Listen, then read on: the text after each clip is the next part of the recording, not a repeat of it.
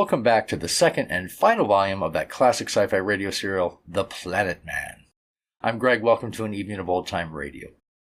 In the first volume, we presented the first 40 serialized episodes of this great 1950 radio show, telling the adventures of Dantro the Planet Man, as well as his comrades Dr. John Darrow, his daughter Pat, the engineer Slats, and John's niece and nephew Billy and Jane.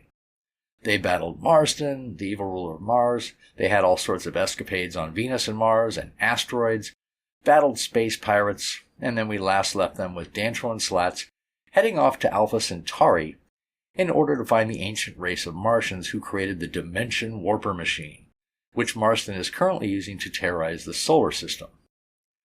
Here, then, are the final 36 episodes of the show. Let's find out what happens next. As always, all episodes have been remastered and optimized by yours truly. In the next 10 episodes, Dantro and Slats search the Alpha Centauri system for life, all the while being observed by aliens without them realizing it. They discover a new alien race and enlist the help of a robot representative of that race named Beryl. Meanwhile, back in the solar system, Marston threatens mass executions after his representative on Ganymede has been assassinated. Later, Dantro, Slats, and Beryl encounter sulfur-breathing aliens who demand that Dantro help them against their enemies, and their leader, Klee, captures their ship.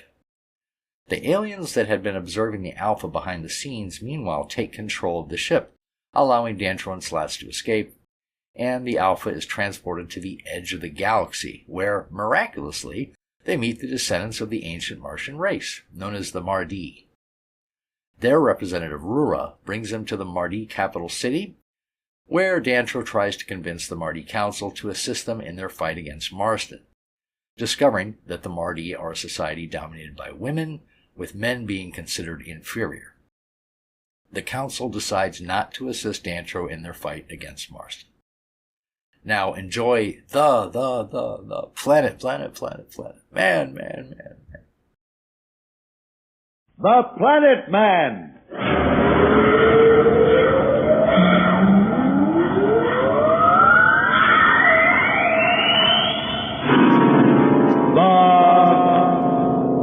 Planet Man.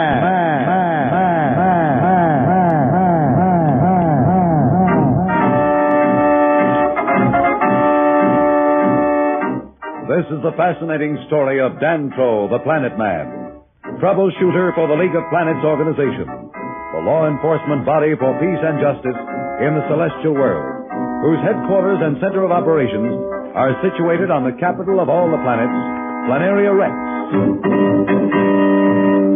From Mercury to Pluto, wherever danger threatens the universe, you will find Dantro the Planet Man fighting for fair play. In a moment, The Planet Man.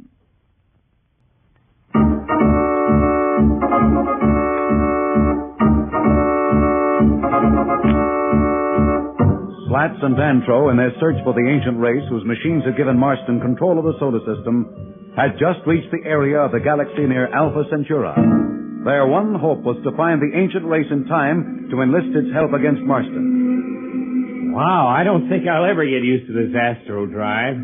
Say, is that Alpha Centauri? Yeah, that's right. Looks like the sun to me. Well, it's really all it is. That's all its stars are. Our problem is to find out first if it has any planets and then check and see if any of them are inhabited. Can't see anything at all. Well, we'll use the detector. That will at least indicate the presence of anybody large enough worth considering. Shall I cut it in? If you don't mind. Right. Well, it looks as though we're lucky so far, Slats. You see the screen? It indicates that there are 4 large bodies in an orbit around Centauri. What are we waiting for? Let's check them. Won't be necessary to check them all. How do you know that? One of them is obviously not solid matter. Life in the universe could exist in many different environments, Slats. But there are certain fundamental things it needs. And the ball of gas is almost certain to be lifeless. Well, how about the other 3? Well, we can't tell from here. I'll cut in the solar drive and we'll move into the closest one.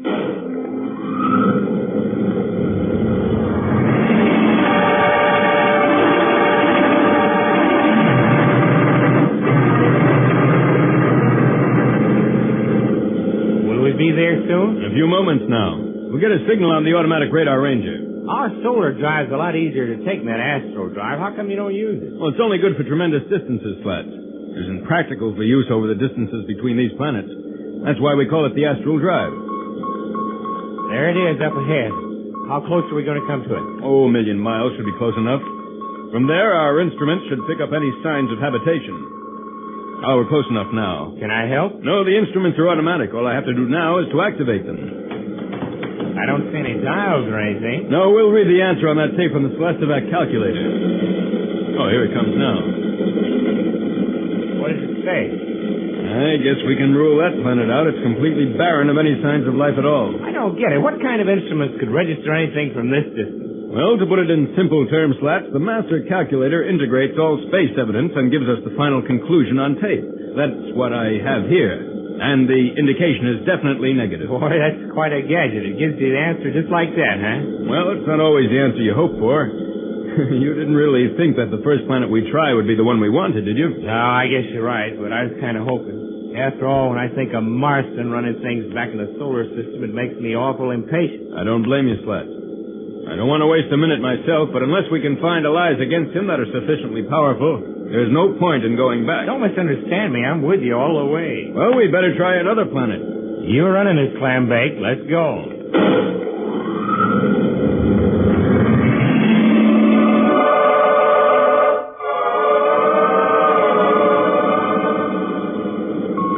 Are we close enough, Dantro? Yes, we'll give the machine a chance. What's the score? Just a minute. Well, it looks like we're in a little better luck this time. What does it show? Not yes, not no. The machine indicates that this planet could support life in some form, and there are evidences of sufficient radioactivity to warrant our taking a closer look. Oh? We'll use the space radar, and it will indicate the confirmation of the surface of the planet. If there are any large cities, it will show up there. I can see the planet on the radar screen, but I can't tell anything from that. No, you're right, Slats. Well, let's head to the next planet. Not so fast, Slats. We still can't be sure. But you said that the radar would show if there are any large cities. Sure, and there aren't any. But that doesn't prove the planet's uninhabited. Yeah, but even if it's inhabited and they don't have any large cities, they couldn't be very advanced scientifically. Well, we can be certain of that, Slats. You remember the dusters on Venus? Yeah, that's right. I'd forgotten. Well, what do we do now? We move in closer where we can really see the surface of the planet. We may be able to tell more from that. Hey, something just occurred to me. What's the matter?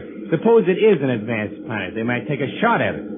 I don't understand. Well, if they're really as advanced as we're looking for, they probably know we're here, even if we may not be aware of them. They don't know who we are, and maybe they don't want to take chances. Well, there's no sense worrying about that, Slats.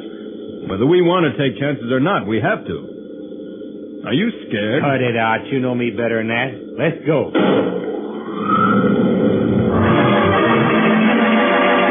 Dantro and Slats really have a search job ahead of them. Will this body they are now investigating turn out to be the one they are seeking? We'll be back in a moment. So level up.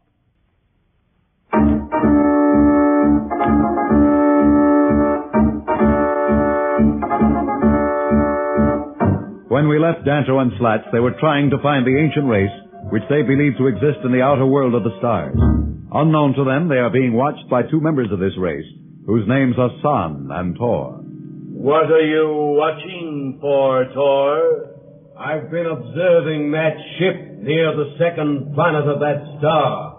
I've been watching them too. What are they? Do you know? Yes, I've entered their minds enough to know. They're searching for the ancient race that passed this way many cycles ago. They'll not find them there, nor for that matter, in this sector of the galaxy. No, but they must seek them out. What do they want? They want our help, son. Their planetary system is in trouble, and they can't deal with the problem themselves. You're not going to help them, are you, Tor?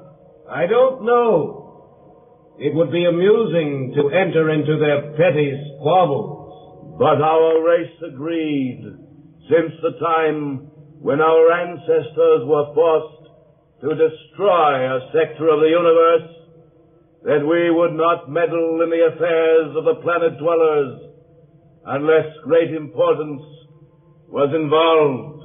That is true. But we dwellers in space have a responsibility. We must also prevent the emergence of the forces of evil.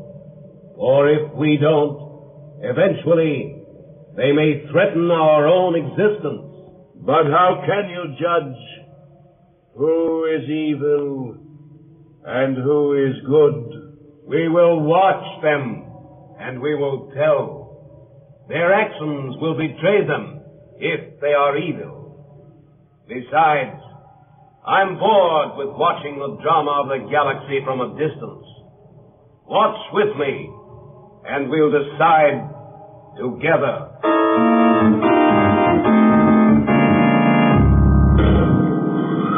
How come we're in so close to this planet? I have a hunch, Slats, and I think we're going to have better luck this time. Well, at least there's something to see. Looks to me like it's some kind of continents and oceans of some sort. That's just what it is. We gonna land? Not until we check with our instruments. All right, let's try it. Right. What's the dope? Well, it's a little different from our kind of world, but still the instruments indicate some very positive factors. You mean it's inhabited? Well, I would say from the tape that there's definitely life of some sort, and fairly advanced life at that.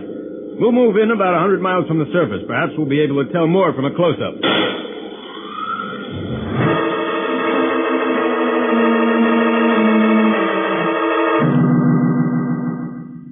Look at that, Tor. They're approaching the surface of the third planet. They'll find no help there.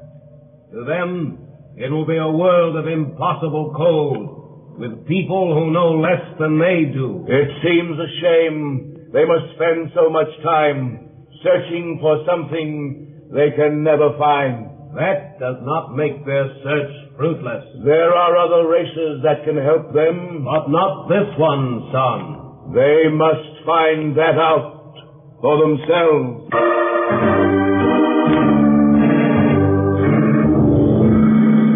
Gosh, look at that. The whole surface of the planet is like it's coated with silver. It's an immensely cold world. Surface temperatures are probably 100 degrees below anything we can imagine. Can't be anything alive down there. It'd be frozen solid. Life as we know it might be, Slats, but there's definitely some life where the instruments would indicate a negative response. We going in then? No, not right now at any rate. We'll just head for the closest sun. Perhaps we'll have better luck there. You mean we're going to have to use that Astrodrive again? Unless you want to spend 1,000 years aboard this ship. Thanks, that's all I need. Well, go ahead.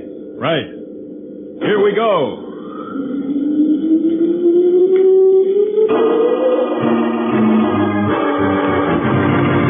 Searching on a hunch is a pretty trying operation, especially when it involves millions of miles of space and the destiny of the entire universe. Will Slats and Dantro be successful, or must they return empty-handed to Planaria Rex and face the fury of Marston? We'll be back in a moment. But first, here is a message the Planet Man wants you to hear.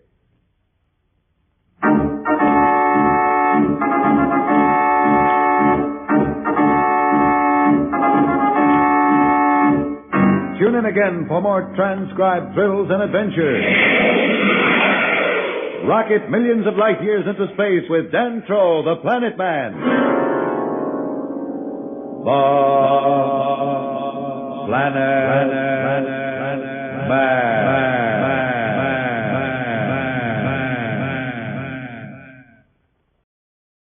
The Planet Man.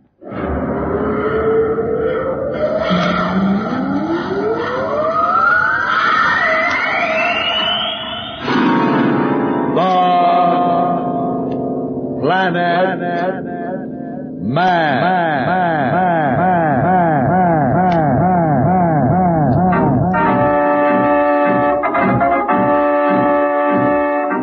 This is the fascinating story of Dantro, the Planet Man, troubleshooter for the League of Planets organization, the law enforcement body for peace and justice in the celestial world, whose headquarters and center of operations are situated on the capital of all the planets, Planaria Rex. From Mercury to Pluto, wherever danger threatens the universe, you will find Dantro the Planet Man fighting for fair play. In a moment, the Planet Man.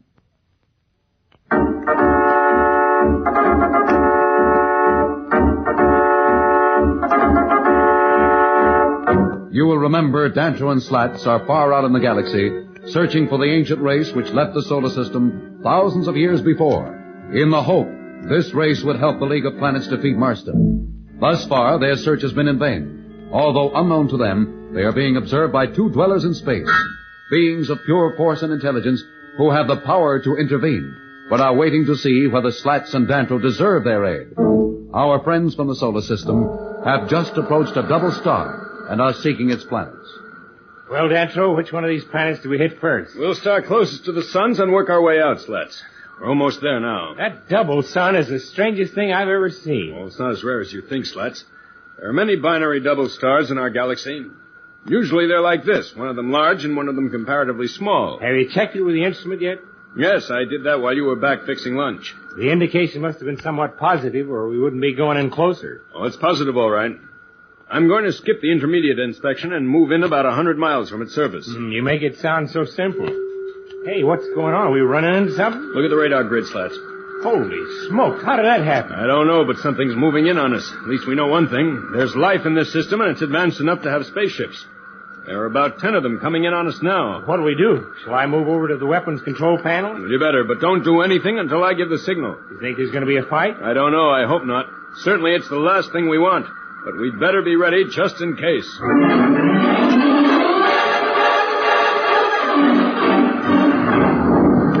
They're coming in pretty close. We'll try and contact them on the space communicator. Hello, this is Dantro, Planetary Rex. We come in peace. Hello, this is Dantro, Planetary Rex. We come in peace. No answer. Do you think they speak our language? No, I don't expect them to understand me.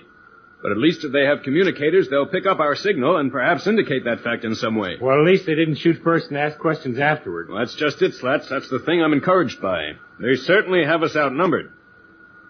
Hey, look. One of them's coming in closer, flashing some kind of signal. You know what it looks like, Slats? You think maybe that's a truce flag? It must be. If they were looking for trouble, they wouldn't bother to send the ship in like that. Gosh, he's coming in awful close. Certainly is a strange-looking ship. It's almost round. It's egg-shaped, actually. Look, now they've stopped. We'll do the same. Wait a minute, I've got an idea. Maybe we ought to blink back at him. At least it'll be some kind of acknowledgement. That's a good idea, Slats. You want to take care of it? Sure. Just for the heck of it, I think I'll say hello in good old Earth code. Hey, look, they're answering me. They're saying hello, too. They must understand it. Well, I don't think that's it, Slats. It's probably just a way of acknowledging the message.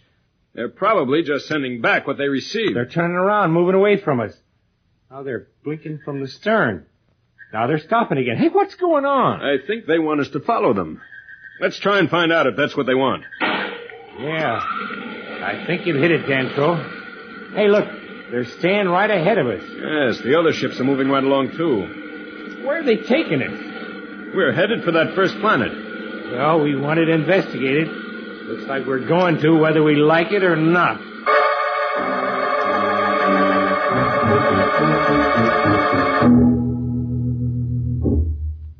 See, Tor, they've encountered another race. Yes, but it will not help them. That race knows no more than they. Their science will provide them with none of the answers they seek. Son, why do you bother with such unimportant matters? Nothing in the universe is unimportant, Tor. Our responsibility is to see that evil does not triumph. These creatures may seem petty to you and to me, but to themselves they are important. You mean to help them, then? I did not say that. Perhaps they'll be able to help themselves. In any case, we must see what they do. Determine first if they need our help, and if they are deserving of it. But you know their minds. Have you not read their thoughts? Yes, I've read their thoughts, Tor, but they tell me only their intentions. I've lived a long time in space and seen too much of life in many forms To judge on that basis, we must watch what they do and how they act, and then we shall know. It seems a pity to make them wait, but I suppose we have no choice. We must be certain that they deserve our help. That's our law, and we must obey it. Perhaps they will not need us, but we must wait and be certain before we act. Sun and Taurus still seem bent on not helping our two friends. What is this new contact which Dantro and Slats have made? Where are they headed? We'll be back in a moment, so level off.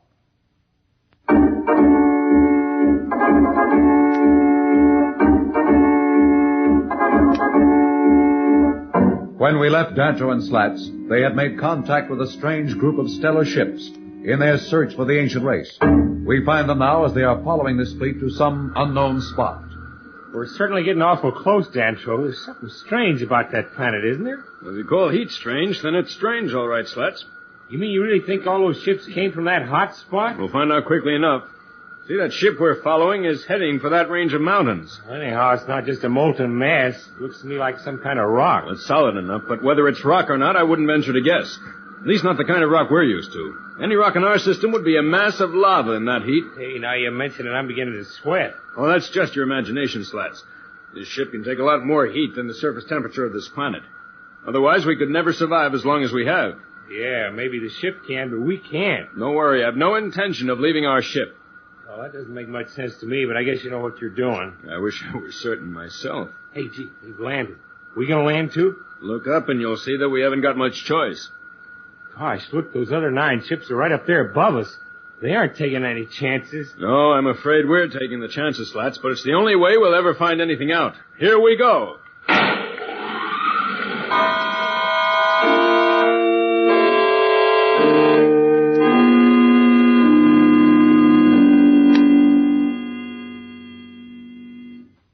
Look at that temperature gauge.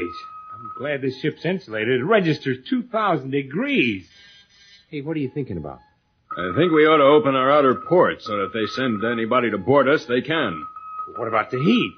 The lock is insulated and refrigerated, too. That's not the problem. Oh, I get it. Once we get them aboard, we're kind of at their mercy. Just about, Slats.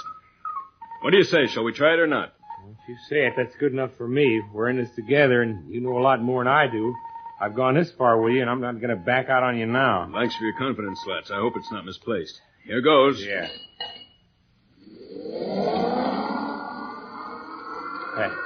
That does it. Are you coming aboard now? Yeah, it looks like it. They're coming alongside the port in a tank. There, it's hooking on. Check the video screen. Right. I forgot we could see what was in the lock. Holy smoke. Looks like a barrel or something. It's probably a spacesuit. Yeah, I guess you're right. It's a sense that whatever's inside it isn't human. That suit's about 3 feet wide and 2 feet high. Looks just like a barrel. It isn't old Mr. 5x5 himself. Let's call him Barrel, huh? Hey, what do we do now? There's only one thing we can do, Slats. We've gone this far and we'll have to go all the way. Open the inner door of the lock.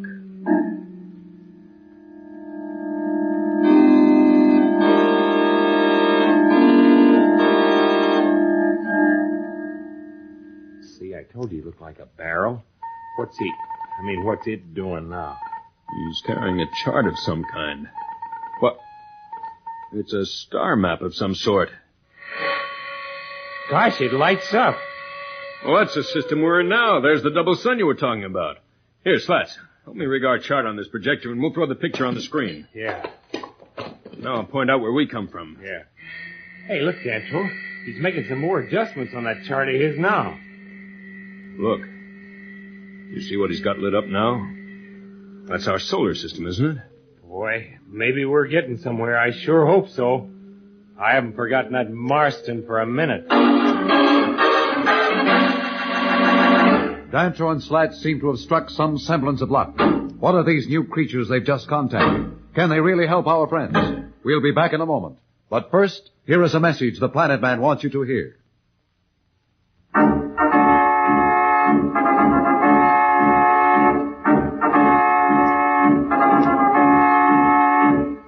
Tune in again for more transcribed thrills and adventures.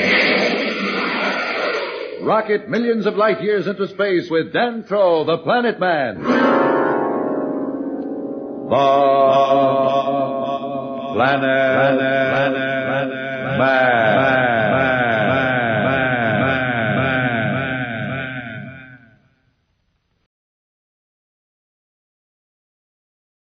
The Planet Man.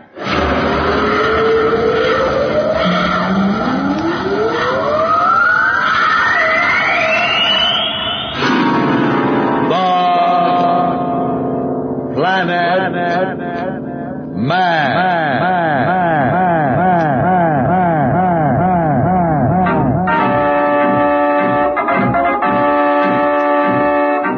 This is the fascinating story of Dantro, the Planet Man, troubleshooter for the League of Planets organization, the law enforcement body for peace and justice in the celestial world, whose headquarters and center of operations are situated on the capital of all the planets, Planaria Rex. From Mercury to Pluto, wherever danger threatens the universe, you will find Dantro the Planet Man fighting for fair play. In a moment, the Planet Man.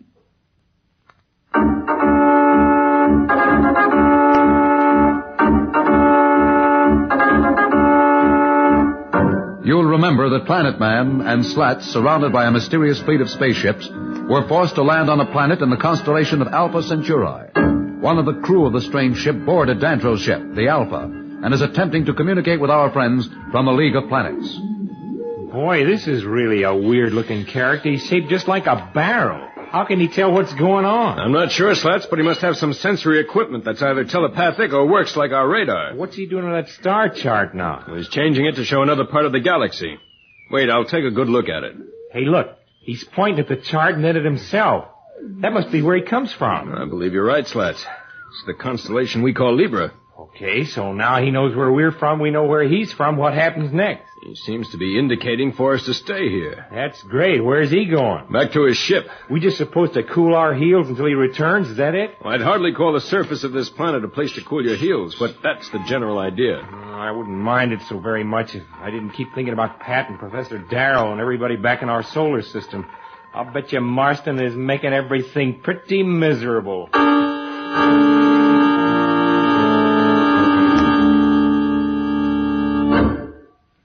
Where have you been, Judge Augustus? I came as quickly as I could, Marston. I've been waiting here for 10 minutes. You're taking advantage of my good nature, Judge Augustus. I thought that you had learned that Marston's will is not to be thwarted. But I've done everything you have asked. Now what do you want? Don't pretend. You know very well why I sent for you. It's about the trouble on Ganymede. But I've already told you we're trying to find out who was responsible for the assassination of your emissary. I assure you the League of Planets was not behind it. We've been trying our utmost to see that the people obey your commands. I'm not a fool. I know you have the power to destroy any part of the solar system or all of it. And I would not tolerate an action which endangered so many billions of lives. You talk very convincingly, Judge. But I know you too well to trust you. You'll never believe that Marston has the good of the solar system at heart. What I believe does not matter. Now, you made the safety of the planets my responsibility. And I swear to you I'm doing all I can to see that no incidents occur. The assassination of your man on Ganymede was unfortunate. But surely you can't hold me responsible for anything anybody does in the entire solar system. That's just it, Judge Augustus. I do hold you responsible, you and your henchmen. I have given orders to have 100 citizens of Ganymede executed at once. But they are innocent. This was the work of one man, I tell you. If they are innocent, so much the better. We'll teach whoever was responsible a lesson. It will teach them they cannot lift a finger against Marston without having their own people suffer. I have given the order for the execution to take place at 03 hours tomorrow. You see that the interplanetary communicator screens carry it to every corner of the solar system. Perhaps that way your people will learn once and for all that Marston will lead them to glory or destroy them if they resist his will.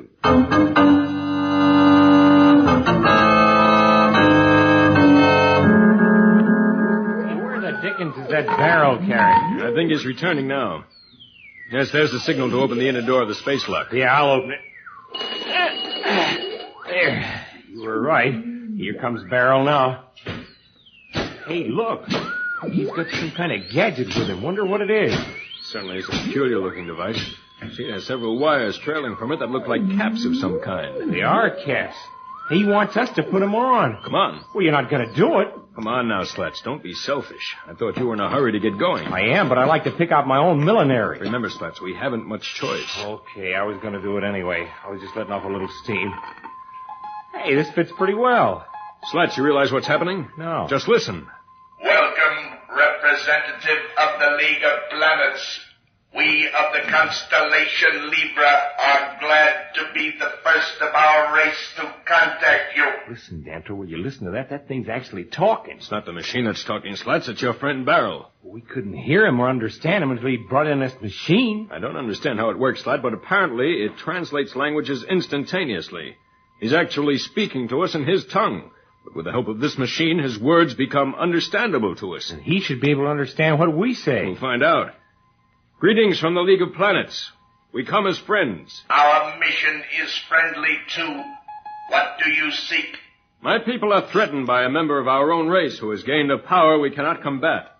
Our system is at his mercy, and we seek allies to aid us to regain control of our planet. What is your mission in this part of the galaxy? Our sun is dying, and our planet is becoming uninhabitable for our race. We seek a new planet where our people may live. We are on an exploratory expedition, and we have been hunting for many cycles. Are none of the planets in this system suitable for your people? No, none will do. We must search further. Dantro, ask him about the ancient race. You speak of an ancient race. Our people, too, have legends of the existence of such a race. Is that whom you seek? It sure is. Do you know where they are? No. They passed through our constellation many, many cycles ago. We only know that they come by the ruins of their civilization they left behind. Gosh, that's great. They're in the same boat as we are. Dantro and Slats have found a friend, a mechanical friend. Will he be able to help in the search for the ancient race? We'll be back in a moment, so level up.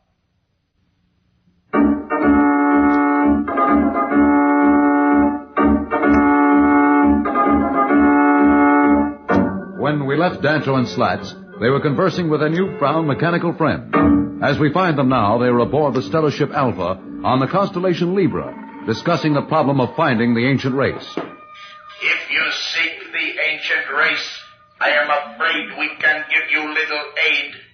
However, our expedition will continue, and should we encounter that people, we will try to let you know. How could you contact us? Do you have communications powerful enough to reach across the solar system? I'll remain with you if you agree to it. I have the power to contact my own people anywhere in the galaxy, and they can reach me. For it is our hope that you may, in your search, find a planet that can support our people. But I don't know whether we have suitable quarters for you. Our ship is built only to support our form of life. How long could you live under our conditions? I'm afraid you don't understand. I'm not alive in the sense that you mean it. You see, I'm a robot. A robot? You mean one of those mechanical walkie-talkies? Only part of the basis of my construction is mechanical, Earthman. Actually, there is a combination of chemistry and electronics that make me exist. I need no food. I draw energy from almost any substance that can be found in the universe. Will it be inconvenient for me to remain with you? What do you think, Slats? I don't know what to say. I never shared quarters with a mechanical man before. Do you think it's safe? I think we ought to take Barrel along. You will find me useful in many ways. I've been built specifically as an aid in exploring unknown planets. With the help of the transcoder here, I can understand and communicate with any form of life. My body is capable of surviving under any conceivable condition. There are many ways in which I can probably be be of help. All right. Prepare to get underway. Barrel is with us. Every minute we lose is a moment in Marston's favor. Judge Augustus, where are those reports from Venus I asked for? Judge Augustus, inform the members of the League to prepare for a complete inventory of resources.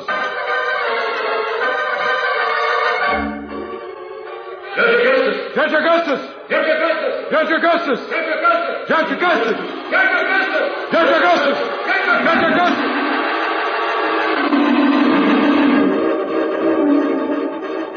You want me to handle the controls? No, I'll do it, Slats. Here goes. Hey, what's wrong? We aren't moving. I don't know, Slats. I'll try again. That's great. That's all we needed. Don't tell me the ship's gone haywire. What are we going to do now? I'm almost certain there's nothing wrong with the ship. But if you'll give me a hand, I'll go through with the manual check. Perhaps there's something the alarm system hasn't indicated. Slats, I have an idea. It seems a little unbelievable, even to me. Whether it's unbelievable or not, let's have it. Something is holding us on this planet. Something or someone outside the ship.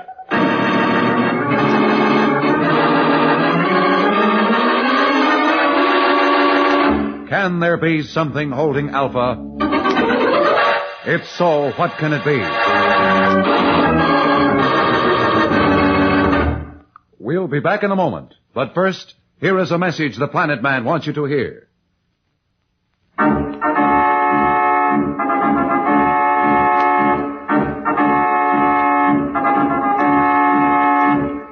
Tune in again for more transcribed thrills and adventures. Rocket millions of light years into space with Dantro the Planet Man. The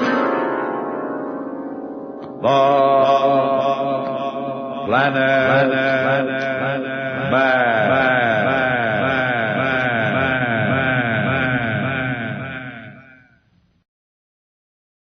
The Planet Man.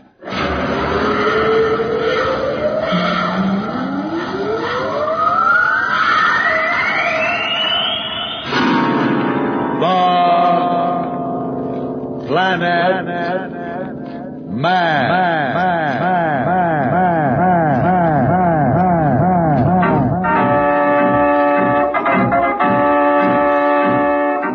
This is the fascinating story of Dantro the Planet Man, troubleshooter for the League of Planets organization, the law enforcement body for peace and justice in the celestial world, whose headquarters and center of operations are situated on the capital of all the planets, Planaria Rex.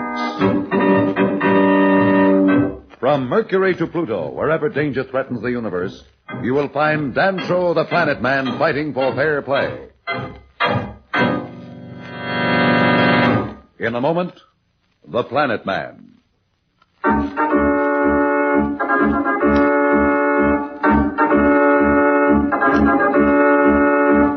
You will remember that Planet Man, Slats, and Barrel, their newfound robot ally, were about to take off when they discovered that the Alpha would not move. Even the Astrodrive was powerless. Dantro wondered if some outside force was responsible. You're not serious, Dantro. Do you really think it's that? There aren't any signs of any other ships around, not since Barrel's expedition left. Well, I can't account for it in any other way, Slats. You check the ship with me, everything seems to be functioning. Hey, Barrel, you got any ideas? Perhaps I can be of some help. I am built to detect any foreign radiations or energy. If I can go outside the ship for a moment, the shielding of the hull cuts off contact. By all means, Darrell. Shall one of us go along? That won't be necessary. This is the purpose for which my masters built me. There is no need for you to take any risk. Besides, you would need spacesuits, and I need no protection. Well, being a robot certainly has its advantages. Good luck, Barrel. I shall return shortly. Well, he's certainly a handy gadget. Wonder what the guys who made him look like. We never did get a good look at him. I'm curious myself. I must ask Barrel to describe them. In any case, they were pretty decent. Yeah, and pretty smart, too. They'd have to be to build a robot like Barrel. Say, do you think they could have helped us against Marston? Well, I think they would have told us so through Barrel. No, Slats. Barrel said they were about on a level with our own science. Yeah, but there's nothing in the league like that robot. They were probably strong on robot technology. We probably know more about something else. Say, don't you think we should have heard from Barrel by now? I mean, I hope he's okay.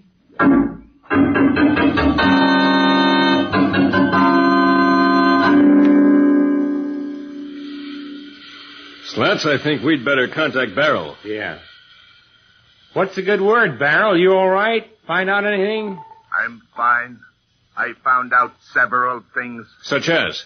Your ship is in the field of some device which causes any large discharge of energy to drain off into the way of the planet. What does that mean? Is it good or bad? It's bad, Slats. It means that somebody's holding us here. They have a beam or something on the ship. Is it another ship? No. My sensory equipment definitely indicates the source of the field to be planetary. It is not coming from space. Wonder what they're up to. We should soon know. What do you mean, Barrel? I also detect the approach of some sentient being from the same direction as the source of the field that holds this ship to the planet. Only one? I cannot be sure, of course, but my sensitizers are usually able to separate conscious thought into individual patterns. Unless it is a group with identical thought patterns, they indicate only one. I'm coming in now. Brother, is that an educated robot? Educate me, Dantro. What's he spouting about? An inhabitant of this planet's approaching the ship. Barrel detected the fact. We'll soon find out.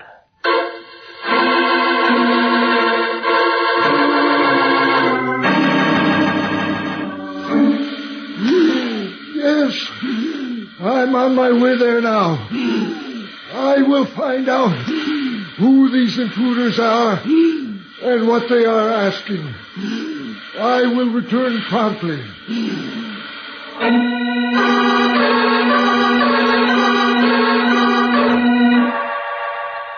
Boy, Barrel, you were sure right on the nose. Here comes our host now. Look out the port. See what a weird-looking character he is. Well, at least he's a biped. I mean, he stands on two legs. They look more like tentacles of an octopus to me. Hey, look, he's got the same kind of arms. They're all joints. And probably much more efficient. How can he live out there? I thought you said it was so hot. I'll find out in a moment. I didn't analyze the elements before. Wait, it'll just take a second. It won't be necessary. I did that before I came on board your ship. The basic constituent of this planet is sulfur. At that temperature, it becomes a gas. That individual is a sulfur breather. Sulfur breather? Wow, that's some stuff to breathe. Well, why not, Slats? Probably our world would seem even stranger to him. Incredibly cold. Look, he's just standing there a little way off looking. What do you think he wants? Maybe we could talk him into letting us out of this place, huh? We'll have to communicate with him first. May I once again offer my services? Well, I'd keep forgetting your design for this, Barrel, would you? I am only here to serve. I shall go at once. Hey, wait. Suppose he puts a ray or something on you. I doubt that he can harm my machinery. It is built to stand anything my masters know of. Besides, he does not seem intent on destruction. Well, is there some way we can listen in? Even better, I can adjust my transcoder so that with your contactor, you can actually communicate with that being through me. That's a ticket. You're certainly accommodating. I am designed for service. I'll switch on the set. Now, if you will permit me to go. By all means. Well, we should know the score in a few minutes now. Just hope it's in our favor, Slats. A new contact, this time with a sulfur breather. What does this creature want? Can Barrel help Dantro and Slats make this important contact? We'll be back in a moment, so level up.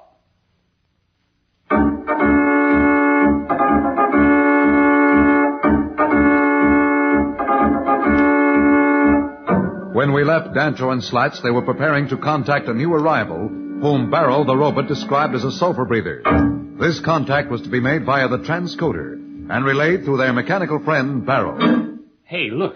Barrel's handing him the cap for the transcoder. It's a good thing that octopus character's got a head. Barrel's probably ready with something else there. He's putting it on. Quiet now, Slats. I'll try to contact him. This I gotta hear. Hello, greetings from the spaceship Alpha. You speak my language? No, the equipment you're wearing makes it possible for us to understand each other. That is very clever. Are you wearing a spacesuit? Or is this your body? That's a robot. We're aboard the ship. Your planet's too hot for us. What's its name? The planet is Torino. My name is Zen. Who are you?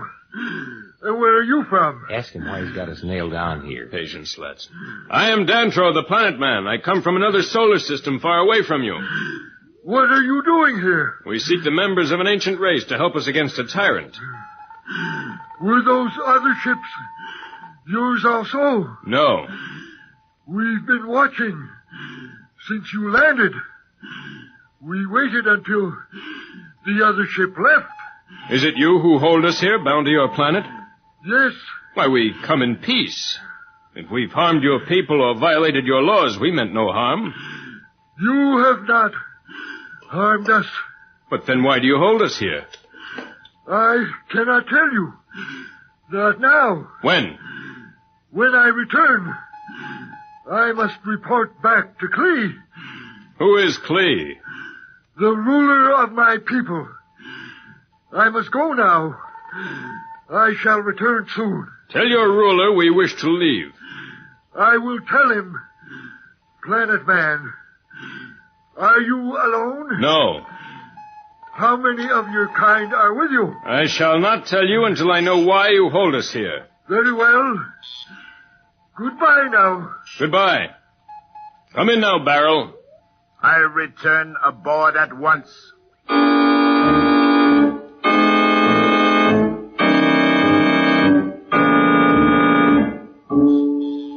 Well, Barrel, what do you think of the sulfur breather? His thoughts are evil. Hey, can you read minds too, like the Dusters? I do not know about the Dusters, but I do not actually read minds. My sensory equipment is, however, able to detect emotional tones, and Zen's thoughts were strongly those of an enemy. And we're in for trouble when he gets back.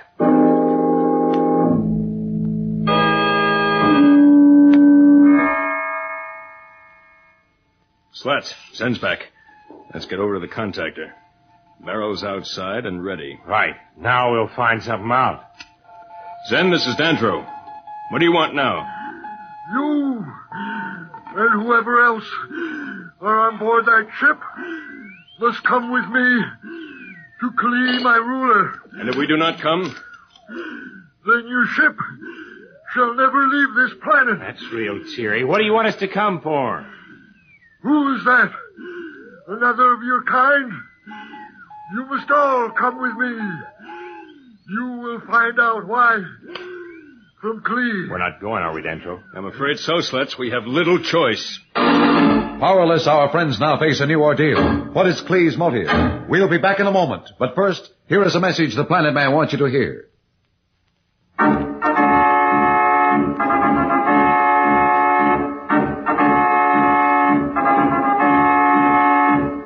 Tune in again for more transcribed thrills and adventures. Rocket millions of light years into space with Dantro the Planet Man. The Planet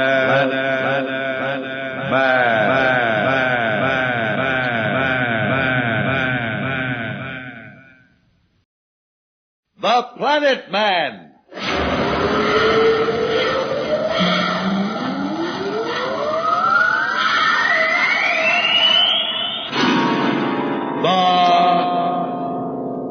Planet Man.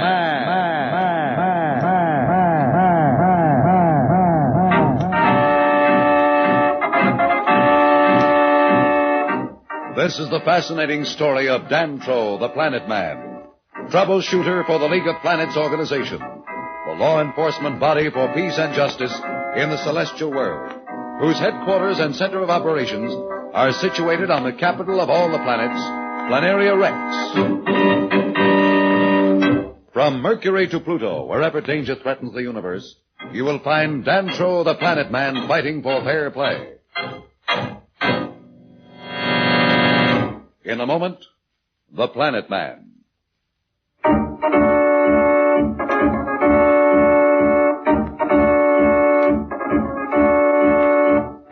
Planet Man, Slats, and the robot Barrel were trapped on the planet Torino amid incredible heat and an atmosphere of gaseous sulfur. Zen, one of Torino's inhabitants, with arms and legs like the tentacles of an octopus, informed them that Klee, his ruler, had given orders for the occupants of the ship to come before him. Anxious to continue the search for allies against Marston, Planet Man has just told Slats that they have no choice but to obey Zen's demand. But, Dantro, once we leave the Alpha, we'll be at their mercy. We can't live for 10 seconds out there without spacesuits, and Zen knows it. I know that, Slats, but it isn't quite as one-sided as it seems. We'll take hand weapons along, and once we get out of the field they've trapped the ship in, we'll be able to use them. I still don't like it. You can't trust that Zen a minute. Remember what Barrel said. Slats is right. Zen is not to be trusted. He emanates hate. I feel it more than ever now. What's our alternative, Slats? Just to sit here and rot, I guess. Okay, so we stick our necks way out. Let's get it over with. Get my spacesuit out of the locker, will you, Slats? Yeah. I want to take care of a few things. Oh, and tell Zen we're coming out, please. It's a pleasure. Phooey. Hello, Zen. We're coming out. That is good. You're showing some sense. Klee is not a Turinian to be refused. Be sure that no one remains aboard your ship. Don't worry. All of us are just two of us. And do not lock the ship. Hey, now, that's going too far. You hear that, Dantro? He says don't lock the ship. You must really think we're soft in the head. Tell him we won't, Slats. What? Say that again. Tell Zen we won't lock the ship. Is everybody crazy here? Look, maybe you want to get stuck out there in a spacesuit, but I don't. Please, Slats, do as I ask. You'll understand why in a few minutes. But Oh, well, I guess you have your reasons. Zen will do as you say. I'm ready now. Come on, Slats. I'll give you a hand with that spacesuit.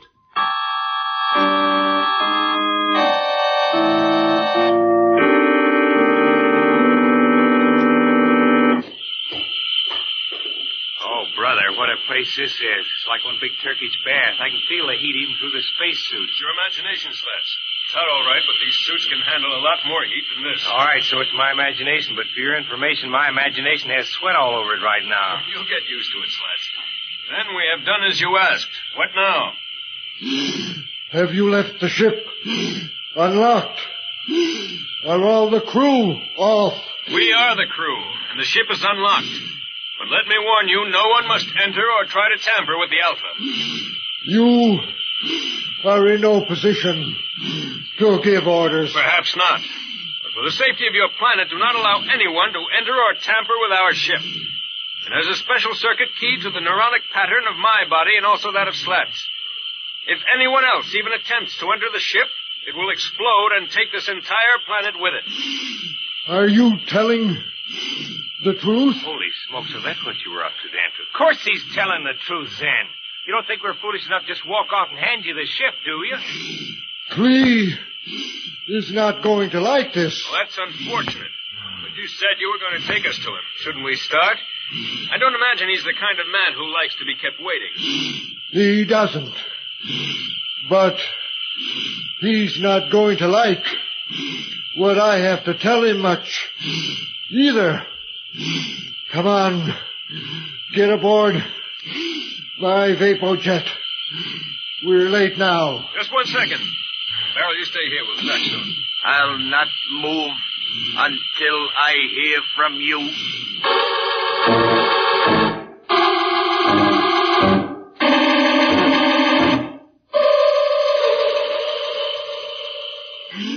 Almighty Klee, here are the strangers from space, brought before your august presence as you ordered. Well done, Zen. So, you are the strangers from space. Where are you from? What do you seek here on Torino? Let's be open, Klee. You know where we're from and why we're here. Zen told you, I'm sure. But what's more important, why have you turned that field on our ship? Why do you force us to come here? What do you seek, Klee? That is no way to address his ultimate. How do you dare? Never mind, Zen. It amuses me to see the fish struggle on the hook. When I am ready, I shall silence them.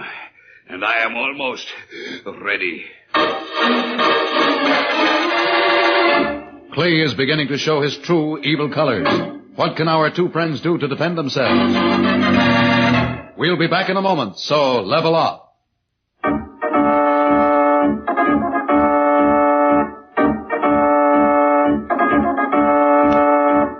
When we left Dantro and Slats, they were having an audience with Klee, the ultimate of Torino.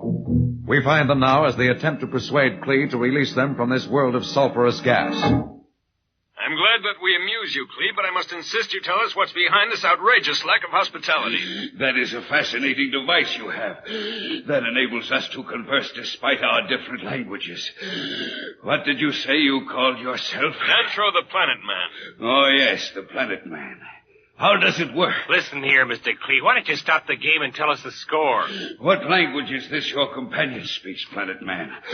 I do not understand his meaning at all. What difference does it make? He wants to know the same thing I do. Persistence annoys me. When I am ready, I will tell you. Until then, it will be best for you to control your actions. Those spacesuits should not be hard to pierce, and I doubt that our invigorating atmosphere would improve your health. Now he's threatened us. It's out in the open. Let's blast our way out of here, Dantro. I've had enough. Relax, Slats. We have a few cards to play yet. Zen, take them to the quarters. We have prepared for them. Planet Man, you will find us not totally lacking in hospitality. My scientists have prepared special rooms with the temperature and atmosphere you need. There you can rest until I send for you.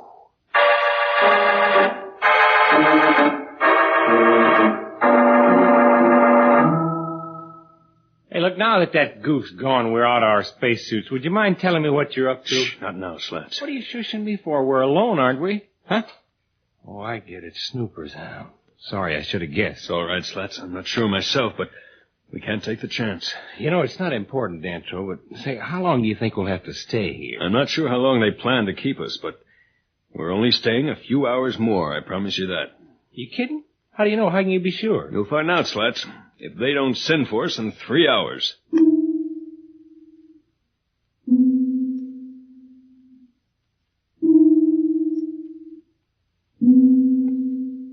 Well, Dantro, the 3 hours are up. What now? Watch. Hello! Hello, is someone there? What do you want? Hey, there's a speaker over the door. I want to talk to Zen. Can you hear me? This is Zen. I can hear you. I thought so. Now you can see why I didn't want you to talk, Slats. Listen, Zen, I demand to see Klee at once.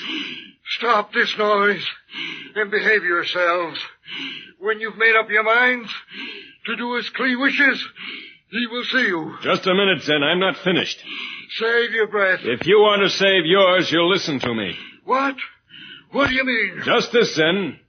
The controls on the ship are set to explode in 3 hours from now. And the energy released in that explosion will never be contained no matter how strong your force field is. The ship will go and take the planet with it. You're just trying to frighten me. If you think so, Zen, just wait 3 hours. I'm not bluffing. This planet will become a ball of expanding gas. And you and your ruler Klee will be part of its molecules. Oh, so that's the gimmick. I should have known you were too smart to be caught out base, Dantro. How about that, Zen? Don't feel so sure of yourself now, do you?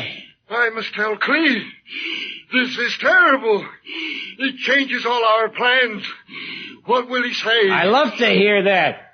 Well, I gotta hand it to you, Dantro. You're sure a smart cookie. You may be premature, Slats. Let's wait and see what Klee does.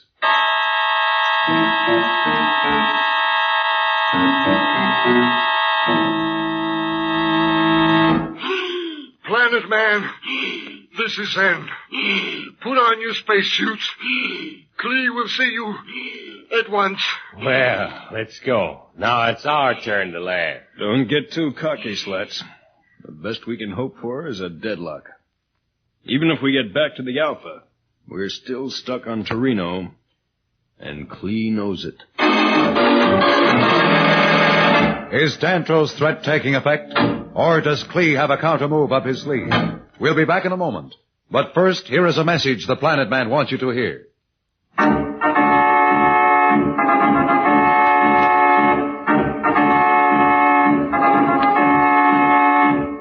Tune in again for more transcribed thrills and adventures.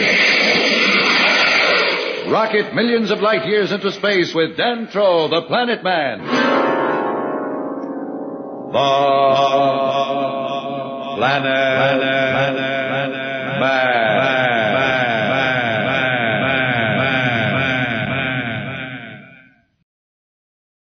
The Planet Man.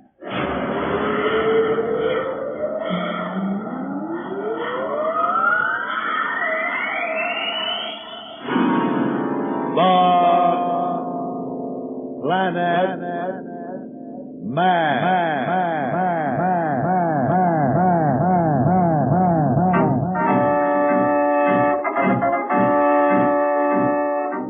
This is the fascinating story of Dantro the Planet Man, troubleshooter for the League of Planets organization, the law enforcement body for peace and justice in the celestial world, whose headquarters and center of operations are situated on the capital of all the planets, Planaria Rex. From Mercury to Pluto, wherever danger threatens the universe, you will find Dantro the Planet Man fighting for fair play. In a moment, the Planet Man.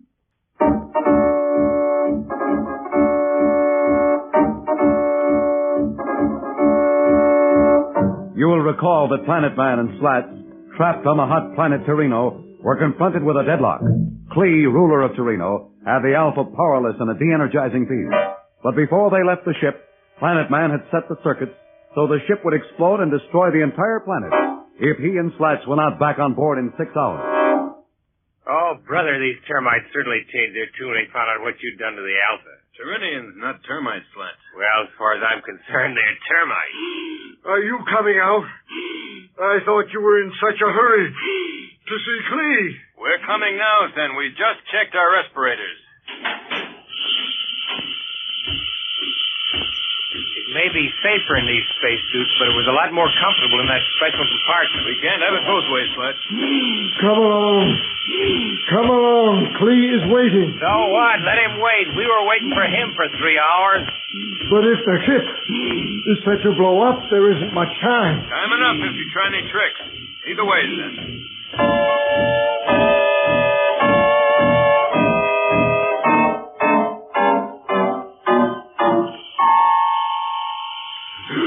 What is this Zen tells me? That you threaten to destroy this planet if we do not return you to your ship. That's about it, Klee. But it isn't a threat. It's a promise. You have just 2.5 hours now. Do you really think you're in a position to make threats? If you didn't think so, we'd still be stewing back in those rooms. You're very clever, Planet Man. But what have you gained? Even though you get back to your ship, it won't solve your problem. Perhaps not, but it won't help you any. Suppose we stop playing games and get down to cases. What's this all about? Now you're really showing some sense. There is a way. A simple way for you two to continue on. Yeah, I'll bet. Some simple little thing like murder. It is lucky for you, Earthman, that I have a use for you, or you would pay dearly for your insolence. Let's stay on the subject, Klee. What do you want? Your help in a little local matter. With the weapons and knowledge you have, and that ship, it would take only a few moments, and then you could be on your way. What do you mean, a local matter? Unfortunately, despite Zen's enthusiasm, I am not quite in complete control of this planet. One small segment has succeeded in resisting. I could overcome them eventually myself, but it would take time and trouble. With your help, it will be over like that. The pocket edition of Marsden. What's that? Nothing, Klee. Tell me, suppose we refuse. What then? Then your ship will stay right where it is. And you will never be able to help your people. Oh, it's that way, is it? We must have time to think about this. Have Zen take us back to the ship. I had hoped you would remain here in the special quarters we prepared for you. What's the matter? Aren't they comfortable enough? Is there something else you wish? You know we must return to the ship and change the setting on the emergency circuit. But then, why not return here? Surely your quarters on board ship must be cramped. Yeah, but they're private. What do you mean by that? You know what I mean. You had a mic planted in that room. You listened to everything we said. That's enough. Then, have that Earthman removed permanently, and do it slowly. I want him to have time to realize the mistake he made in insulting Klee of Terreno. Yes, Klee. Guards, come here. Freeze this man. I'm in it, Klee. Stop those men if you value your life and the life of your planet. Don't be a fool, Planet Man. You will be allowed to return to your ship. Why risk your life? If you die too, what will happen to your people? There's nothing to discuss, Klee. If Slats dies, this planet dies with him. The circuit on that ship is set to go off in the neuronic pattern if either Slats or myself ceases to emanate. Then, stop. That was close. Thanks, Dantro. All right, Slats. Come on, we'll go back to the ship. I'll go with you. Never mind, we'll find our way. Just authorize us to use your vapors. Let them go, Zen. But remember, Planet Man, I'm waiting for your answer.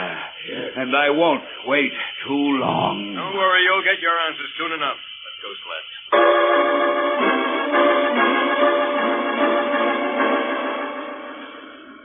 Hey, this little vapor buggy goes right along. Say, Dantro, you aren't really thinking of helping that Klee, are you? I mean, going for that deal he offered. I don't want to, Slats, you know that. But I can't forget how much Judge Augustus and the League are counting on us. I just don't know what to do.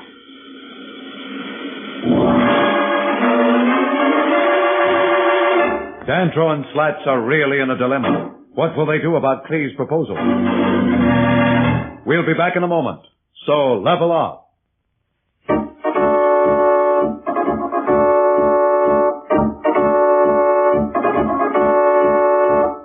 When we left Dantro and Slats, they had just left Klee to return to their helpless ship, the Alpha.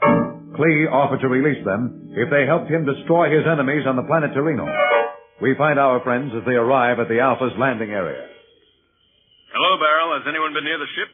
Several of the natives approached, but they did not attempt to enter. They did not realize what I was and talked quite freely.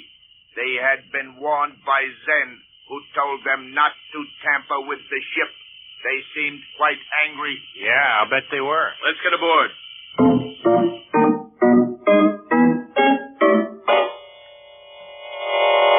Well, it's certainly good to be back aboard the Alpha. Yes, it is. It's the closest thing we'll have to home for a while. We could only take off and leave Klee and his whole ugly, smoky planet behind. I, too, would be glad to bid goodbye to Terreno. So why don't you give the controls a try? Go on, try them. All right, Slats, we've got nothing to lose. Here goes. No good, huh? I'm afraid not. Then I really didn't expect anything to happen. Lee isn't going to let us off that easily. Maybe Barrel has some idea. How about it? Barrel, can you think of an angle to get us off this hook? I am afraid not, Slats. I fear you overestimate my abilities. I am only a machine built to perform certain functions, an exploratory device. Yeah, but you certainly seem to be able to think. True, I can reason within limits. Just a moment.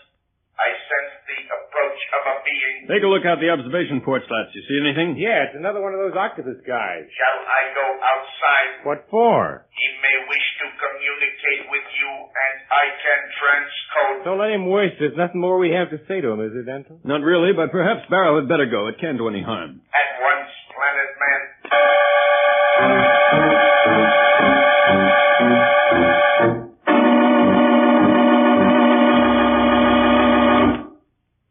This individual has a message for you. What is it? Is he from Klee?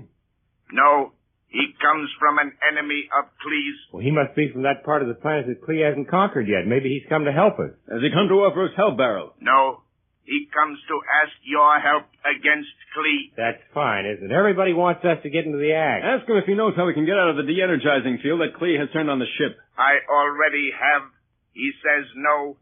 His leader sent him to enlist your aid, They heard about the ship. Tell him we're trapped here. He wants to know if you are going to help Klee. Well, what can I tell him, Slats? I don't even know yet myself. Barrel, tell him not if we can help it. Very well. He is going back to his leader to report. I'll come in. Come ahead.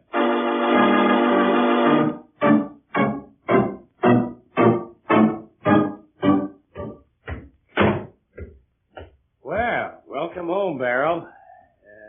Gosh, it burns me up. Look at this ship. Power in every inch of her.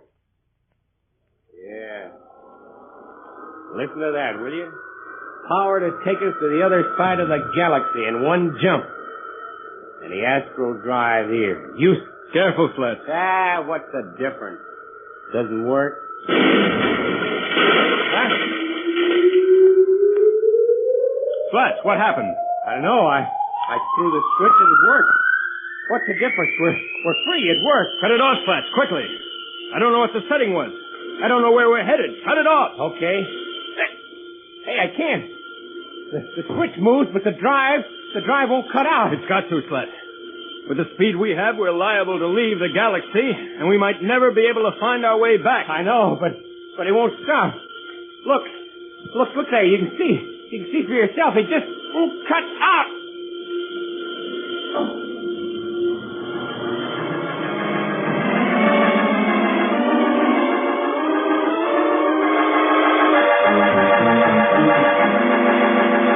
Well, Dantro and Slats are really in trouble now. What can they do to stop the astral drive before it is too late?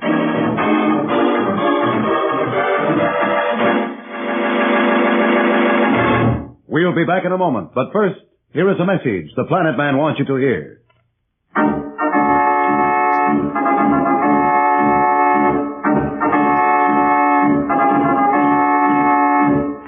Tune in again for more transcribed thrills and adventures.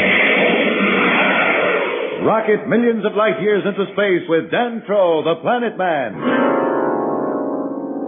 The Planet Man.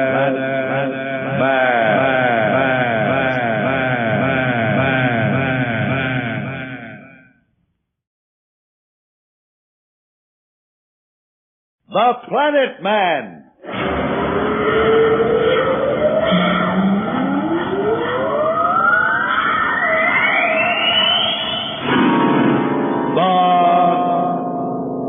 Planet Man.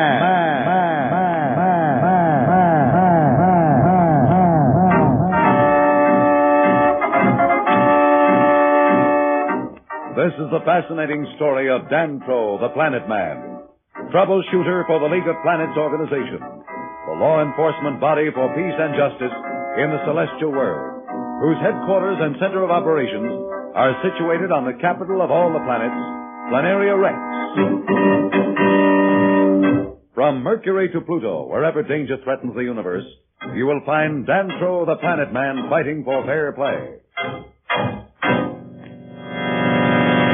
In a moment, the Planet Man.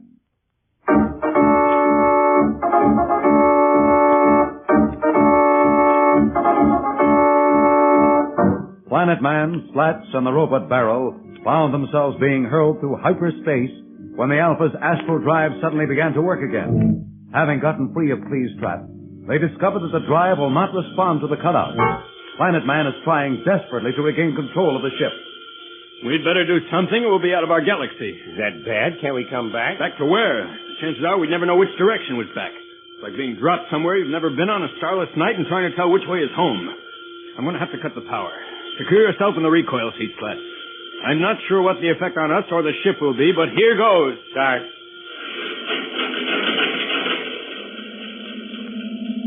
That didn't hurt. I didn't feel anything at all. Yes, and for a good reason. What do you mean? Nothing happened. We're still traveling through hyperspace. Well, that's not possible. The power's off. How could we still be in the astral drive? It's impossible, all right, but it's happening just the same.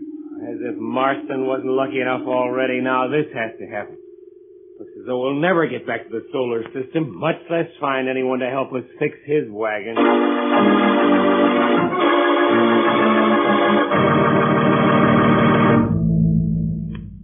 I am sure, Tor, we are right in helping these two.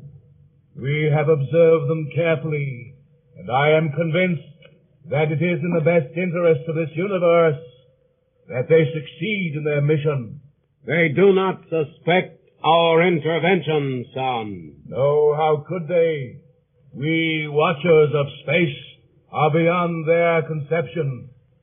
How could they imagine beings of pure force living in the void between stars? To them, we are inexplicable spirals of galaxy gas. Surely they must wonder why their ship continues through hyperspace, even though they have cut their power. Oh, indeed they do.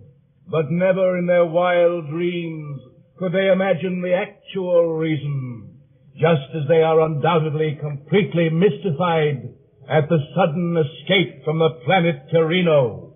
Have they reached their destination yet? A few moments more in hyperspace, and they will arrive at the constellation to which we are sending them. There they will find allies, who, if they can convince them of the justice of their cause, will help them against Marston, will help them free their own people from the hand of this tyrant. The task of convincing the Mardi to join them must, however, be theirs. We cannot help beyond bringing them together.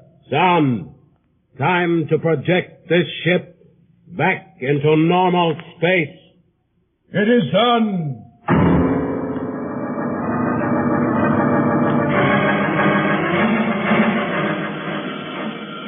Hey, what happened? Let me check the celestial grid. Feels as though the ship had re-entered normal space. Well, that's exactly what's happened. Why? How? Let's not question our good fortune. The fact is that we're back to normal space, unless I miss my guess, still in our galaxy. I'll cross-check for familiar constellations, and I'll be certain in a few moments. Perhaps I can be of some help. My neural circuits are imprinted patterns of every star in our galaxy. If you will permit me to use your celestial grid for a moment, I think perhaps I can ascertain our position quickly. Gosh, Barrel, you certainly are a handy guy to have around. After all, I was designed as a robot to act in the exploration of space. Yes, Dantro, your guess was a correct one. We are still in our galaxy. This constellation occupies a position, however, at its extreme outer rim. Is it inhabited? I believe you have instruments which are of greater range than those which are built into my machinery. However, if you wish, I will go outside the ship and see what I can detect. No, we'll take it with our own instruments. By the way, how many suns are there in this constellation? It consists of 3, 2 white dwarfs and a red giant. Well, I think perhaps our best bet would be to head for the red giant. You want me to give you a hand with the controls? Well, if you don't mind, I'll figure out the course on the calibrator. Oh, here's the course, Slats. Just set it into the directional slot and let's get going. Right. Here goes.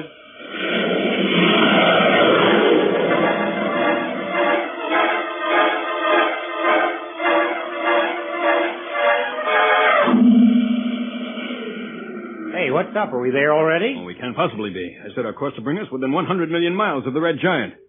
We couldn't have come that close. Just a minute. Let me check the instruments. What's the reading? Or at least 200 million miles from the destination I calculated. Did you cut the drive? No, it must have cut off automatically. Hey, wait a minute. According to the controls, we should still be in motion. Oh, no, don't tell me it's happened again. It looks like it, Slats. It certainly looks like it. Dantro and Slats are quite upset at the strange actions of the Alpha. What is this new contact which our two friends are to make? We'll be back in a moment, so level off.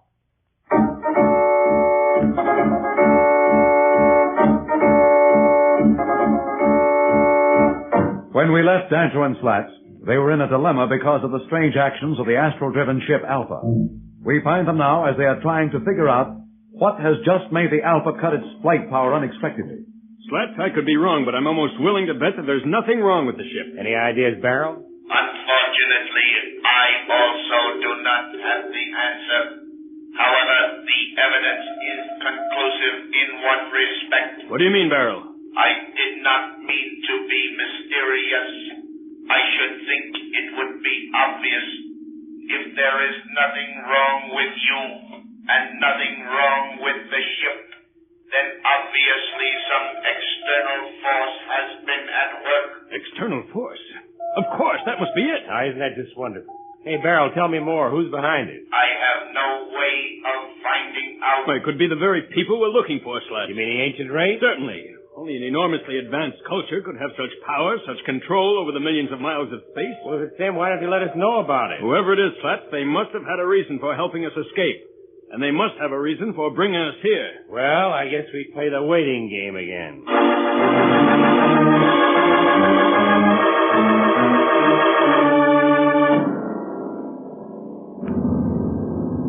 I see the Mardi have already detected the presence of a strange ship in their quadrant of space. For their detecting device is automatic and will instantly surround any foreign object in the static field. That has already happened. The ship is held motionless about 300 million miles from their sun. Shall we intervene? No, son. We have agreed that the problem of working out the details and of convincing the Mardi to help them would be left in their hands. Yes, then that is the way it must be. I am sure the Mardi will make themselves known once they have had an opportunity to analyze the content of the ship and determine whether it is a threat to their system. That may not be as simple as it sounds. Their cultures are quite different. I'm certain the Mardi will consider these two as alien to their way of life, possibly even a threat. It is true, son, and yet I feel confident that the differences are not really basic, that somehow they will work it out. We will watch and see.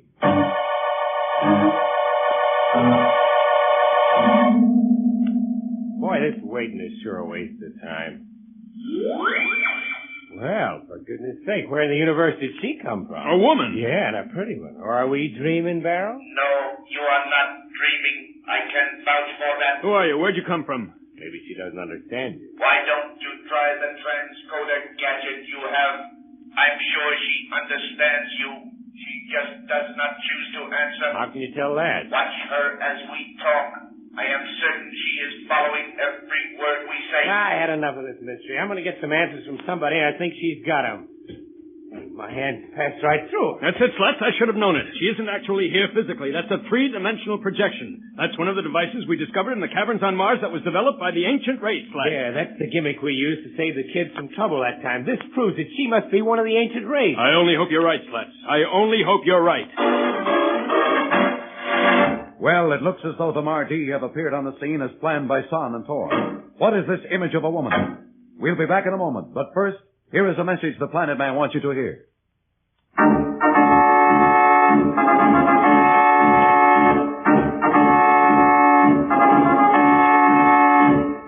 Tune in again for more transcribed thrills and adventures. Rocket millions of light years into space with Dantro the Planet Man. The Planet Man.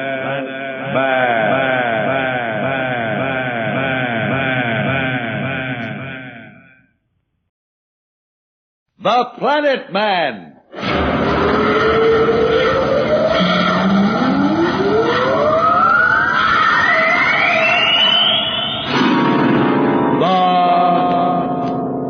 Planet Man.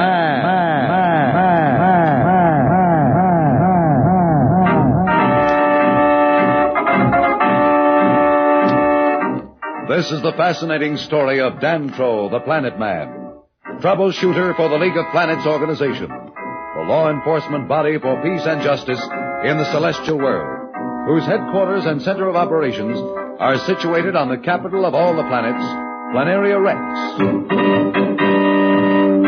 From Mercury to Pluto, wherever danger threatens the universe, you will find Dantro the Planet Man fighting for fair play.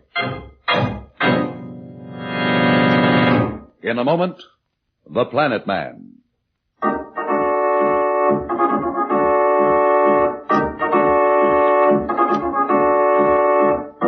Slats, Dantro, and the robot Barrel, mysteriously freed from the clutches of Klee on the planet Torino, found their ship thrown through hyperspace toward the constellation at the rim of their galaxy.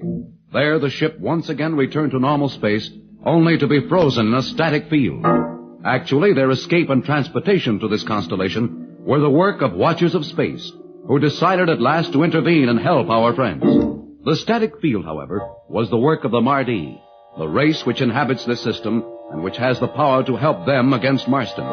Slats and Dantro, however, must convince them of the importance of their mission. They have just discovered the presence of one of the Mardi aboard the Alpha via a three-dimensional projector. By the way, I might as well tell you who we are. I'm Dantro, the Planet Man, and this is Slats, my friend, and Barrel, the robot. I'm not interested in your machinery. Well, there's no need to get nasty about it. Barrel may be a robot, but he's a darn sight more decent than a lot of people I could name. I'm sorry if I offend you, but there's no time to spend in idle conversation. I have been sent to find out why you are here in our sector of the galaxy. Well, we come in search of help.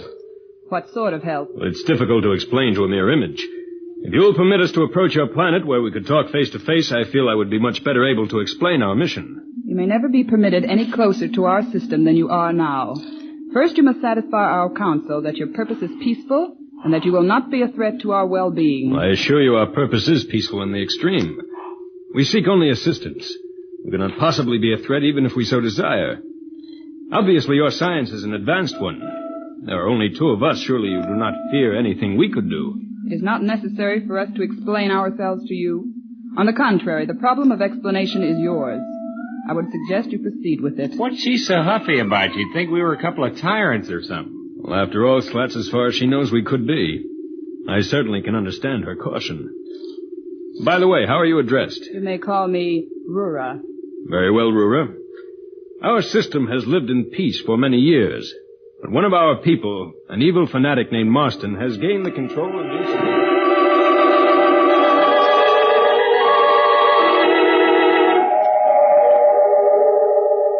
These wonderful machines are mine, and the universe is Marston's. Judge Augustus, when will these creatures learn that Marston knows what's best for them? The name of Marston will resound through the universe. Marston! Marston! Marston!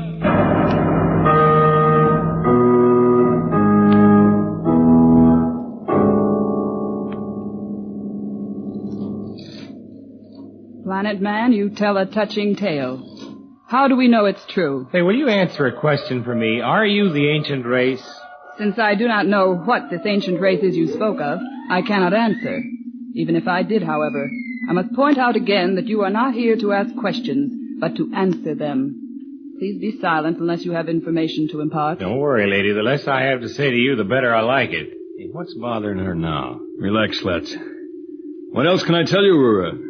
I assure you we have nothing to hide. Everything I have told you is true. We can find that out easily enough if we desire to pursue this matter further. Well, what's the next step? I shall report at once to our council, and I will let you know our decision in time. Hey, she's gone. Well, at least we know a lot more than we did. Yeah? What, for instance? We know that our position here in space is no accident. Roora certainly indicated that her people were responsible for the immobility of our ship. I wish that woman would hurry back soon.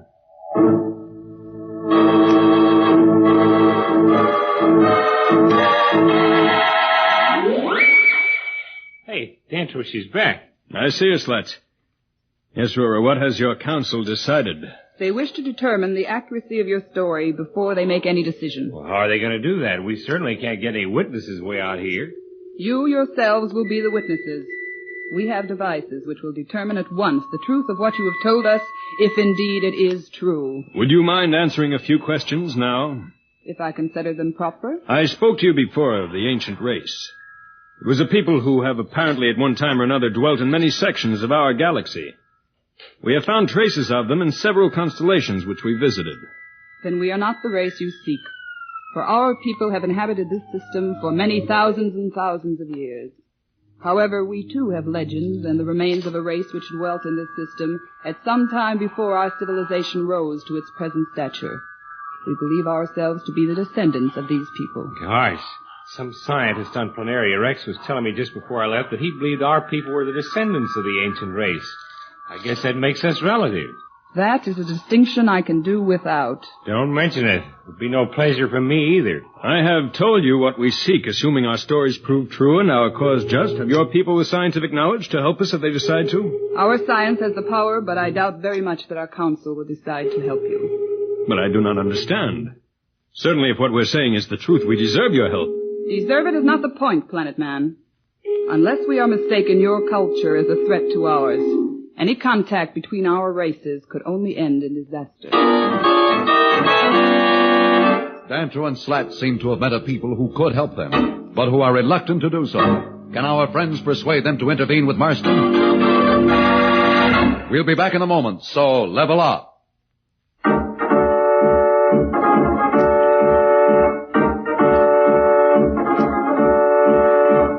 When we left Dantro and Slats, they were trying to persuade Roora, the three-dimensional image, that their mission was friendly.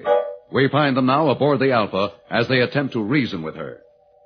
Roora, how could you pick up our language so quickly? Our knowledge of semantics enables us to break down speech instantaneously and grasp the principles of any language. I needed only a few sentences to understand and learn the fundamentals of your language. That is my specialty among my own people, and the reason I was chosen to contact you. Well, now I understand your silence when you first appeared on our ship. You are correct. I could not answer you at first until I learned your tongue. However, I grasped it quickly enough to understand the unflattering references your companion here, Slats, made, and that I have not forgotten. Now, look, don't sulk about it. I wasn't serious. Anyway, you got me mad just standing there saying nothing. If you will permit me to explain, I was going to before. Your attitude is a particular affront to me and to my people, since in our system the women, not the men, are dominants. I doubt that they would agree to help you, for if our people and yours were to come in contact, one system or the other would have to change, and we will not tolerate any threat to the supremacy of our sex in our system. Well, in that case, what's the next step? With your permission, or for that matter without it, you are to be transported to our main planet where the council which rules our solar system makes its headquarters. There you will be subjected to the testing machines which will establish the truth or falsity of what you have told us. Will you release our ship from your static field? It will not be necessary.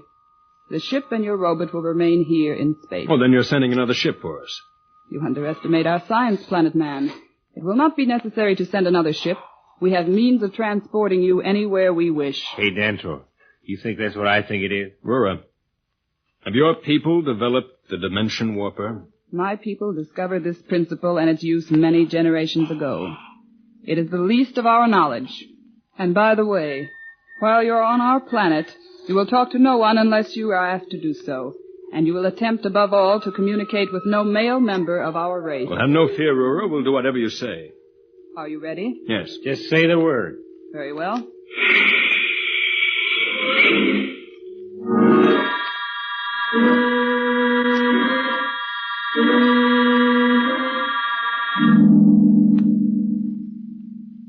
Wow, what a layout. Hey, Dantro, you know something?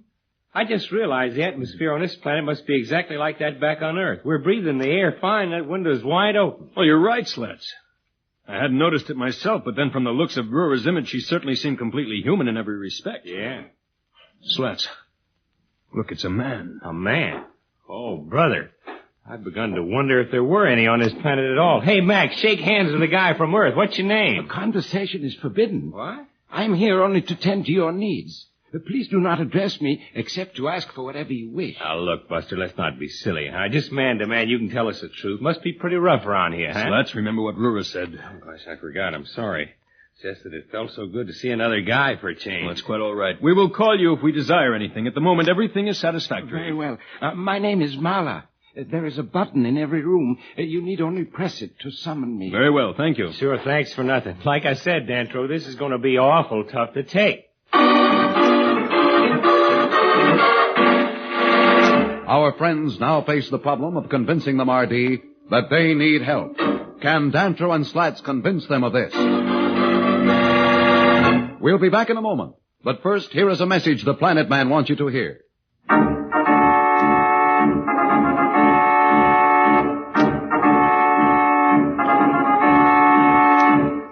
Tune in again for more transcribed thrills and adventures. Rocket millions of light years into space with Dantro the Planet Man. The Planet Man.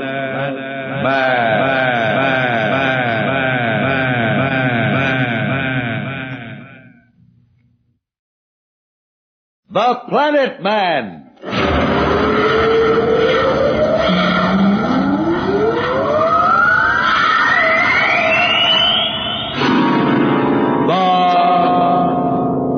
Planet Man.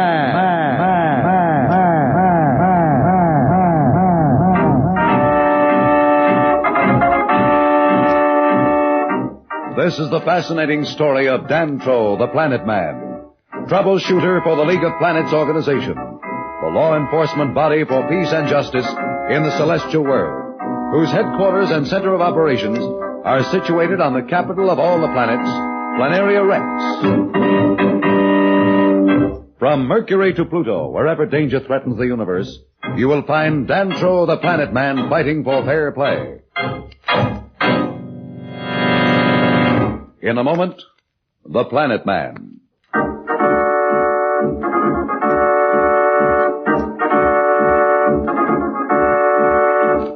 Dantro the Planet Man and Slats are on the home planet of the Mardi, where women dominate the society. The Mardi possess scientific knowledge far in advance of Dantro's, enough to help him defeat Marston if they want to. We find our two friends awaiting word of the Council's decision.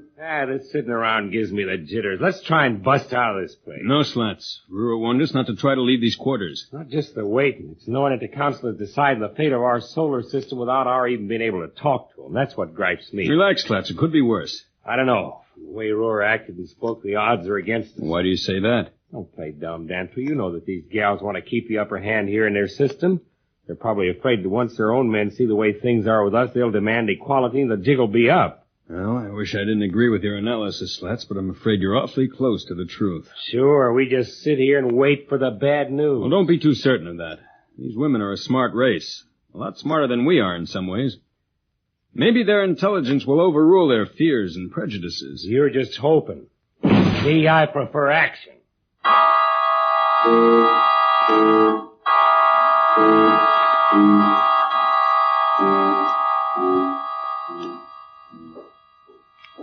Slats, wake up. Someone's coming. Oh, yeah, I must have dozed off. Probably that Roora gal. She's certainly no help at all. Oh, hello, Roora.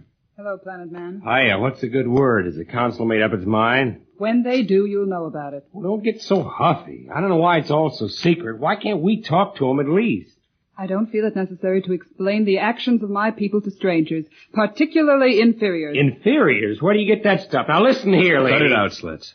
Don't take him so seriously, Roora. We're used to direct action, especially Slats. Staying cooped up here after traveling across the whole galaxy is pretty hard to take. I can understand that. Would it make things easier if I took you on a tour of our capital city? How about it, Slats? Like to see the sights? Would I? Say, anything would be better than just sitting here twiddling my thumbs. Let's go. Not so fast. There's something we had better clear up before we leave this room. I knew there was a catch somewhere. What is it, Roora? We will leave here and go directly to my ground car. The passage is high, and so is the gravity tube to the lower level. Once in the car, you are to remain silent and out of sight. The ports are one way. You can see out, but no one can see in. I get it. We're top secret. What's the matter? You afraid some of your men would get ideas? The reasons are not your concern. Unless you give me your promise to do as I want, we will not leave this room. You have our promise. That's good. But let me warn you. I am armed with a sonic disruptor, and I will not hesitate to use it if you try any tricks. Listen, where we come from, a man's word is as good as his bond. But this is not where you come from. Here it's a woman's word that counts. Don't ever forget it. Okay, I'll remember it. But I can't pretend I like it very much. Let's go. Follow me.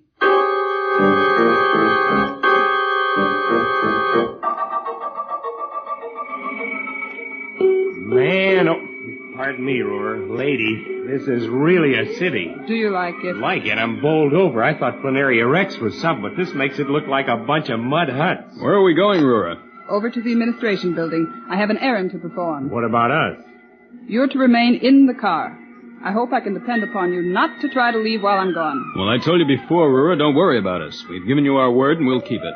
It's in your own best interest that you do. I'll be back as quickly as I can. Hey, this is our chance. Stay where you are, Slats. You're just making things worse. Okay, but I don't see how they could be much worse than they are now. Dantro and Slats are certainly in a peculiar situation. What will their fate be with the Mardi? Should they try and escape now? We'll be back in a moment, so level off.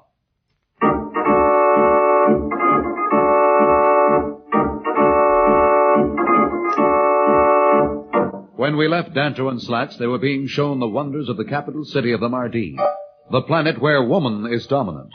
We find them now as they are waiting in a ground car for the return of Roora, who left a short while ago to attend to a matter in the administration building. Hi, Dantro. Look at that cruiser coming in. Isn't she a beauty? Oh, it's more than that, Slats. Look at the way that ship is landing. It's as perfect a job of navigation and control as you or I've ever seen. All right, don't rub it in. Hey, look. What? There. That gal, that jet scooter. She's coming this way. Well, it's no concern of ours, Slats. Just relax. I don't know. She's headed right for this car, and she looks as though she means business. Well, I'm afraid you're right, Slats. I don't know what this is all about, but for goodness sakes, remember where we are and just sit tight. Whose car is this? It belongs to Roora. Who are you, and who gave you permission to address me? Look, don't get excited, lady. You just asked a question. We answered it for you. Who are you two, and who is responsible for your insolence? You know very well that no man is permitted to address a member of the Special Patrol unless he is asked to. I think perhaps you'd better talk to Roora. She can explain all about this. Now you are venturing to give me advice. I think perhaps you need to be taught some manners. Come with me. Look, lady, why don't you lay off? We can't come with you. We were told to stay here. I've had about enough of your insolence. Come out of that car at once, or you will never have a second chance. Hey, Dantro, look, that's some kind of blaster she's pointing at us. What can we do? I guess we'd better do as she says, Slats. Come on. Roora's going to be sore if we do. She told us to stay put. We'll argue about that when the time comes. Right now, I think we'd better do as this gal says. She's not very patient. Right. Are you coming, or shall I use this? We're coming. What's going on over there? Wait a minute. Gee, it's about time she showed up. What's wrong, Lieutenant? Who are you? I am Roora, Special Envoy of the Council. Here are my credentials. Let me see them. All right, but that does not explain these two. Are you aware of their insolence? I can't explain it to you, but they are under the protection of the Council. Under the protection of the Council? Since when is the Council protecting men against the authority of their superiors? I'm sorry, Lieutenant, but everything concerning these two is of the utmost secrecy. I must ask you to leave the matter entirely in my hands. Wait till my superiors hear about this. They may be in your hands for the time being, but I can promise you that it won't be for long. We shall teach them a lesson. I forbid you to report this incident to anyone. Forbid me? That's what I said. And if you doubt that I have the authority, you had better call Heru, Chief of the Council. You can be sure I will do it immediately. And if what you are telling me is not so, you will regret it. Get back into the ground car, you two. Quickly. Come on, Slats. This is a fine business. One tells us to get out, the other tells us to get back in. I said get back in. Don't get excited. I'm getting.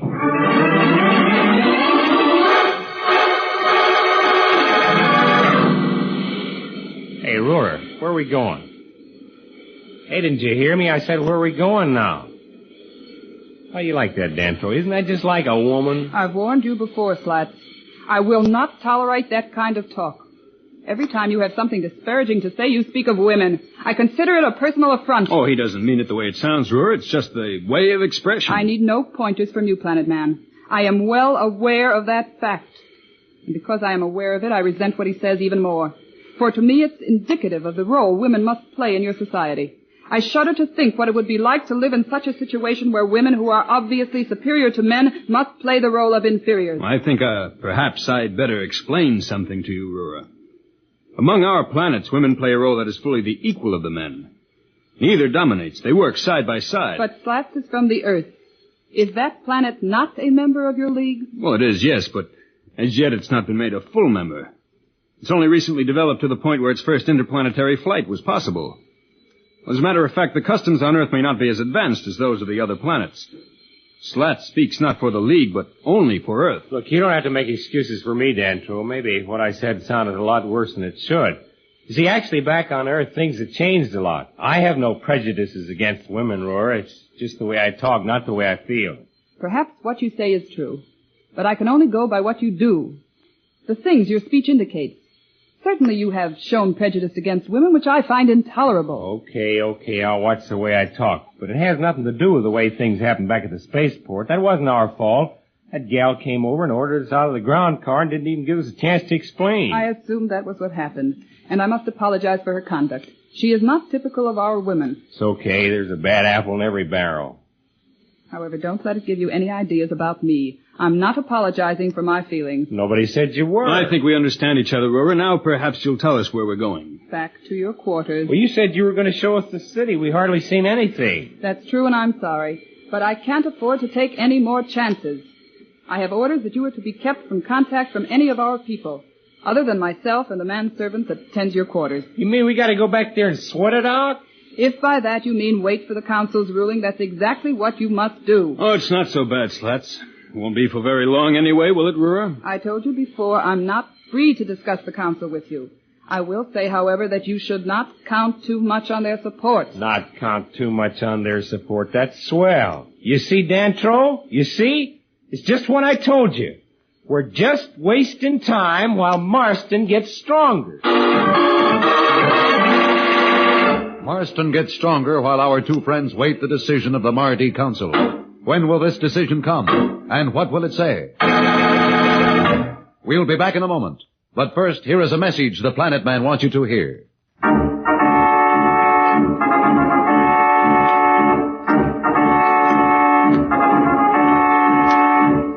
Tune in again for more transcribed thrills and adventures. Rocket millions of light years into space with Dantro the Planet Man. The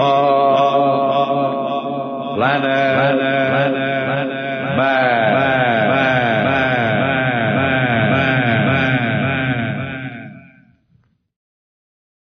The Planet Man.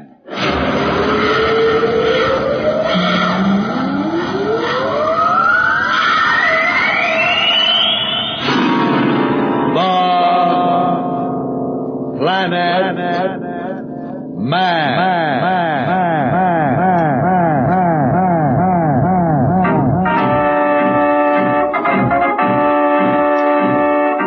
This is the fascinating story of Dantro, the Planet Man, troubleshooter for the League of Planets organization, the law enforcement body for peace and justice in the celestial world, whose headquarters and center of operations are situated on the capital of all the planets, Planaria Rex.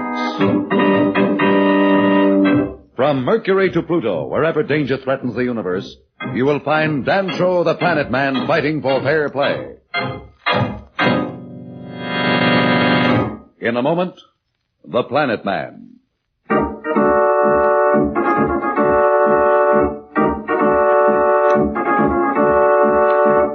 Slats and Dantro are on the planet of the Mardi, the race run by women, with a science far in advance of the League's. They hope that the council which rules will decide to help them against Marston. But things look black indeed. They certainly seem to be taking their time about making a decision. Yeah. Hey, Dantro, look. What? Oh, hello. Hear the door open? Hiya, come on over, sit down. Don't be afraid, we aren't going to hurt you.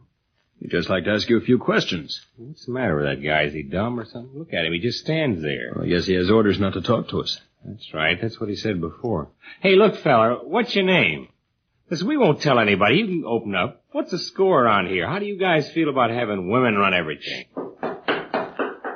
What's the matter? Oh, brother, look at that guy go.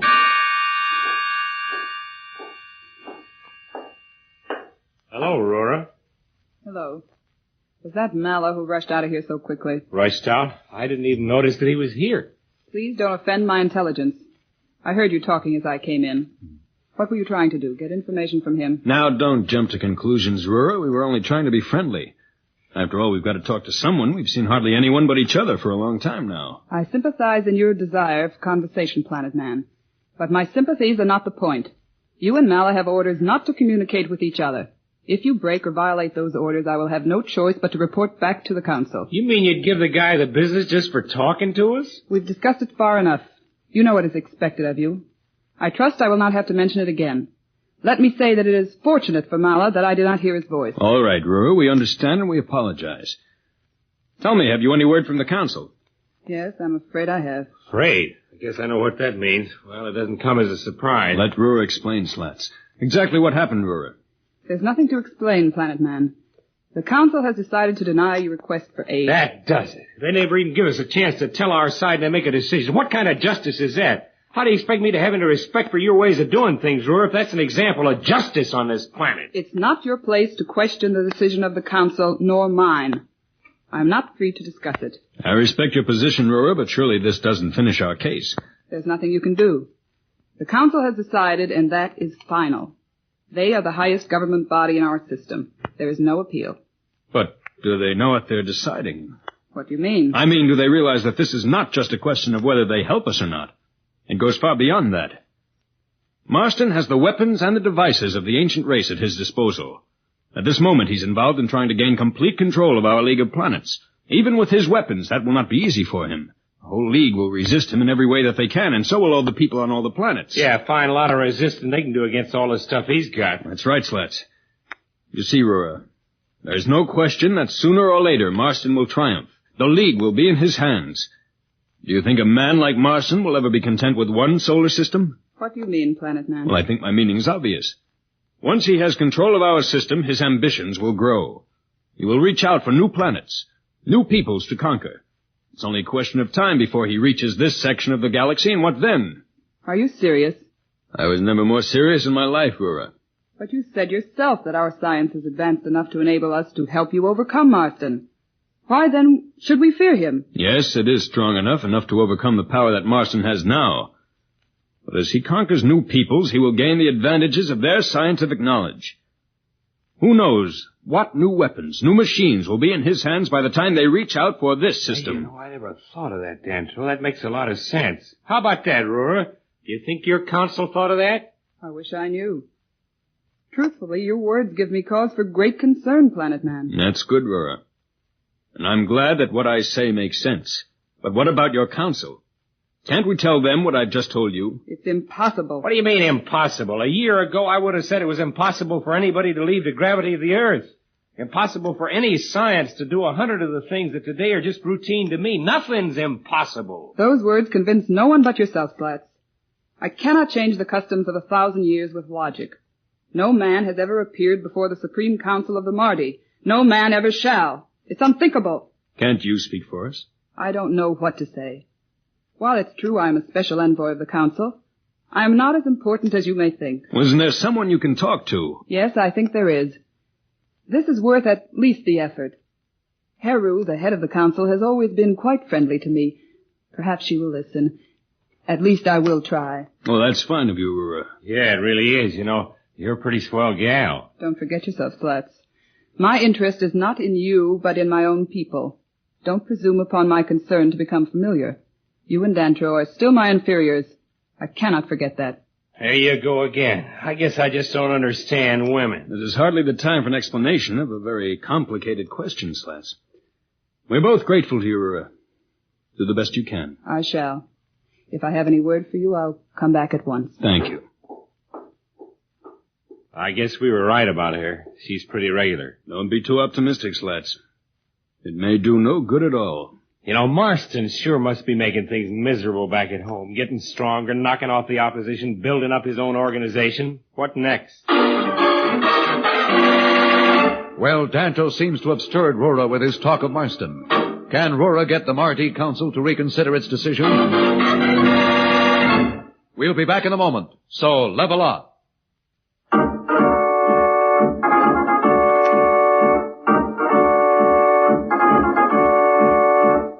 When we left Dantro and Slats, they were still confined to their quarters on the planet of the Mardi. We find them now as they await some word from Roora, who left to explain to her superiors Dantro's thoughts on Marston. Here we are, waiting for a bunch of women to make up their minds, or rather to change them. And while we are, who knows what Marston's up to? I thought about that, and it certainly must be rough back there. Particularly for Judge Augustus. How Marston must hate him, and with me away, he's probably getting rid of all his hatred on the judge.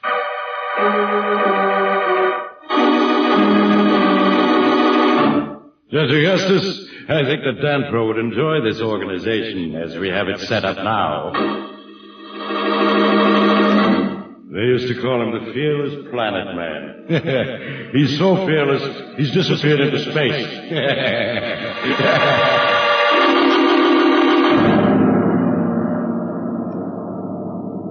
Hey, Dantro, listen, what are we going to do if Roora comes back to the news that the Council's turned us down again? Go on with our ship, Slats. What else can we do? There must be a way to get to the Council chamber to make them understand. There is a way. What? Who's that? Mala. Yes, there is a way. You mean you'll help us, Mala? I've been listening to you talk ever since you first came, and what you've been saying has made sense. You mean about Marston? About Marston? Yes, of course. And about our society, too. I've often wondered at the injustice of one group being forced to remain always as inferiors.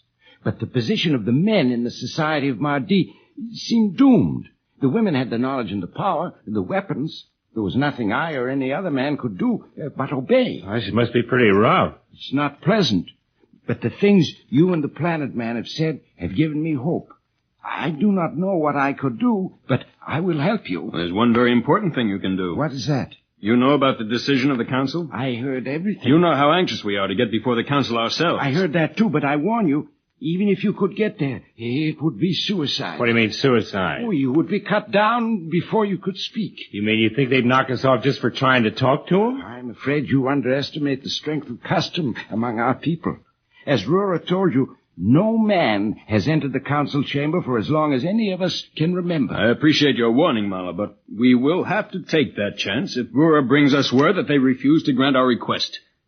Will you lead us there? If that is what you wish. Is it very far from here? No. As a matter of fact, the council chamber is in this building. In this building? Where? On the highest level. Where are we? About midway. Is there a direct way to the chamber? The gravity lift at the end of this passage ends in the anteroom of the council chamber. Oh, brother, what a break. We're practically in their lab. Oh, unfortunately, it's not that simple. The way is guarded and patrolled. However, if that is what you wish, I will guide you there. Good. Hey, I think Roora's coming back. You're right. I'd better leave before she gets here. It will not do to arouse her suspicions. I think she already suspects me. Well, let's have it. What's the score? I'm sorry, but I accomplished nothing. Wouldn't Haru listen to you? She listened, and I believe she was impressed by what I said. But she is only one of the council, and she said that she could not on her own ask them to change their mind. But if she agrees with you... Please, I've done all I can. I'm afraid there's nothing more that can be done. The council's decision stands, and that is that.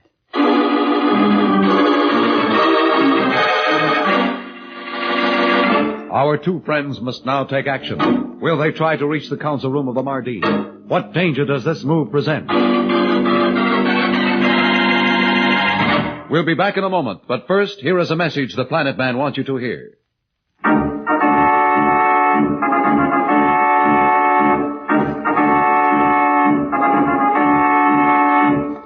Tune in again for more transcribed thrills and adventures.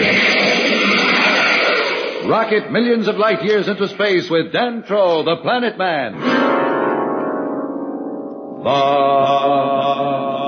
Planet Man.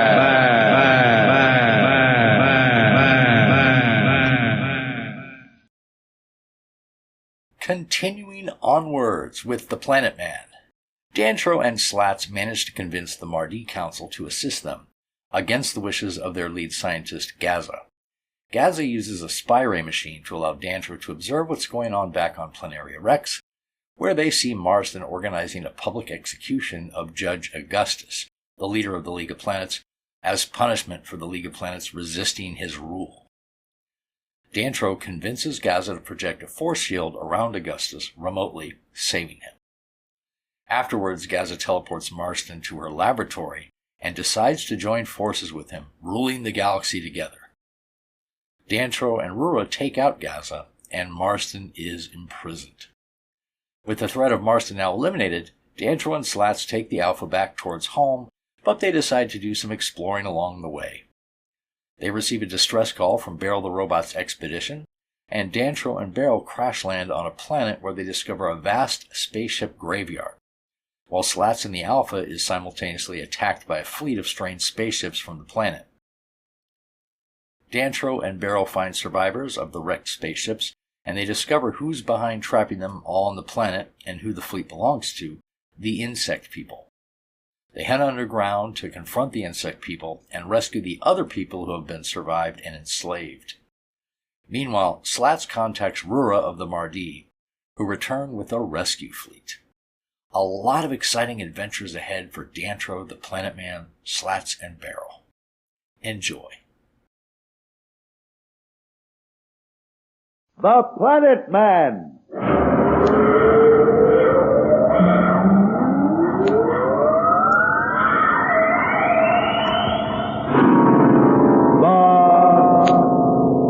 Planet Man.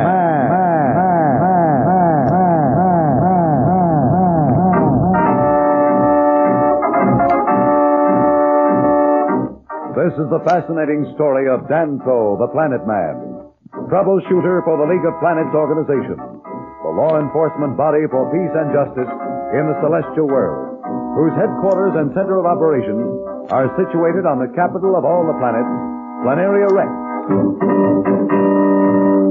From Mercury to Pluto, wherever danger threatens the universe, you will find Dantro the Planet Man fighting for fair play. In a moment, the Planet Man.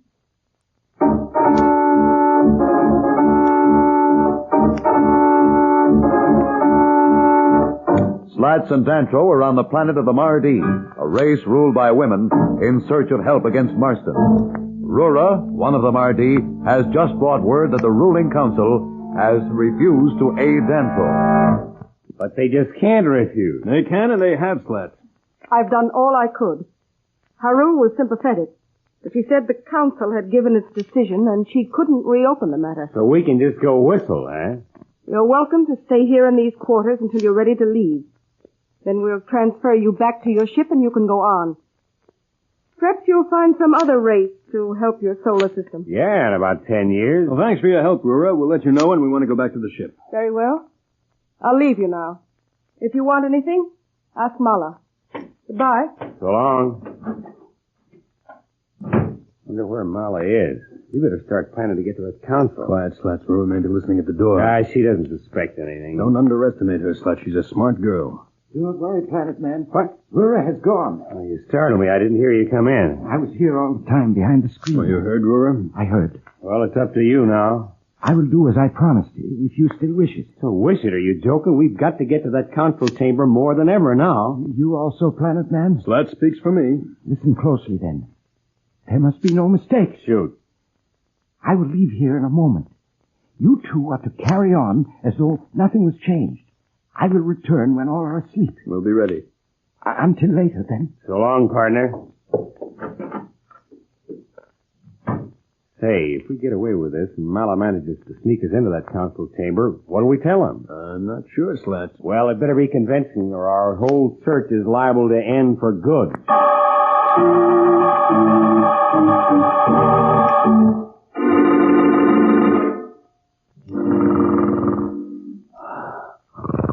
Slats. Huh? Slats, wake up. What? Let me go. I'll show him up.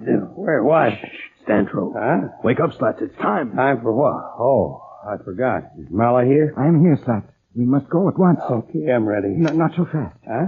Here, put these on. We wear that stuff? What for? We'd be spotted in a minute in our own clothes. I hope we will not meet anyone. But if we should, we might still be safe if you look like the Mardi. Get going, Slats. Yeah, I am. I never thought I'd wear one of these outfits. My legs will get cold all bare. Stop griping, Slats. The buildings are warm. Come. There's not time to lose. Lead the way. Remember, if we meet anyone, let me do the talking. Pleasure is all yours.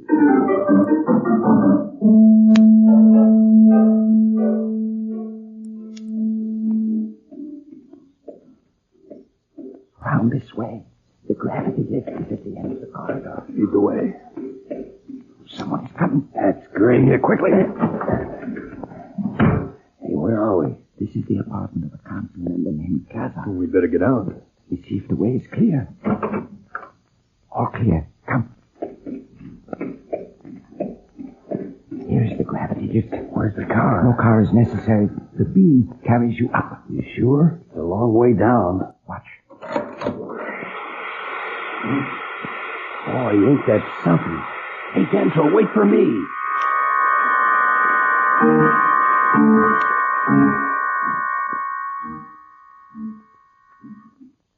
Come along. The council chamber is at the end of the corridor. We're almost there. You hear that, Dantro? Now, this is the most dangerous part of all. These walls are all patrolled. You must be watchful. I'll check the rear. You and Marlowe watch ahead. Come. Here comes the guard. Back, quick. Who's there? Stop! She's seen us. Come on. I'm with you. Stop! I'll disintegrate you! Stop! You can't get away! Stop! Hey, where's Dantro? Slats, Marlowe, give me your belt, quickly. Well, up there he is. He got the guard. Come on. Here's my belt. Yeah, here's mine, too. You think anybody hurt her? Let's hope not. There, that'll hold her. It's lucky I grabbed her as she came around that corner. She'd have had us sure. What do we do with her? There's a storage room up the hall. We leave her there. Now, let's go on to the chamber. I'll soon have to leave. It's almost time for me to report to Roora.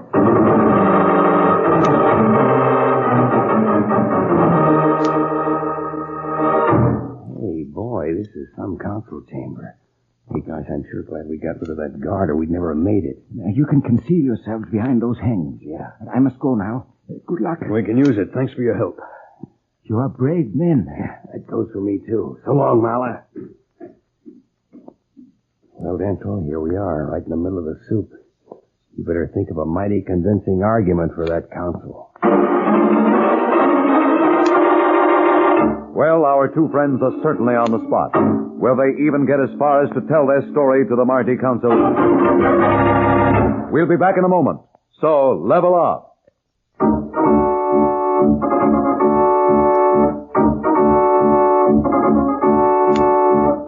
When we left Dantro and Slats, they were in the highly secret council chamber of the Mardi, having been guided there by their newly found friend Mala. We find them now hiding behind some drapes in the chamber. These drapes make a good hideout, Slats. Yeah. Hey, listen to what's coming. Oh, brother. I asked you to come a little early, Gaza. I wanted to talk to you before the rest of the council came. What do you want to talk about, Haru? About those two men from across the galaxy and their request for help. The council has already decided. What is there to discuss? Your attitude, Gaza. My attitude? You're our most brilliant scientist, Gaza. I admire your intelligence. I thought you of all people would see the wisdom of helping them. It's because I am intelligent that I insisted the council send them away. I don't want our social order changed. But sooner or you later... You sound like a frightened child, Haru. We have nothing to fear from their Marston. Our science is centuries ahead of theirs. I see it will do no good to reason with you. I will not change my mind, and don't try to reopen the matter before the council. You know our rules forbid it. Don't try to teach me the rules. I was teaching them before you were born. Perhaps it's time you let someone else teach them. Well, never mind that now. Here comes the rest of the council. Good morning. Let us get to work. What's this? What's happening? Members of the council, hear me! Quiet, hear me! Everyone. Where are the three men? Three men? What is the meaning of this? 3 men. They assaulted me, locked me in a storeroom. I just got free. Who were they? I didn't see them. I'm sure I heard them come in here. I don't see them. Now, just a moment. There's only one place they could hide in here. Get your ray gun ready, guard. That won't be necessary. Who are you? What are you doing here? It is forbidden. There's another one. Burn them down, guard. Hold your fire. At the law. Guard. I am still head of this council. Hold your fire, guard. Give me your disintegrator. Now go outside and close the door. What is the meaning of this? You know the law. They must die for their insolence. Your laws do not apply to us. I hope. Who are you? Explain yourselves. We are the two strangers who asked your aid to help our people. Just as I suspected, you see, I was right. They can't be trusted. Quiet, Gaza. Who brought you two here? I cannot tell you. Well, we will find out quickly enough. What do you want? You think you can force us to help you? I demand they be executed at once. Why do you waste our time, Haru? I know you have many things to do, but hear us for just a moment. I've heard enough. I have a ray gun of my own, and I'll do what must be done. Hold it, Gaza. You'll find out I can still shoot straight. But the law! Perhaps it is time we change the law. Speak, stranger. We will listen.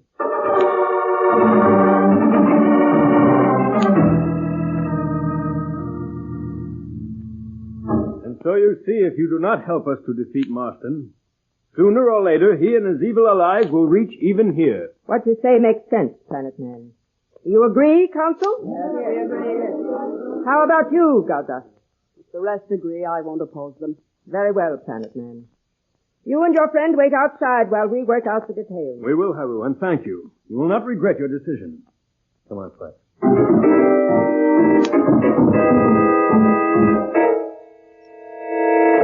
Oh, it worked. What a relief. I don't mind telling you, I was worried. Especially when that Gaza pulled that ray gun. So was I, Slats, but our worries are over. I sure hope so. You know, I don't trust that Gaza. She hasn't changed her mind about us a bit. The rest of the council on our side, we don't have to concern ourselves with Gaza. Yeah, I guess you're right as usual.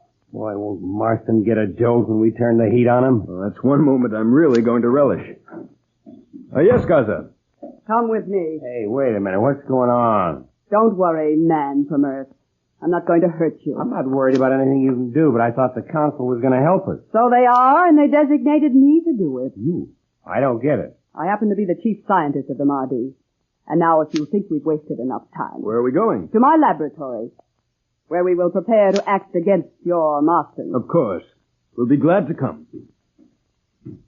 Dantro, I don't like this.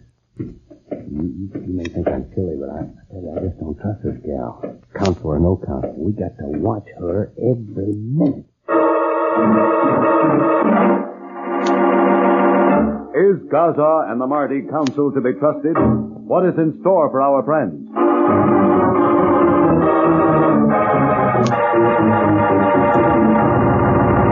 We'll be back in a moment, but first, here is a message the Planet Man wants you to hear.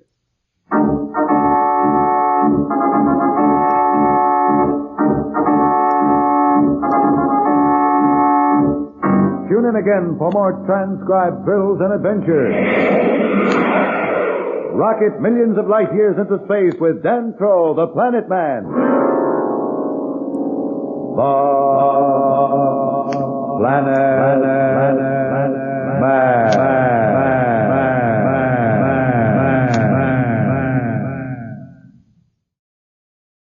The Planet Man.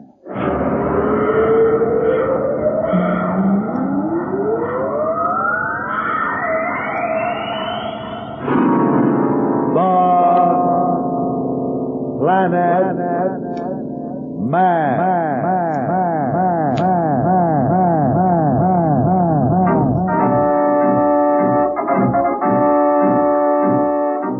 This is the fascinating story of Dantro, the Planet Man, troubleshooter for the League of Planets organization, the law enforcement body for peace and justice in the celestial world, whose headquarters and center of operations are situated on the capital of all the planets, Planaria Rex. From Mercury to Pluto, wherever danger threatens the universe, you will find Dantro the Planet Man fighting for fair play. In a moment, the Planet Man.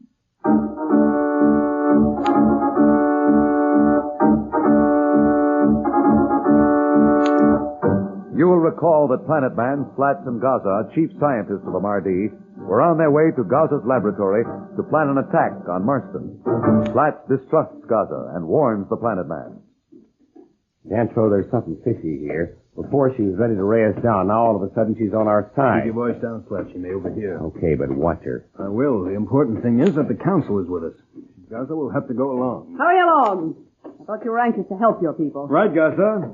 Is the laboratory very far from here? It's in this building on the lowest level. We'll use this gravity drop. Here I go. I'll never get used to these invisible elevators.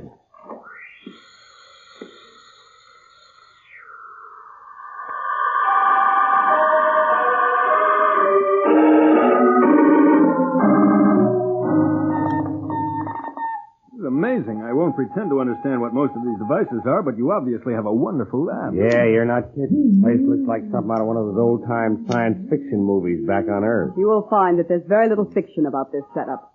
All of these devices work well. Yeah? Which are the ones we're going to use on Marston? That's what I'm interested in. That will depend, of course. Depend on what? On my estimate of the situation. On your estimate? I thought the council... The council left it up to my discretion as to how and when we would act. That's just Sandy. See, Dantro, what I told you? You have some objection to working with me? Well, not at all, Gaza. But You see, Gaza, Slats is just anxious to help our people. Yeah, that's putting it mildly. Then why delay me with conversation? Shall we proceed? By all means. What's our first step? We will observe the actual situation in your home system. Marston rules the roost. What's to observe? You forget we have yet to see for ourselves what has happened. So far, we have only your estimate of the situation. You think we're lying? On the contrary, I believe you are both telling the truth as you see it. But as a scientist, I have often encountered observations which were sincere but highly inaccurate. That's just a fancy way of saying you don't believe it. Go right ahead, Gaza. I can understand your viewpoint, but as Slats points out in his own way, Marston gains in strength every moment, and we've lost precious time already. We will use this machine. That looks familiar. It's a spy ray, like the one we found on Mars, Slats. The design is different, but it functions the same way. You are right, Planet Man. See? Hey, that's a welcome sight. That's our own solar system. It's seen from about 500 million miles away. I wasn't sure of the exact location at this moment. Now, if you'll direct me, I'll focus on your Planaria Rex. Now, is this it? No, that's it. If you don't mind, I think I know the theory well enough to manipulate the controls of the ray, and I can focus it for you. I am fully capable of following direction, Planet Man. Just tell me what I ask. You're touchy, aren't you? Yes, I am touchy when it comes to taking orders from obvious inferiors. Make no mistake. The Council has ordered me to help, and so I shall. But I do not agree with their decision, and I do not relish this contact with either of you. Now, if that is clear, which is Planaria Rex? You can't see it even with that machine. It's somewhere between the orbit of Mars and Earth at this point. If you come into that area between the third and fourth planets, I'll be able to get its approximate location. Very well. Bingo, that was quick. Hey, look, there's old Mother Earth. We're practically in my backyard. Gosh, that makes me homesick. If you follow an elliptical course from the point where you've now focused, Gaza. Just like this, Yeah, exactly. Now, hold it. Come back a bit. There now. Magnify the central portion of the screen.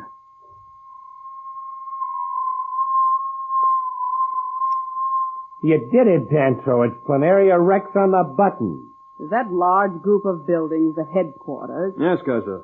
Will you come in on them? That's really a sight. I find them rather primitive. Yeah, you would. They look good to me. Hold it, Slats. There's something going on in front of the League Assembly. Yeah, there sure is. Look at that mob. They're looking at something over toward the steps. I'll focus on that area. Slats! Look, it's a firing squad.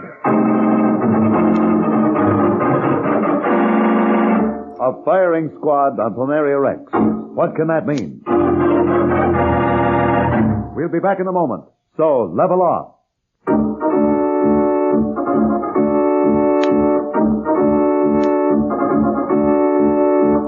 When we left Dantro and Slats, they were in Gaza's laboratory. We find them now as they are watching some strange goings-on Planaria Rex through the use of Gaza's spy scope. You're right, Dantro. It is a firing squad. I don't like this. Is that your usual way of punishing criminals? As a matter of fact, it isn't. We haven't used capital punishment for many centuries. But I don't think that squad's waiting for a criminal. Can't quite figure out what they're saying. They're angry, whatever it is. Yeah, that Marston calling the shots, you can be sure it's bad news. Focus on the firing squad, please, Gaza. Like this? That's it. You recognize anybody in the squad? No, but I didn't expect to, Slats. None of the regular guards would be a part of this. Boy, listen to that crowd. They're angry, all right. Must be about that firing squad. Yeah, if it weren't for that guard, they'd rush him. Look, even with those mobile ray batteries, they're having trouble. Look, the crowd's pointing and shouting. Someone's coming out at the top of the stairs to the headquarters building. Come in a little closer, Gaza. Hey, listen to that crowd, will you? He's going to speak. Huh?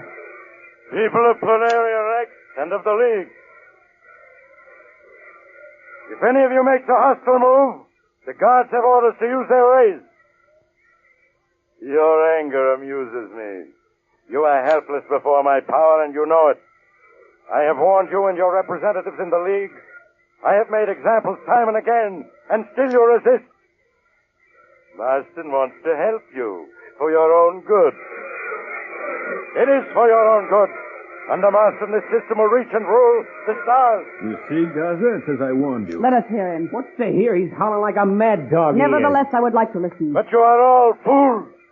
A few have seen the wisdom of Marston's way. Others have dared to resist, even tried to rebel against my administration. Look, Dantro, over there. Yeah, one of the crowd has a ray gun. He's firing at Marston. Atta boy, whoever you are, burn him down. He's a fool, whoever he is. Look! Marston must be protected by a force screen. The ray isn't reaching him at all. What's he doing? Just what he could be expected to do.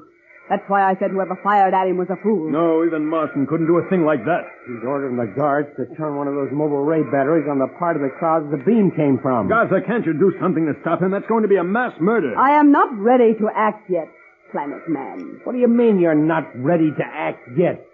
What are you going to do? Wait until Marston wipes out the whole solar system? Your emotionalism fails to impress me. As I told you before, I am a scientist, and I will decide for myself what to do and when to do it. Look, there goes the battery into action. No, I can't look.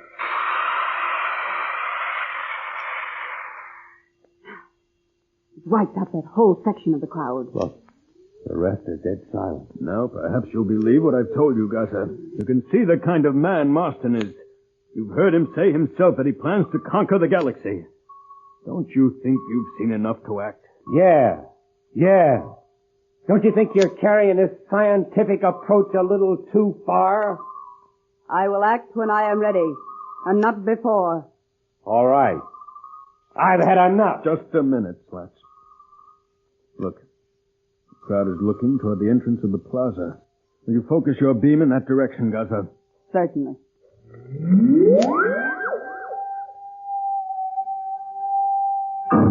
Hey, they're bringing someone out. Must be the victim. Now, Marston speaking again. Listen. Now that whoever it was that dared attack Marston is taken care of, we can proceed with the purpose of this demonstration.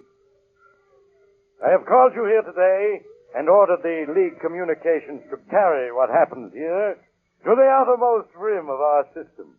I want everyone to see once and for all that the will of Marston is not to be thwarted. What's he talking about? He's talking about whoever it is they're bringing out to the firing squad. Hey, can't you focus his fire ray a little closer? Maybe we can see who it is. It would do no good, whoever it is masked. Yeah, you're right. But you know, he looks familiar. Yes, he looks familiar to me, too, Slats. I'm just hoping it isn't who I think it is. You think it is some friend of yours? I had rather not guess. But be prepared to do something. I told you before I will not take orders from either of you. Crowd is really kicking up a fuss. Look at the way they're trying to fight their way to whoever it is the guards are bringing through. Only they all wouldn't shout so much, you might be able to hear what one of them is saying. There goes Marston again. In a moment, you will know who it is. I'm going to make an example for all the solar system to see and know. I warn you again that any attempt to interfere with my soldiers will be punished as this last attempt was. Not just by the death of whoever lifts his hand, but by the death of many of you. Here now, they're backing up whoever it is against the wall. They're taking off his mask. Look, they can't be... Tell me I'm wrong. No, Slats. It's as I expected. That's Judge Augustus. And Marston is going to execute him unless we do something to stop it. Judge Augustus is at the mercy of Marston, and Dantro and Slats at the mercy of Gaza. Will she interfere? We'll be back in a moment. But first, here is a message the Planet Man wants you to hear.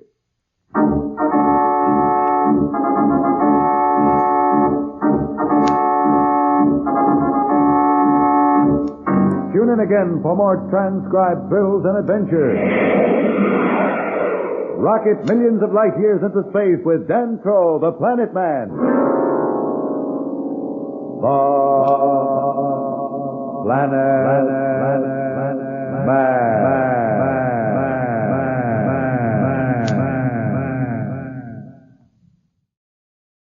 The Planet Man.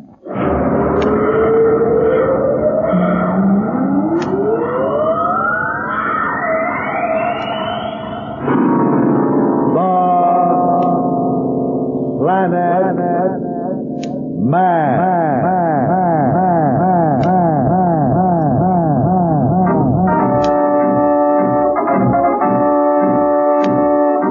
This is the fascinating story of Dantro the Planet Man, troubleshooter for the League of Planets organization, the law enforcement body for peace and justice in the celestial world, whose headquarters and center of operations are situated on the capital of all the planets, Planaria Rex.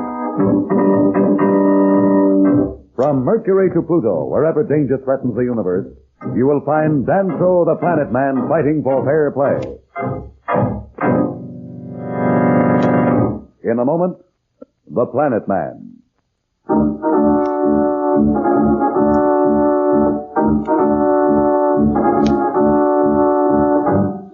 Dantro and Gaza, the chief scientists of the Mardi, were in the main laboratory watching Planaria Rex through the spy ray. They had just discovered that Marston was about to execute Judge Augustus as an example to the rest of the solar system. Gaza, you must act now. I have told you before, I will not act until I am ready. How can you just argue with this crazy woman? I've stood all I can. Either she does something or I'm going to forget that I'm a gentleman. For once, Gaza, I agree with Slats. I will not stand by while a kind, great man is destroyed as long as I have the power to save him. Are you suggesting that you will use force? Do you dare think of raising your hand against one of the Supreme Council of the Mardi? Supreme Council, my neck. I don't know what you're up to, but I'm sure if Haru were here, she'd order you to do something. I never did trust you. No, I'm sure I was Where right. are you going? I'm going back to the council chamber. Maybe they'll listen to me. Stay where you are. I warn you. If you leave this room, you'll regret it. Look, Gaza, let's get something straight. The last thing I want is any trouble with you. I respect your desire to assure yourself of the situation before any action is taken. But surely you cannot expect us to stand by while Judge Augustus dies.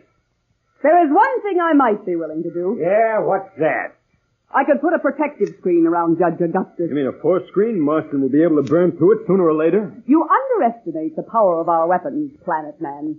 The type of screen I could surround your Judge Augustus with would resist the puny power any weapon your Marston could turn on it. I don't know what you're up to, but believe me, you better do something, because threat or no threat, I'm going into action. Hold it, Slats. That might be the solution. You think you can do it, Gaza? I do not make idle suggestions, Planet Man. I would not have offered to do it if I was not sure of its success. Well, whatever you're going to do it quick. That firing squad is just about ready to act. Very well. Have you done it? Watch and you shall see. This had better work, Gaza, or there's going to be some fireworks around here. If you'll be quiet and watch and listen, you may learn something, although I doubt that you are capable of it. There goes Marston again. Now I am ready. You see before you powerless and at my mercy your Judge Augustus. I have warned him and you time and again what would happen if the League continued to thwart my efforts. Now your supreme leader will pay the penalty for your stupidity and rebellion. Silence! Perhaps your beloved leader has a few last words to say. Speak now, Judge Augustus, or I shall promise you will never speak again. Gosh, look at the judge. Here's a real brave guy.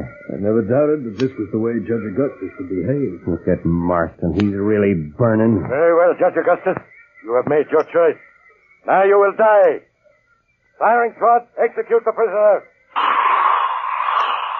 Oh, brother, look at that. 12 ray projectors turned on him and nothing happened. Just look at our friend Marston. What treachery is this? I gave the order to fire. Did you not hear me? Fire! What is wrong? What is wrong? What? A force screen. Who is responsible for this? Get the direction finders at once. We will track down the course of this screen and destroy it.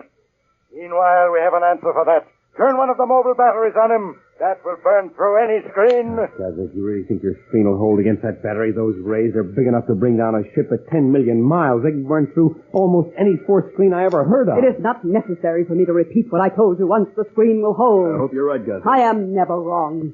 They're going to turn it on. Turn it on, I say. Turn it on full strength. Aim every ray of the battery directly at him. What is it? How can any screen withstand the power of a full battery of rays? Very well. Up another battery. Oh, this is getting pretty rough. You sure that screen will hold, Gaza? Are you sure it'll hold? We've got to trust Gaza Slats. She knows what she's doing. Oh, if you expect me to thank you for that last statement, you're badly mistaken. I am always right. I hope I can agree with you soon. What sort of plan is there that Gaza is apparently following? How long will it be before she takes direct action against Marston? We'll be back in a moment, so level off.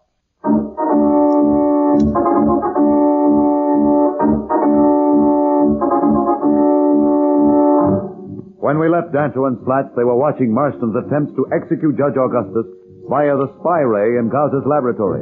For the moment, Judge Augustus is safe, having been surrounded by the protective screen of the Mardi. We find our friends now as they try to find out from Gaza why she won't take direct action against Marston now. Okay, so Judge Augustus is saved for the moment, Gaza. But you can't keep that force screen on him forever, and the minute you cut it, Marston is going to destroy him. I think it's time we had some understanding, Gaza. What do you mean by that? I stood by patiently while you watched for yourself. I tried to assure Slats that your methods were to be respected, but now I'm not so sure. What are you saying? 1 minute you're bragging about how smart you are. Now all of a sudden you're acting stubborn. You know what he's saying? He's saying we don't trust you. I am not interested in your opinion of me. But I am, Gaza. I hoped we would be able to reach a friendly understanding. Are you threatening me then? You can interpret it any way you like, but you'll have to make up your mind. Have to make up my mind. I have reminded you and this other person several times that I am only tolerating the two of you because the council wishes it. I've had enough. Leave the laboratory. Leave the laboratory? What are you talking about? Just a moment, Gus. I don't think you know what you're saying. I know very well what I'm saying.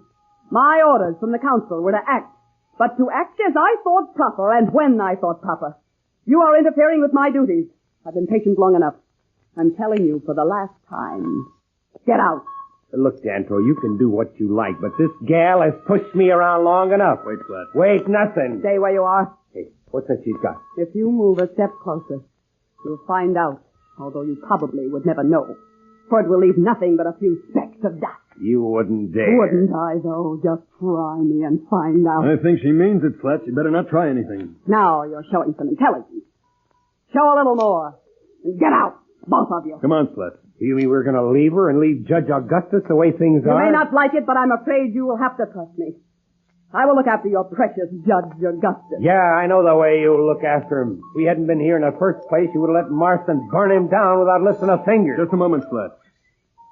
Gaza, was it your idea to bring us here to the laboratory, or did the council order you to? The council does not order Gaza. No one orders Gaza. They suggested I bring you here. But I have decided that I've had enough for the last time. Get out. Get out. Get out! Come on, Slats. Come on, Slats. Let's go. Okay. But if she tries to pull anything while we're gone, dust or no dust, I'm going to forget she's a woman. Come on, Slats. What are you doing? I'll be there in a moment. What are you up to over there? Don't get excited. I'm leaving.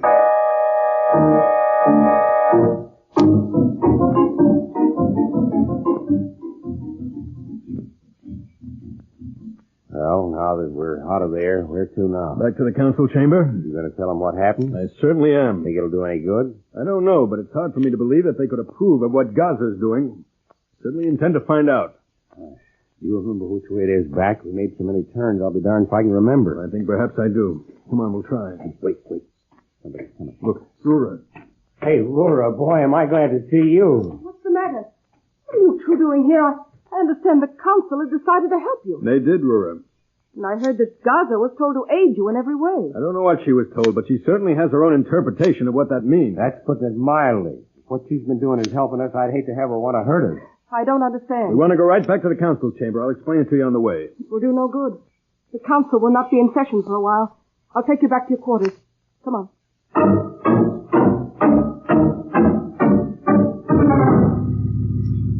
Well, that's it, Roora. At first I thought Slats was just being stubborn, but now I'm beginning to wonder whether Gaza isn't up to some kind of treachery. That's hard for me to believe, Planet Man. She is stubborn and egotistical, but I do not believe she would disobey the orders of the council. I don't know what you'd call her, but if they told her to help us, she was hardly doing that. But you said she did save the leader of your league, Judge Augustus. Yeah, she saved him so far, but it wasn't her idea. Is this so, Planet Man? Well, I thought I'd made it clear that Gaza wasn't going to do anything until I insisted. That's true, you did say that, but I just don't understand it. Look, Roora, you're a very nice person, but I don't very well see how we can stand here and talk while that gal stays in the lab. Every minute we're talking may mean Judge Augustus and a couple of million other people back at home are wiped out. I don't think Slats is exaggerating, Roora. Marston was enraged almost beyond endurance, but is unable to reach Judge Augustus. The state he's in now, he is capable of almost any evil. But there's nothing we can do until the council meets. How much longer is that going to be? Not for at least another half hour. How about Haru? You said you talked to her last time. Can't we see her again? I don't know what to say. Roora, I know you sympathize with us, and I urge you to act. Take me to see Haru. Hey, what about me? Where do I come in there? Perhaps if only one of us goes, Roora will not be so reluctant. Very well. Come, I'll do my best. What am I supposed to do, sit here and sweat? I know it's pretty rough on you, Slats, but it's for the best. I'll come back as quickly as I can. Come, Roora, let's hurry. Every moment counts. What can Dantro hope to achieve with Haru? Does Gaza really have some evil motive? We'll be back in a moment. But first, here is a message the Planet Man wants you to hear.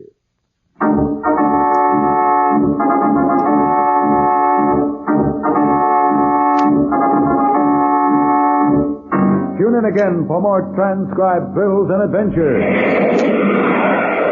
Rocket millions of light years into space with Dantro the Planet Man. The Planet Man.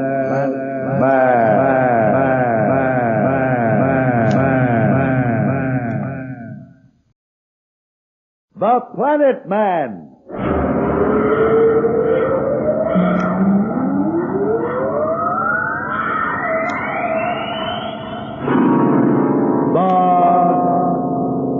Planet Man.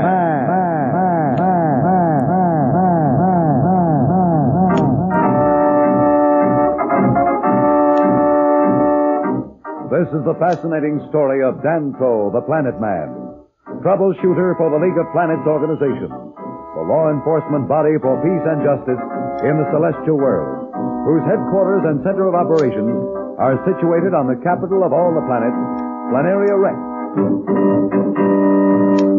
From Mercury to Pluto, wherever danger threatens the universe, you will find Dantro the Planet Man fighting for fair play.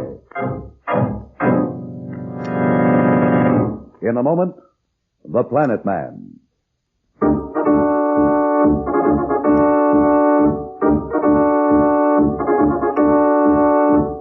You will remember that Slats and Dantro forced Gaza to save the life of Judge Augustus, as Marston was about to execute him as an example to the other planets. When they insisted that she act immediately against Marston, she became enraged and forced them to leave the laboratory. Dantro has convinced Roora that she must take him to the leader of the council, that he may report what has happened. Slats, left alone in their quarters, mumbles unhappily to himself. Yeah, this is great. Wonder how long it's going to take, Dantro. I don't trust that Gaza further than I can see her. She's back in that lab with all those machines, and she can be up to anything. By the time Dantro convinces Heru, it may be too late. I know what I'm going to do. I'm going back there myself and see if I can see what's going on. Yeah, now I'm sure it's this way. Yeah, there's the gravity drop we took. Oh, gosh, I hate these things. Here goes. Hope I can remember the right floor.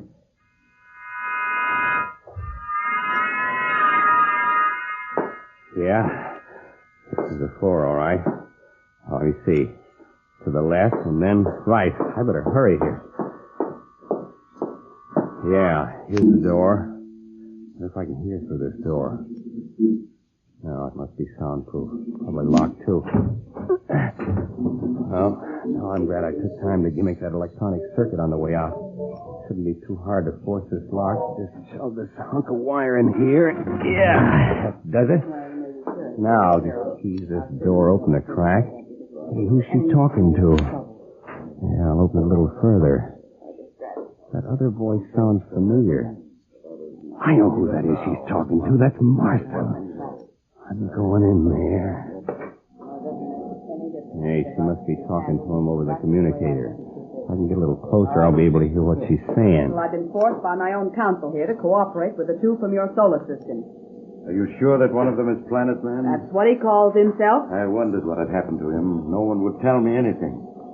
The other one must be that Earthman Flat. That is exactly who it is. You're not fooling, lady. It's time I cut this conversation short. I'm going to switch that machine off whether she likes it or not. Gaza! Who's there? Not who you expected. It's me, Slats. Turn that machine off. Stay where you are. Look, I heard what was going on. You better turn that machine off, you double-crosser. Don't you call me names. No, I see you're not satisfied just talking to Marston.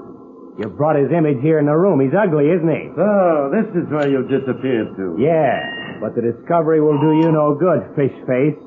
I'm going to cut that machine. That'll be the end of you. You will not touch that machine. Oh, won't I? What are you doing? Don't throw that. That's acid. Don't. Here, give me that thing. You're not to be trusted with weapons. Let go of that projectile. You better let go of it. I never hit a lady in my life, but I will if I have to. Don't you dare. Sorry, but here goes. That takes care of you. How to turn off that machine. Stay where you are, Slats.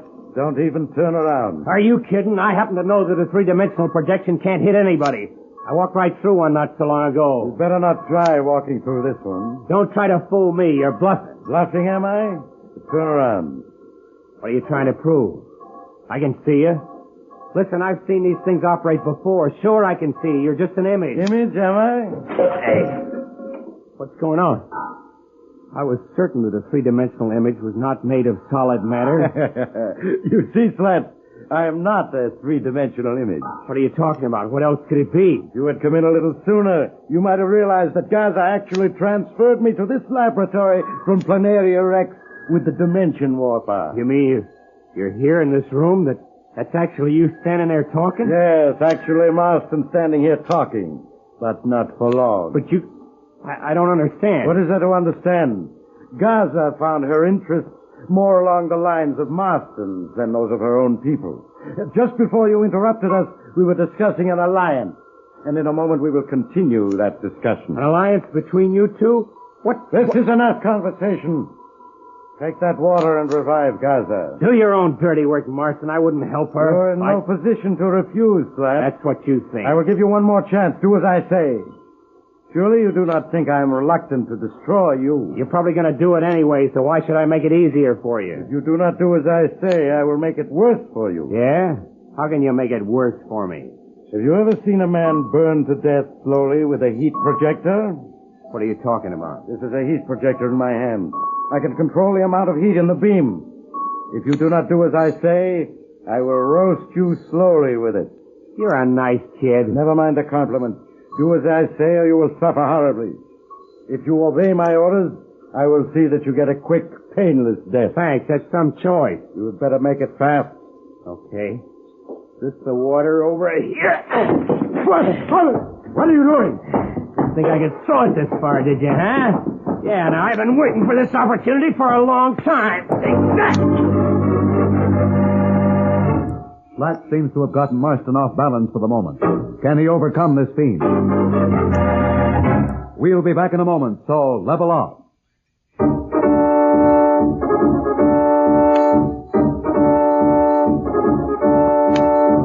When we left Slats, he was in what appeared to be a fight to the death with Marston, who was transferred from Planaria Rex by Gaza, a would-be cohort of Marston.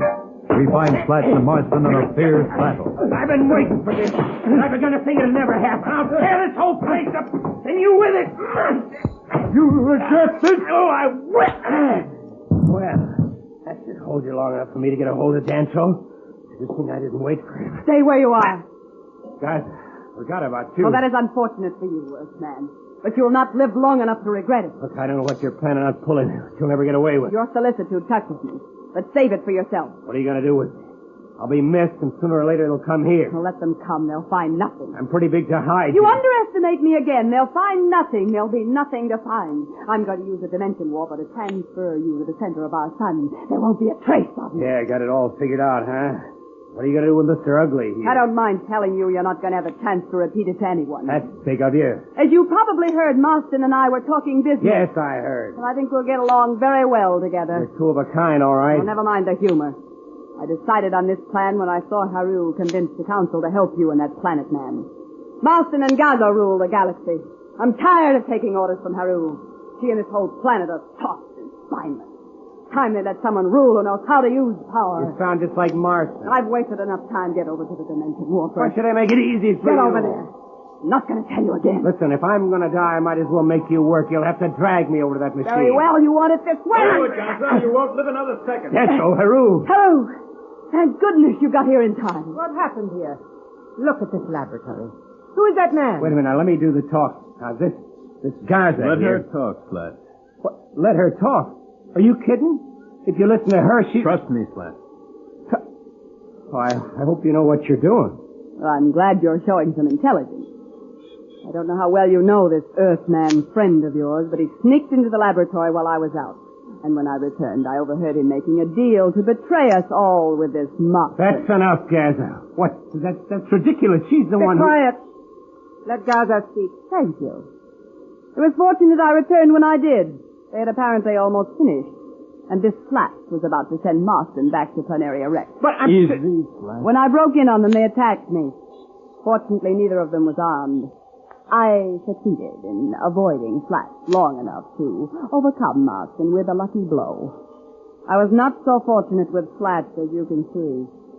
Struck me several times before I managed to get him covered with my heat projector. Why didn't you call for help? There wasn't time. I was just about to when you two arrived. Have you heard enough, Haru? Quite enough, Planet Man. Good. Now I think I'll do us all a service and eliminate the traitor before he can try any more of his foul tricks. Thundering asteroids, what kind of nonsense is this? You couldn't believe her. You won't even listen to the truth. Don't make a move, Gaza. Put that projector down. You see, Slats, we were listening outside for quite a while. We know just what actually happened here. We heard everything. You understand what that means, Gaza? Stop her! She's running toward the dimension warp. Stop, Gaza, stop! Haru, you killed her. She deserved a much worse fate than that. Well, I was really worried for a minute. Say, what do we do with Marston here? He's coming too. With your permission, we'll take care of Marston. We have our own way of dealing with these cases. All right, but watch him. Don't worry, we will. Guard, feed him. I'll give you detailed instructions later. Don't let him out of your sight. Come on, Slats. We've got a lot to talk over. You don't mind if I eat first? It's just like Slats to be hungry at a time like this. What has Dantro accomplished with Haru? We'll be back in a moment, but first, here is a message the Planet Man wants you to hear.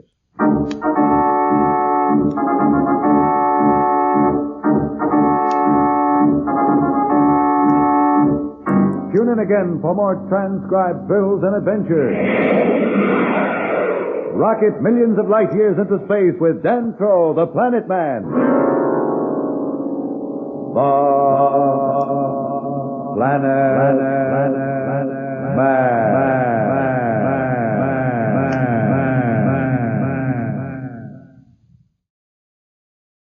The Planet Man.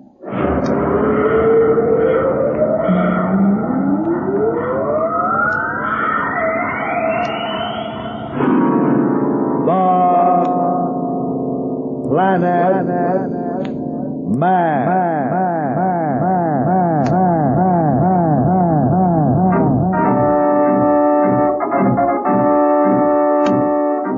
This is the fascinating story of Dantro, the Planet Man, troubleshooter for the League of Planets organization, the law enforcement body for peace and justice in the celestial world, whose headquarters and center of operations are situated on the capital of all the planets, Planaria Rex. From Mercury to Pluto, wherever danger threatens the universe, you will find Dantro the Planet Man fighting for fair play. In a moment, the Planet Man.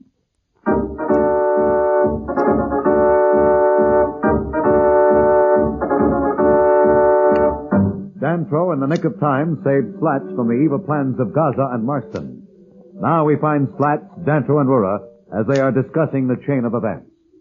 I guess we should congratulate you, Roora, on being elected a member of the council. Yeah, should we call you by some kind of title or something? No, thank you. Just call me Roora.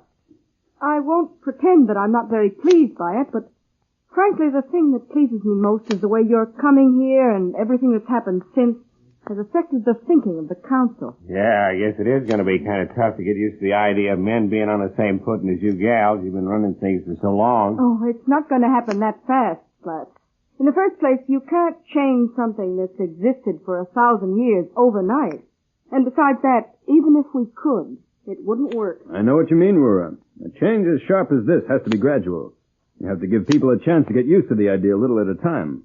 Say, when do we take off for Planaria Rex, Dantro? You're pretty anxious to get back, aren't you? I certainly am. Why, aren't you? Well, in a way I am, but still knowing everything's okay kind of takes the pressure off. Hey, now, wait a minute. What are you leading up to? Come on, out with it. Well, we've been so busy worrying about Marston that we've hardly had a chance to look around in spite of all the light years we've covered. Yeah, so? Well, I thought that instead of heading back directly in Astrodrive all the way, that we might do a little bit of star hopping. Star hopping? Well, what would you call it? I mean, to use the Astrodrive to go from star to star and do a little exploring on the way back. But it's up to you if you'd rather head straight back. Well, wait a minute. I didn't say I was that anxious. Now that you mentioned it, we didn't get much of a chance to look around. Yeah, that idea intrigues me. I still don't understand why you don't let me send you both back with the Dimension Warper. We could send your ship back with a crew of our people later on. Well, I know it sounds a little foolish, Roora, but The Alpha brought us out here, and it's an old tradition of the League Patrol to bring the ship back as long as it can navigate. Yeah, it's kind of like the old Earth custom when the ships that sail the ocean. Captain never left the ship as long as it's still afloat. Sometimes they even went on with them when they sank. Well, I don't suggest carrying it that far, Slats, but I certainly didn't intend to leave the Alpha behind. Me neither. Brought us through some tight spots. So I wonder how our friend Barrow's doing. Bet he's kind of lonesome. Well, we'll be seeing him pretty soon, but try to remember, Slats, a robot doesn't have feelings or emotions the way you do. You'll never convince me he's not human. When are we leaving? Whenever you're ready. How about it, Slats? Whenever you say, Dantro. And with your permission, Roora, we'd like to go back to our ship as soon as we can arrange it. Very well. I'll put through a call to the laboratory now to ready the dimension warper. We'll send you that way. But before we do, Haru wanted to thank you personally for your braveries and assistance. You know, once we started a check, we found that Gaza had been systematically planning to take over the council for some time. Your coming here forced her hand, and may have avoided the same thing happening here that happened in your planetary league with Marston. Well, come on, she's waiting for you now.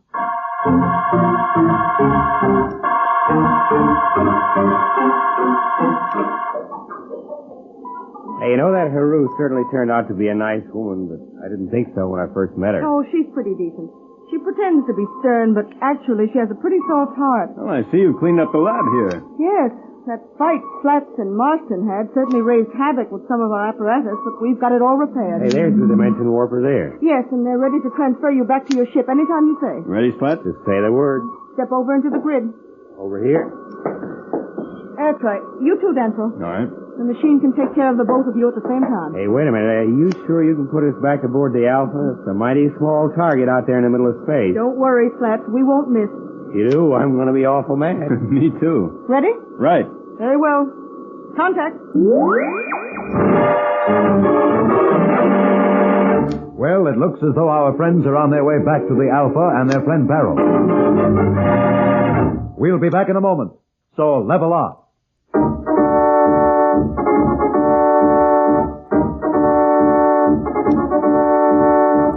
When we left Dantro and Slats, they were being transported back aboard the Alpha via the three-dimension warper. We find them now as they check their whereabouts. Slats, hey, come out of it. What? Oh, are we back? Where did you think we were? Well, for a minute I wasn't sure. It all happened so fast. Matter of fact, I was kind of worried. In spite of what Roora said, I had my eyes closed. I thought we were still back in the lab. No, we're aboard the Alpha, all right. There's your friend Barrel. Oh, hiya, Barrel. How's Trick? Greetings, Slats. You too, Planet Man. Did everything go all right? That's a long story, Barrel, but it all worked out. How's everything been back here? Everything has been very quiet aboard the ship. I've been awaiting your return.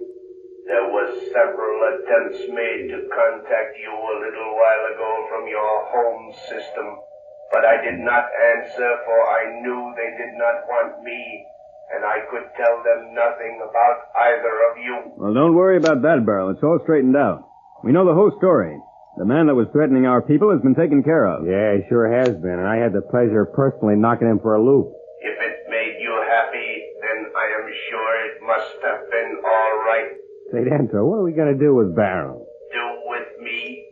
I do not understand. Well, you see, Barrel, we're heading back toward our home, and I guess Slats wondered if you'd be coming along with us. Where else would I go? Well, that's a good question. No. My masters told me to stay with you and use all my powers to help you in every way I could. Until that command is altered, I will stay with you. Well, don't get me wrong, Barrel. I'm glad to have you. Anyway, what we're going to do should be right up your alley. My alley?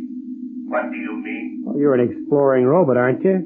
That's the purpose for which I was built. Well, that's just what we're going to do. You see, here's the story. We're going to take off in a minute.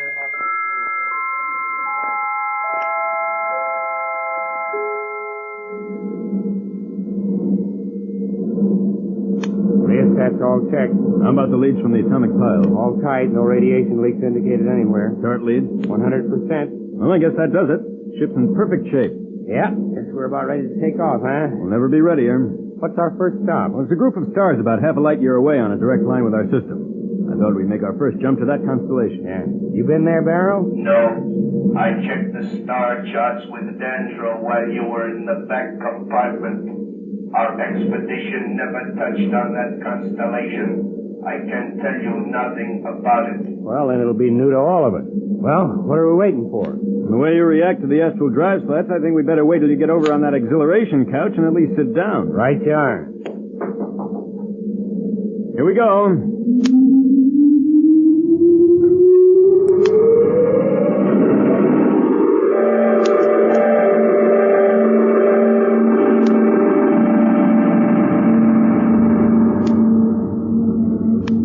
Okay, Slats, you can get up now. Oh, what a sensation that is. I feel like everything was turned inside out. Funny it doesn't bother you. Well, I never said it didn't, Slats. It's just that I'm too busy handling the controls to pay much attention to it. Oh, a hero, huh? Where are we? Well, come on over and see for yourself. What's see? Wait, I'll cut in the Astrodrive detector and we'll see what's in this area of space. My gosh, it sounds like we really broke something. No, there are a great many objects in this sector, apparently. We'll have to narrow the scope of the detector and use the directional beam. Want to give me a hand with these? It's a little too complicated to do alone. Yeah, just tell me what to do. You operate the directional beam while I vary the length and width of the grid. All right, ready? Cut in the beam. Now, let's try a distance about 100 million miles. We'll keep it tight, and it should cover no more than a 3 million mile sweep.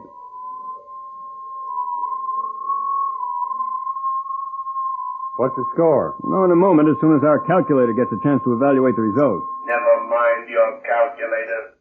I have a short, brief message. An SOS. I'm waiting now to see if it is repeated. You mean you can get a message from that fleet we left so long ago? It must be light years away. I am not sure where the message came from. I'm hoping it will be repeated so I can pinpoint its location. If it is, I can approximate its origin, but I am not certain of it. Can we receive it with our equipment? No, it would not help to adjust your receivers to the wavelength. If any message is sent, I will receive it. What did they have to say? The message merely indicated that the fleet had been attacked. Attacked? By whom? It would not indicate who the aggressors were. The ship that sent the message was apparently the only survivor. You mean your whole fleet was destroyed? Perhaps. It was not destroyed, but in any event, only one ship left able to communicate. You say you think you know the approximate location. Would it be precise enough for us to go there? I believe I have enough data to find the approximate position in space from which the message came. Well, then what are we waiting for? Let's go.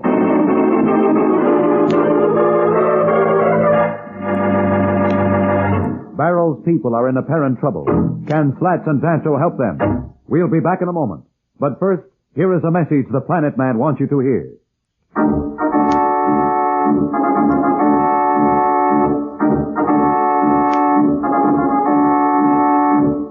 Tune in again for more transcribed thrills and adventures. Rocket millions of light years into space with Dantro, the Planet Man. The Planet Man.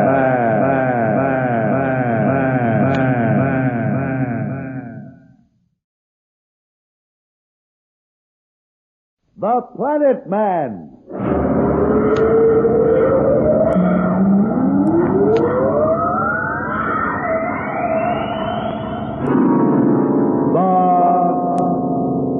Planet Man.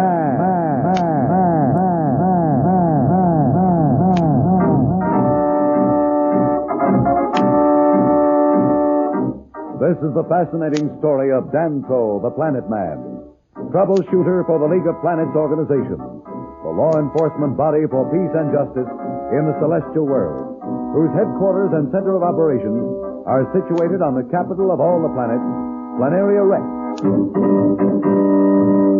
From Mercury to Pluto, wherever danger threatens the universe, you will find Dantro the Planet Man fighting for fair play. In a moment, the Planet Man.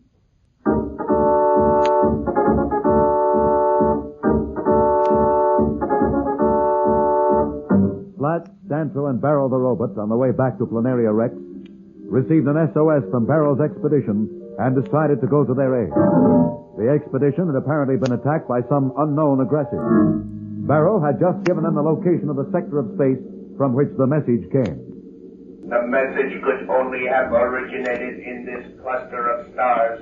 It's the only system within that sector of space. Very well. We'll plot our course and then head for that area with the Astrodrive. Shouldn't take us long to get there. With your permission, I believe I can plot the proper space curve and coordinate more quickly. Certainly, Barrel. Take over. Boy, look at him go. He's moved so fast you can hardly see it. The machine has many advantages over flesh and blood slats. Precision is certainly one of them. I believe this is it. Okay, I'll slip this punch card into the automatic navigator and we'll be all set. Do you want to operate the controls, Barrel? No, I would prefer to concentrate on detecting any other messages that my people may send out. Okay, I'll take the controls. Hey, I'll stand up this time. If you can take it, Dantro, well, I can. Now who's the hero, Slats? I might have known you wouldn't forget that.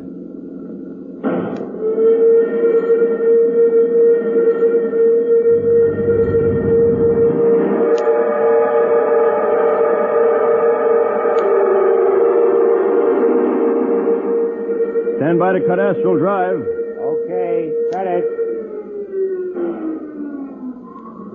Say, I didn't mind it as much as I have before. Well, see, if you don't pay any attention, you don't notice it as much. Take your word for it. Where are we? Just a moment, and I'll check our location on the space grid detector. All right. Want me to give you a hand? If you will, you operate the directional beam. The grid indicates some bodies in that quadrant. Better take area 024. Just a minute, I'll set the dial. Okay, that's it. Cut in the beam. It's in. Here goes the distance and width grid. Watch the screen. Gosh, look at that screen. It's a weird sight, huh? What is it? The combination of two normal stars and a white dwarf. White dwarf? What's that? Well, it's a dying sun, Slats, one that's lost most of its energy. How far off are we? Well, the closest is one of the normal stars. It's about 600 million miles away. We'll check that first, unless Barrel has more specific information. No, I regret to say that my calculator places the sources of the emergency message definitely in the area around these three stars.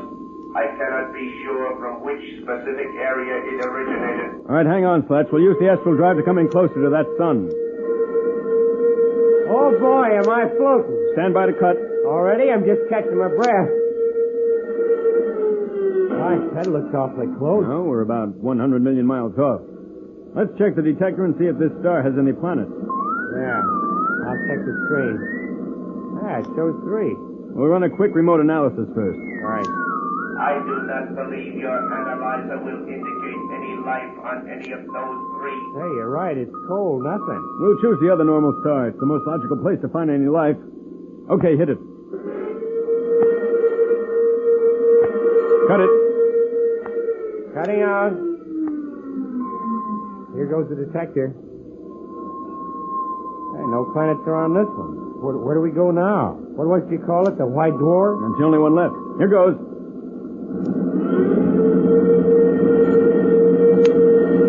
Cutting out. I'll check the detector again.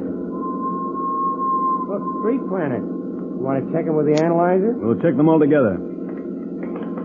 Here comes the tab. Hey, wait a minute. The machine must be out of whack. Why? Look for yourself. It indicates no sign of life on any of these planets. Well, there's nothing wrong with the analyzer and interpreter slats. You know, we checked them thoroughly before we took off. And it doesn't make any sense, unless Barrel's mistaken. No, I have been checking my analysis while you were investigating those planets. That message originated from this sector of space, definitely. Well, where does that leave us? There certainly isn't any sign of advanced civilization on any of these planets, or the analyzer would pick it up. Isn't that right, Dantro? I'm afraid it would. I do not understand it, but I would like to try one more thing. Why, you got an idea? As you know, I have a built-in detector and analysis system. It may be that it will pick emanations which your machine might miss if they were faint or deliberately shielded. At any rate, I would like to go outside the ship and see if I can detect any signs of radioactivity from any of these planets. Suit yourself, Barrel. Maybe you're right. Very well. I shall not be long. Barrel is sure he detects some activity in this region. What will his outer ship detector indicate? We'll be back in a moment. So, level off.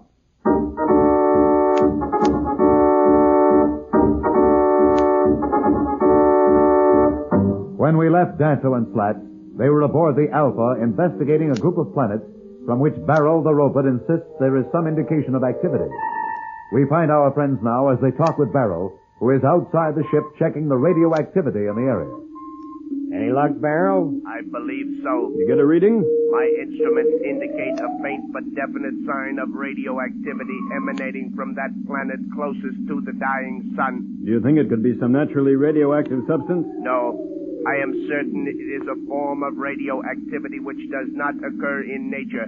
It has been altered as only could be done by some advanced science. I feel certain that it is from some power which has been deliberately screened. Without the advantage of my special construction, it would be almost impossible to detect. You better come in, Barrel. We'll decide what to do.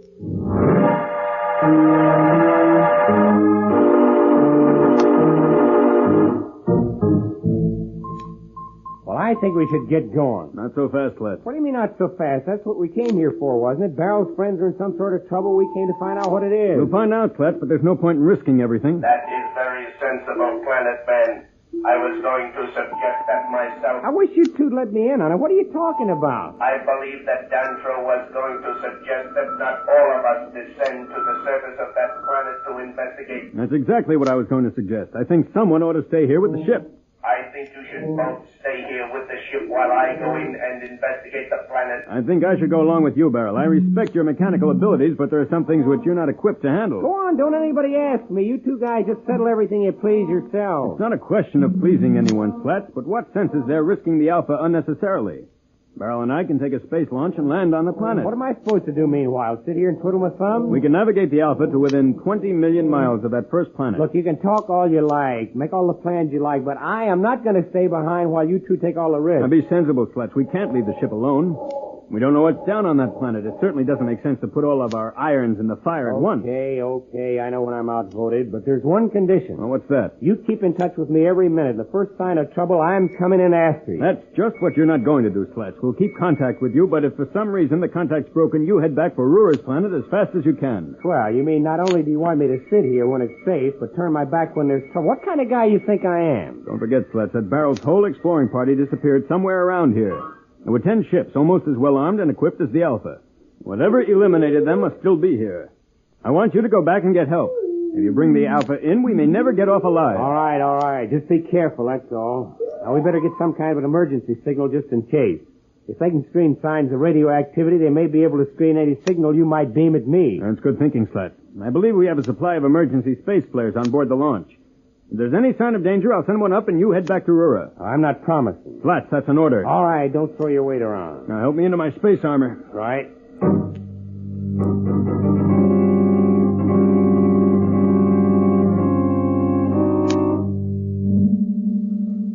Let's go, Barrel. Hey, I'm going to follow you two from in here with a tight beam, Dantro. Keep your communicator open so we can keep in constant contact. I'll do that, Slats. Stand by the communicator. I'll stand by, but I don't like this one little bit. Here we go. Space launch away.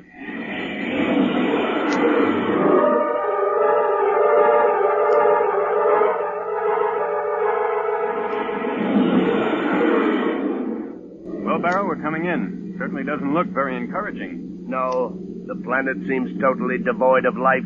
I can't make out any details. The light is very faint, but there seems to be no large cities of any sort. Well, we'll be down in a few minutes, and then we should know better. I'll give Slats the buzz. Hello, Dantro calling Slats aboard the Alpha. Dantro calling Slats aboard the Alpha.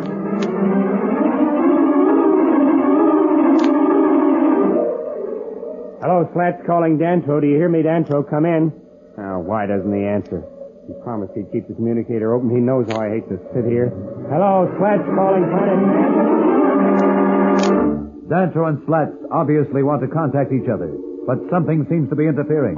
What force can this be? We'll be back in a moment. But first, here is a message the Planet Man wants you to hear.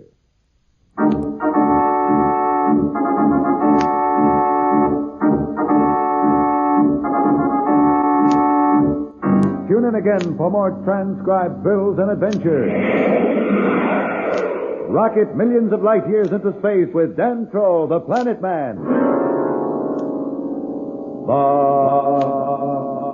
Planet Man.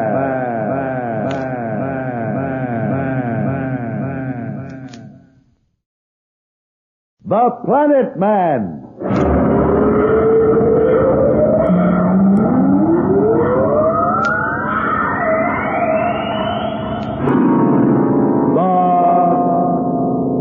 Planet Man.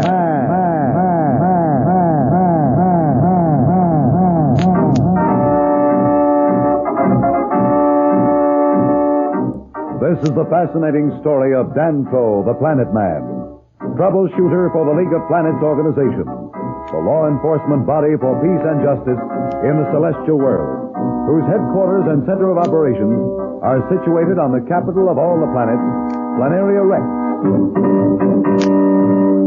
From Mercury to Pluto, wherever danger threatens the universe, you will find Dantro the Planet Man fighting for fair play.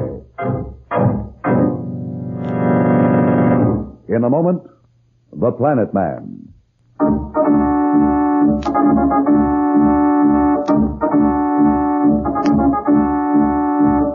Dantro, Slats, and the robot Barrel were heading back toward Planaria Rex when Barrel picked up an SOS from his exploring party. The Alpha went to aid them, and Slats was left aboard the ship while Planet Man and Barrel set out to land on an apparently barren planet. Suddenly, Slats loses contact. Dantro, this is Slats aboard the Alpha. Come in, Dantro. What are you up to? Come in, Dantro. Well, you promised to keep in constant contact. Hello, Planet Man. Come in. Hello, this is Slats aboard the Alpha.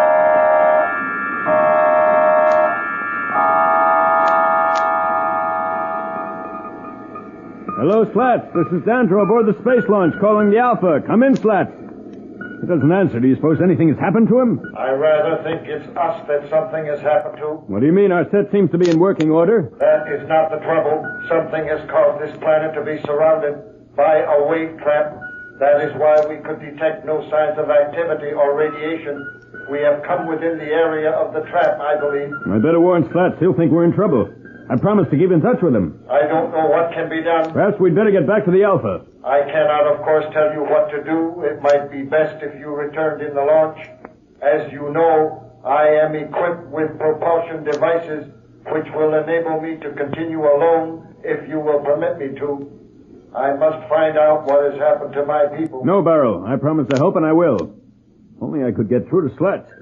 Hello, Slats. Slats. Can't you hear me? Hello, Slats.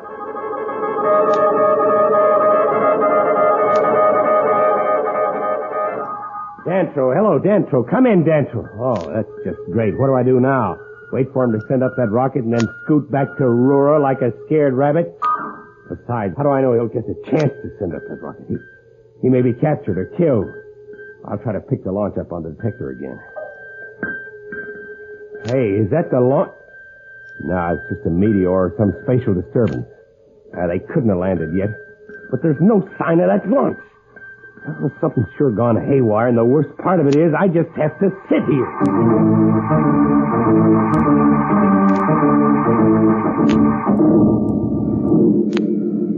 Have you decided what you will do? We'll head back to the Alpha, tell Slats why he's been unable to contact us, and then I promise to come back with you, Barrel. Very well, Planet Man, as you say, but it may not be as easy as you think. The launch is about to lose power. The controls won't work. The launch won't come about either. We're being drawn down. I'll try the power unit in the nose of the launch. At least we can check the drop. The power comes on, but the launch continues to drop toward the planet. What's causing it, Barrel? Can you tell? Well, it is as I feared. We are caught in a magnetic field that surrounds this planet. It is too strong for any ship to resist. Whether we want to or not, Planet Man, we are going to land on that planet. I'll try to turn the launch again. It looks like we're going to crash. I think we had better prepare for a crash landing. I will be all right. I am built to take such an impact. But you had better cushion the shot, or your spacesuit may suffer irreparable harm. Here, let me help you pile these recoil couches against a forward bulkhead. That may act as a sufficient cushion. Well, it had better. I don't understand what's behind this. If it is space piracy, they wouldn't wreck the ship until they had the cargo. Besides, why would they bother with the launch and leave the Alpha sitting out there? Perhaps their trap cannot reach that far. But if they let us come in, they might still get the Alpha. We are going in quite close now. The light is dim, but the surface of the planet is almost visible. Altimeter reading is only 50 miles. In our rate of fall, we should hit the surface in a few minutes. You had better get ready. Very well, I will. But if I don't survive the crash, be sure to send up that flare and warn Slats away. Don't worry, I shall.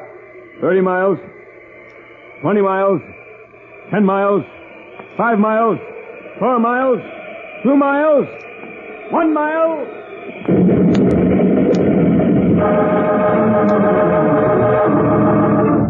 Dantro and Barrel have crash-landed on an unknown planet. What caused this unaccountable turn of events? We'll be back in a moment, so level off.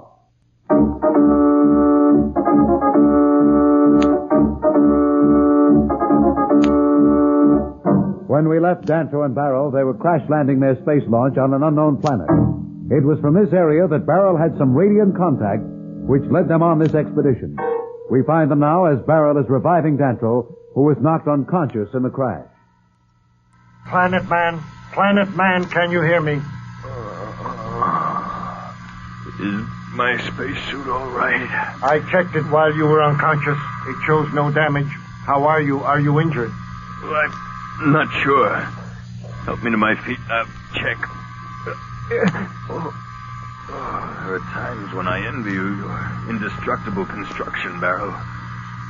I ache all over, but there doesn't seem to be anything broken. That is fortunate. If you were injured, I could do little to help. My skills do not include medicine. Where are we, Barrel? Where's the space launch? Back that way. How'd we get here? I carried you here while you were unconscious. I thought it best to leave the vicinity of the launch immediately. Whoever made us crash will sooner or later come to see what their trap has caught, and I did not want to be there when they arrived. That was good thinking, Barrel. You were right. Oh, wait, what about Slats? Flares were aboard the launch. We have to warn him off. Come, Barrel, we have to get back to the launch at once. Not so fast, Planet Man. I have several flares all set here. I brought them along. Good. Let's get one up quickly. As you direct, but we had better be prepared to move on again. No point in telling whoever it is where we are. As it is, the flare will warn them that we survived the crash. I realize that, Barrel, but we have to take the chance. Send it off. Here it goes. I hope you're looking, Slats. Hey, I just realized. I can hear exterior sounds, the swish of that rocket flare, and the whine of atmosphere as the space launch came in. Is the atmosphere breathable? I mean, for me? I would not suggest it. The constituents are right. Hydrogen, oxygen, nitrogen, carbon dioxide. But the air is terribly thin. I doubt that you would live without your suit for more than a few minutes. Besides, the temperature is well below your zero. I'll keep my suit and helmet on, then. Come on, we'd better get away from here.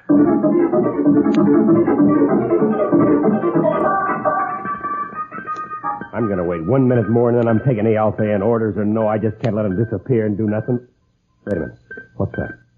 The flare. They're in trouble, all right. Now what? Turn and run for help from Roora? Isn't that dandy? Run to a bunch of women to come and fight my battle for me. No, I won't do it. Yeah, who am I kidding? I promised and I'll do it. But I hate this running. Well, I might as well get it over with. I'll cut it on the drive as soon as I can get this course into the automatic. Wait a minute. Look at that detector grid. Ships. Lots of ships all around me. Where'd they come from? Well, maybe they're Barrel's friends. No, they're strange ships. I better get a protective screen around the Alpha fast. Hey, now let's see what they want. Hey, cut that out! Why, that he tried to ray me. If I hadn't slapped that force screen around the ship, he'd have burned me right out of space. Hey, cut it out. Now they're all in the act. Yeah, it's a good thing the Mardi installed one of their protective screens in the Alpha before we left. Oh, one never would have held a fire 6 ships. Better step up the screen. They're trying something else new. Sonic disruptors. I hope that screen holds. Atomic missiles. They aren't leaving anything out. Who the heck are they? What do they want to blast the Alpha for? I don't get it. I've got enough. Okay, you guys, we'll see how you can take it for a change. I'll nail that one with a disruptor. Yeah, I got him. Now who's smart? That makes the odds a little better, huh? Look at him pour it on. Oh, brother, how I love that protective screen. I can't take much of that. Better knock off a few more if I can. I'll try one of our space missiles on him. Here it comes, brother. Bam! Look at that baby explode. Well, that leaves 4. Now, I'll see if I can make it 3. Ha, ha! Ah, they got enough. Look at them go. Go on! Run, you yellow coward! You were pretty brave when you thought you had a sitting duck, weren't you? Come on back here and fight. I dare you to come back.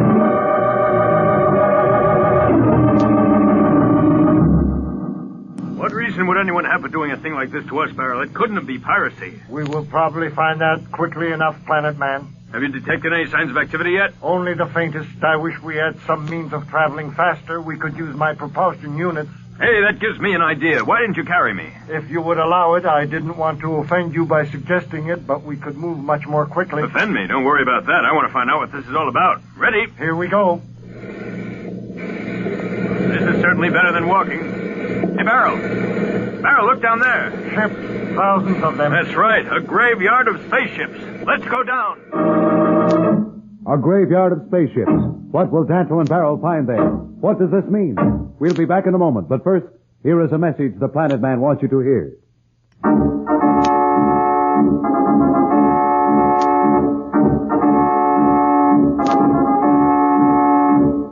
Tune in again for more transcribed thrills and adventures. Rocket millions of light years into space with Dantro the Planet Man. The Planet Man.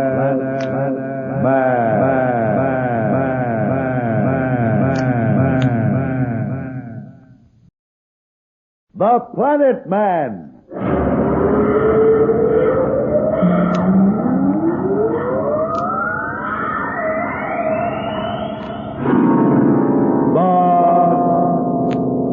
Planet Man.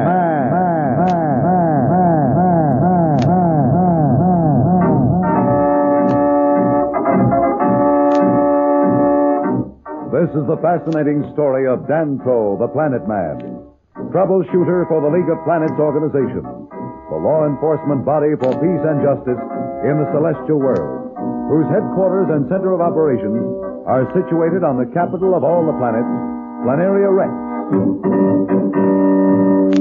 From Mercury to Pluto, wherever danger threatens the universe, you will find Dantro the Planet Man fighting for fair play. In a moment, the Planet Man.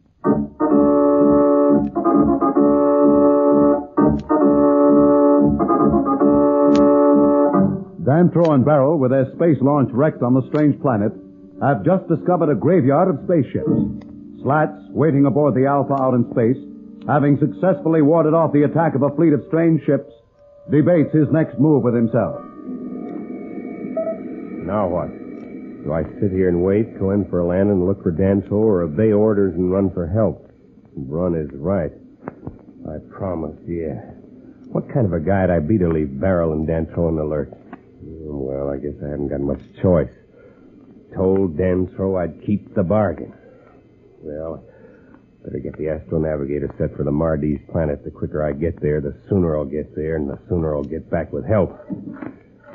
I'll just slip the card into the autopilot and cut in the Astrodrive. Yeah. Well, at least the drive works.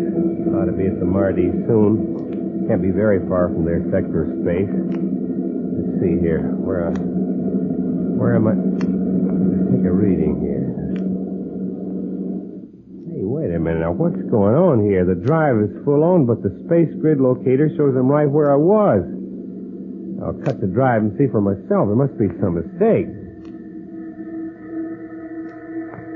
Oh, no. Mistake is right.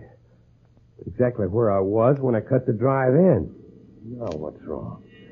Hey, my little friends are back, and they brought reinforcements. Staying well out of range, though. Yeah, they better. Well, if they leave me alone, I'll leave them alone. Go on, watch, you yellow bellies. Let's try the normal drive. And nothing happened. I'm trapped. Same way we were by the Mardi, only then nothing worked. Now everything works, but nothing happened. Wonder if I head toward the planet? Yeah, I'll try it. Yeah, that works all right. Better cut it before I get in much closer. I'll try heading back out again. Maybe the trouble's only temporary. Trapped. That's what I am, trapped. The only way I can go in is toward that planet. Must be what happened to Dantro and Barrel on the space launch. Well, I'm not close enough to be pulled in, and I better stay where I am. Yeah, that's just straight. Now I can't obey orders even if I want to.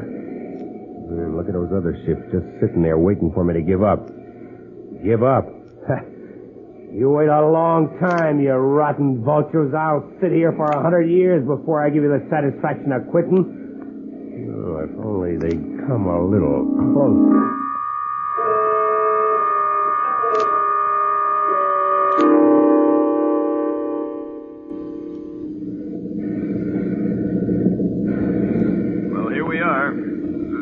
Sight I've ever seen. Barrel, there must be thousands of ships scattered around this dead, barren hulks. They are hulks, all right, Planet Man. Look, some of them have already corroded. Do you know how long it takes metal that can withstand the enormous cold and heat of space to rust? But you mean that some of these ships have been here that long? What else could explain it? For untold centuries, this planet has been trapping any ship unwary enough to come within the pull of its field. But why? All of these ships seem damaged. None have been repaired. Who can tell? But all of these ships have been deliberately drawn to their deaths. Come on, let's look around. Perhaps we'll find some clue to what this is all about. Hey, look over there. Isn't that one from your party, one of the Tazor fleet? You are right. Hurry, let us investigate.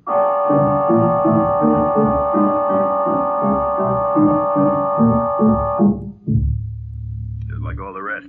Wrecked, stripped of all equipment, deserted. What do you suppose happened to the crew? I cannot begin to imagine, but you will notice that the spacesuits are gone. Well, that proves nothing. These ships are stripped of everything, including spacesuits. Are you thinking they might have escaped and be about somewhere? Something like that, but I guess it is a vain hope. They would have revealed themselves by now. True, but then they may be somewhere else. All of these ships could not have crashed in the one place. They must have been brought here by whomever is behind this foul business. That is what I find so difficult to understand. There must be some center of civilization on the planet. A science advanced enough to carry out this wrecking over the centuries would have machines, engines, something which would give off emanations my sensors would detect. But I can feel only the faintest signs, not enough to even begin to guess at its origin. Well, let's get on with our exploration. I don't know what good it will do, but there's not much else we can spend our time at.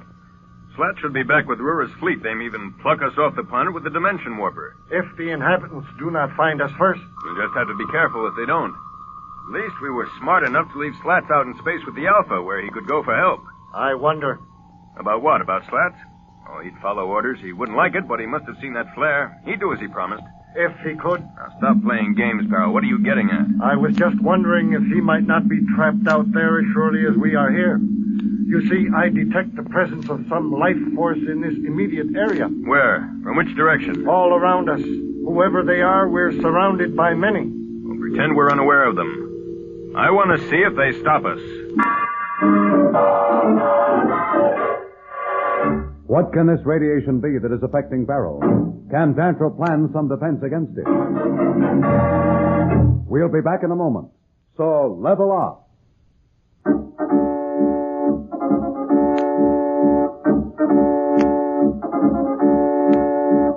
When we left Dantro and Barrow, they were investigating a strange area filled with wrecked spaceships. While doing this, Barrow's radiation equipment picked up some activity waves, telling them they were being watched.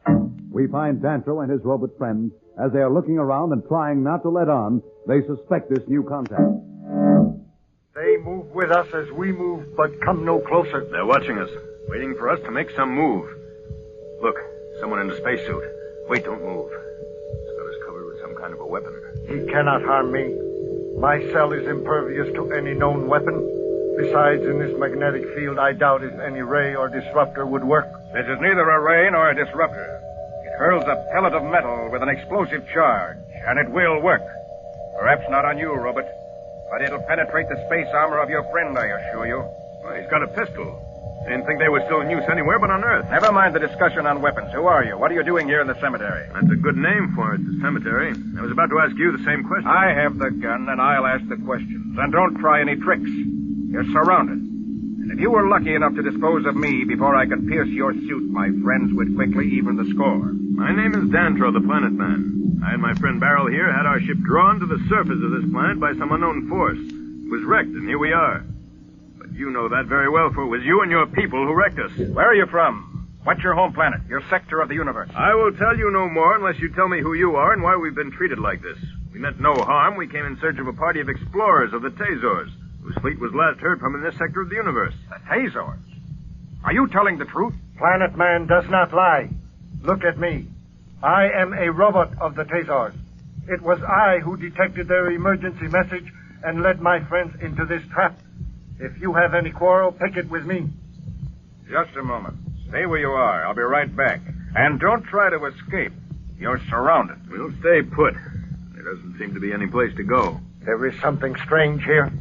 Well, how do you mean? This whole place is strange. I mean in the life force emanating from around us. It all varies as though it came from different types of life. I wonder. That might explain... Indeed, it does explain. My apologies. But we could take no chances. Look, they're coming in closer to us. Why, they must be 50 different types of sentient life represented. Look, there is a member of my race, a Tazor. Yes, your race, Robot. If a robot can't have a race. And just about every other race of thinking, advanced culture in the galaxy. Like the ships around you, we come from every corner of space to be wrecked on this planet of dead ships. Then these are all survivors? All of us. And I am Sakro, their chosen leader. Sakro of Plas, 10 light years away. And who's behind this wrecking if not you? Follow me to our headquarters and I'll explain. It's not far from here.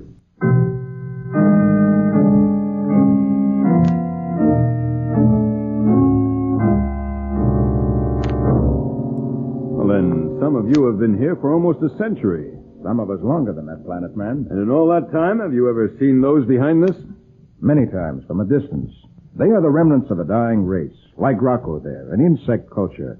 As their sun has died, they have burrowed deeper and deeper in the crust of their planet until now their city lies many miles beneath the surface. Have you ever tried to escape? We've worked and dreamed of nothing else, but there's no chance. Well, where are the others? You're just a handful, and there must be thousands in the crews of these ships. Down below, slaves of the insect people. Slaves? Slaves, willing slaves. Perhaps they're smart, for they don't have to hide as we do here in the cemetery. They work for the insect people and live out their lives in comparative comfort. We here are almost ready to surrender. How can you talk of surrender? Wait until you've been here a while. You'll change. Wait and see. Who are these insect people of whom the group in the spaceship cemetery speak? What course is left open to Dantro? We'll be back in a moment. But first, here is a message the Planet Man wants you to hear.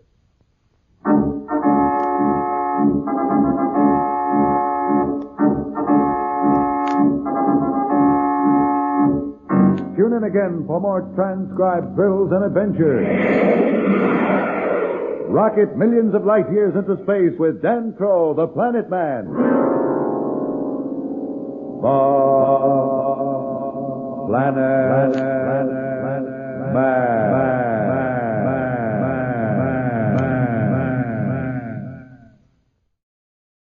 The Planet Man.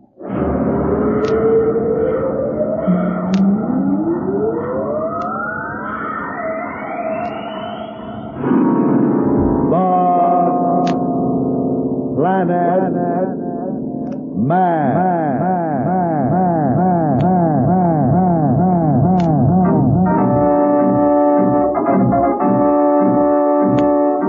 This is the fascinating story of Dantro, the Planet Man, troubleshooter for the League of Planets organization, the law enforcement body for peace and justice in the celestial world, whose headquarters and center of operations are situated on the capital of all the planets, Planaria Rex. From Mercury to Pluto, wherever danger threatens the universe, you will find Dantro the Planet Man fighting for fair play. In a moment, the Planet Man.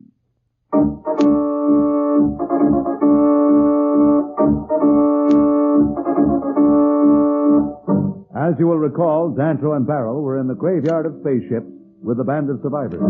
Slats, out in space aboard the Alpha, has discovered that the ship will only move one way, toward the planet upon which Dantro and Barrel are trapped. Surrounded by hostile ships, he decides on a desperate measure. That's right, you skunk. Sit out there where you're safe. You're waiting for me to quit to give up, huh? Well, you'll wait till your ship rot with rust. I wish Dantro was here. Promised him I'd go back to Roora for help if he set up that flare. Now I can't go if I want to. There must be some way out. He could think of it. Now, why can't I? Only directions the ship will go is toward that rotten trap of a planet. If I head in that direction, I'll only get the Alpha into worse trouble than it already is. Wait a minute. That's it. It's a chance. If I'm wrong, it'll be just too bad. Well, I'm not doing anyone any good sitting out here. I'm going to try it.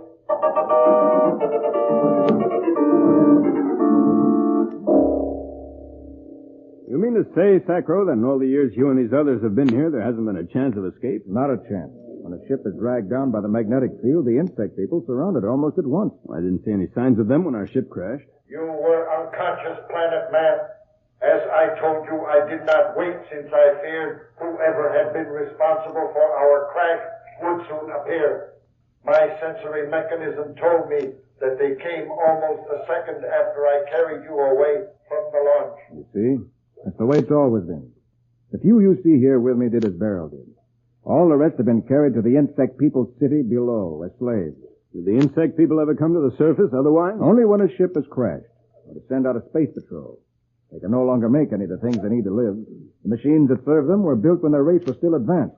Now all they can do is to wreck ships and use the equipment and radioactives they find aboard. And the field that surrounds their planet, what of that? That, too, is one of the machines left from the days when their race still had scientists. And if we could wreck that machine, they would not know how to repair it. If we could wreck the machine. But you're talking of the impossible.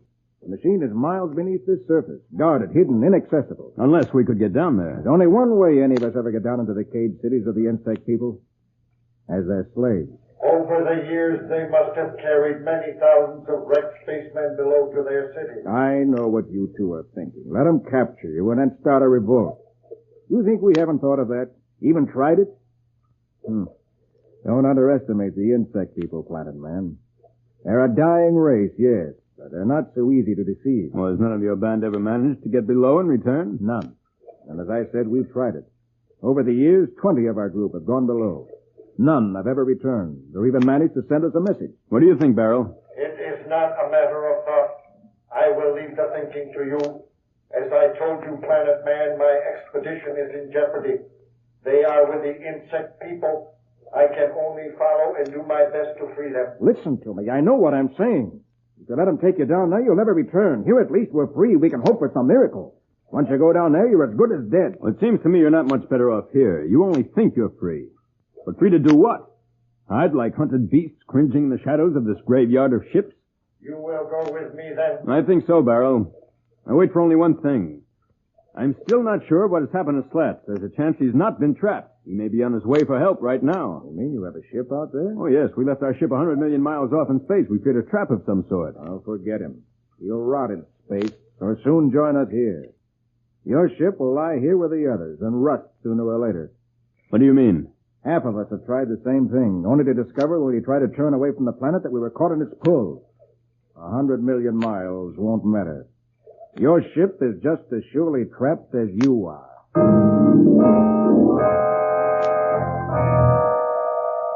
The odds are slim, but I may make it. What have I got to lose? All right, you scavengers, follow me if you got the guts. Here I go! I'm going to have to shave it close. You're all she'll take. Better step up the drive. What's the reading? 15 million miles from target. When I hit 10, I'll step the speed up higher. 10 million. 8 million. 6 million. 3 million. 1 million. 500,000.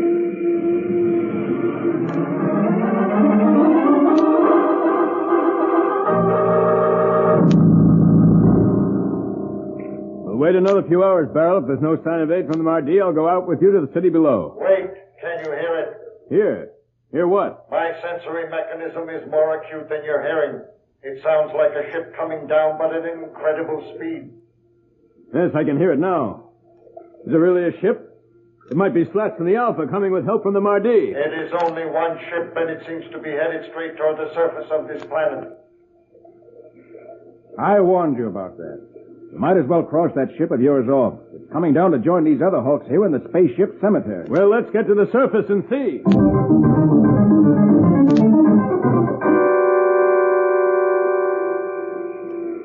Look out there. You can see it now. Is it the Alpha barrel? It is the Alpha. Falling, as I warned you. No, not falling. He's heading down with every ounce of speed those engines will give. Well, that's suicide. He must have lost his head. It looks like it. Slats is heading for certain death. What can he be trying to accomplish? We'll be back in a moment. So level off.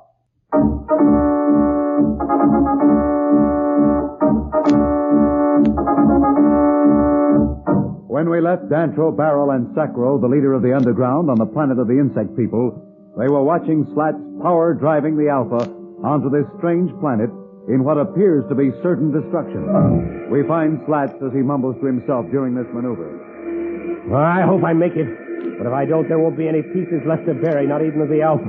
What's the reading? 100,000. Well, I'll know in a minute. Those other ships didn't even try to follow me. I guess they figure I quit. Well, one of us is going to be surprised, and I hope it's him.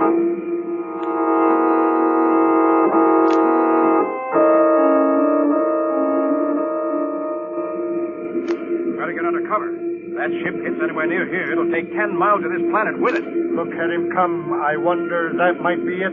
What is it, Barrel? The angle. He's headed straight down. He's approaching the surface of the planet at a slight tangent. Do you see what he's up to? Wait a minute. Of course, I knew Slats wouldn't give up that easily, but can he make it? It's going to be close. He's coming closer. Closer. Watch it, Slats. Watch it. He can't hear you. I know it, Barrel, but I have to do something. Watch it, Slats. Watch it. What are you two talking about? He's committing suicide, and you talk. Let's get to cover. No time to explain now, Slats. Slats, now. He did it, Barrel. He did it. Good old Slats. You two mad? What's this all about? You didn't hear any crash, did you? No, but he might have hit too far away. This thin atmosphere, sound doesn't travel very far. He did not crash. I would have heard it, and you can take my word for it. He did not crash. All right. So he didn't crash. So what? I'll explain to him, Barrel. You see, Sacro, you must have been right. He was trapped. There was only one way he could move, and that was the way the magnetic field pulled him toward this miserable planet. I don't need you to tell me that. I can see it. But what you don't see is why he did it. What is there to see? I saw he almost committed suicide. Almost, but not quite. It was the only chance he had to break the grip of this planet. Right. He used the pull plus the Alpha's drive to build up terrific speed. He just shaved the surface of this planet, but when he passed it, he was going at an incredible rate. Maybe enough to break out of the magnetic field. What do you think, Barrel? I wish I were sure. There is a chance, but we do not know just how far the field extends. He may merely end up caught on the other side. I cannot wait to find out when my people are in danger. You're going down below now? I must, but there is no need for you to risk your life when there is a chance that Slats will return with help. I have no life to risk. I am a machine. Machine or not, I can't let you go down there alone. Count me in. How about you, Sacro? Or any of you, are you going with us? I admire your bravery, but you're fools. I told you there isn't a chance. We'll stay here, where at least there's a hope. Well, have it your way. Where's the entrance? I'll guide you there. Zalto, you take charge until I return. Yes, Sacro. Follow me.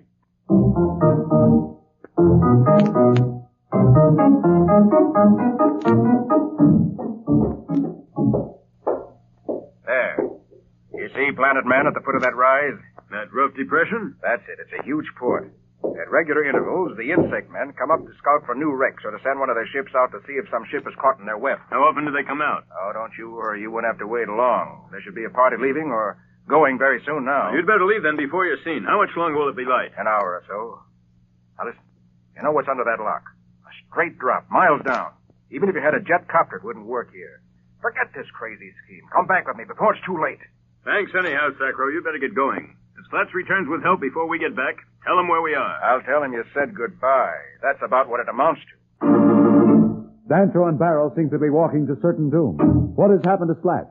We'll be back in a moment, but first, here is a message the Planet Man wants you to hear.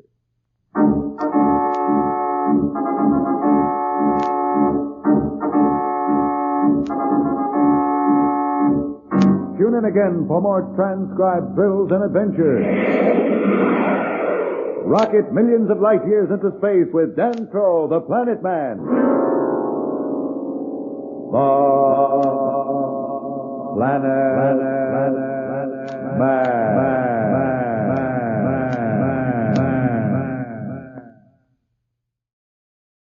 The Planet Man.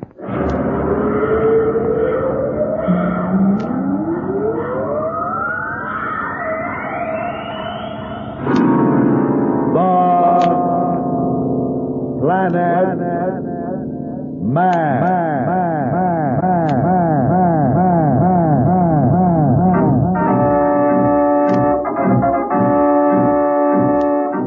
This is the fascinating story of Dantro the Planet Man, troubleshooter for the League of Planets organization, the law enforcement body for peace and justice in the celestial world, whose headquarters and center of operations are situated on the capital of all the planets, Planaria Rex.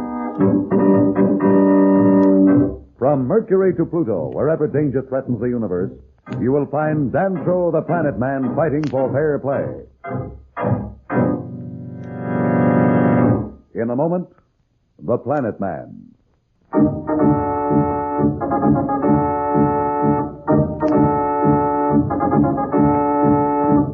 You recall that Dantro the Planet Man and Barrel the Robot, trapped in a graveyard of spaceships, had decided to go underground to the city of the insect people. Slats, caught aboard the Alpha in the magnetic field of the planet, made an almost suicidal attempt to break the grip. Dantro and Barrel are talking.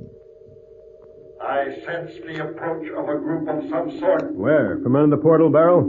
I believe so. Wait. Yes, definitely from the direction of the portal. You think it's dark enough for us to go by without being seen? Let us hope so. Quiet now. They're very close. The whole thing's starting to turn. Yes, it must be treated like a screw to keep it airtight. Come, let us get as close as the ground will permit. It may not stay open very long. If I may suggest it, I'll go first so that I can be ready to carry you down. It's all right. I'm not proud. Lead the way. There, the portal is opening. Hear the air hiss out. They can't keep it open very long at that rate. They lose too much atmosphere. Come on, we better make a run for it. We'll just have to chance being seen. There's a ship. It's coming in now. Looks like one of your fleet. It is. See, it's the Vistros. I was attached to that very ship. Here's the edge. Look at that. It must go down 10 miles. Hurry now. On my back. Right. Are you secure? Secure. Lower away.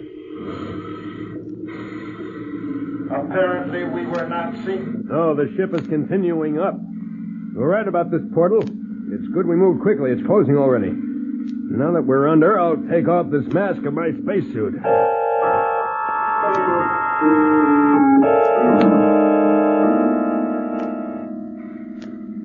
Your perception is sharper than mine, Barrel. Can you tell how far it is to the bottom? About 16 miles. 16 miles? It's incredible. That is to the bottom, but my sonic detectors indicate several levels above that. Well, of course, there would be several. Remember, Sacro said that this race has been forced to dig deeper and deeper into their planet as the sun died and the internal heat of the planetary crust cooled. At our rate of fall, we should reach the bottom in about 5 minutes. I could drop faster, but we had better proceed slowly until we can see what lies below us. Wait, stop a second. Is something wrong? No, but something just occurred to me. I'd like your reaction to it. Certainly. What do you suggest? If these insect men have been digging themselves deeper into this planet, the levels above the bottom must be deserted. But they must be connected to the lowest level at many places. Your reasoning is sound, Planet Man. Well, let's not descend then to the lowest level where we know the insect men are probably on guard. We'll stop at the first level we come to and work our way down. An excellent idea, and the first level is close by. I'll continue our descent. You're right. There it is. Better angle over that way. I'm doing it now.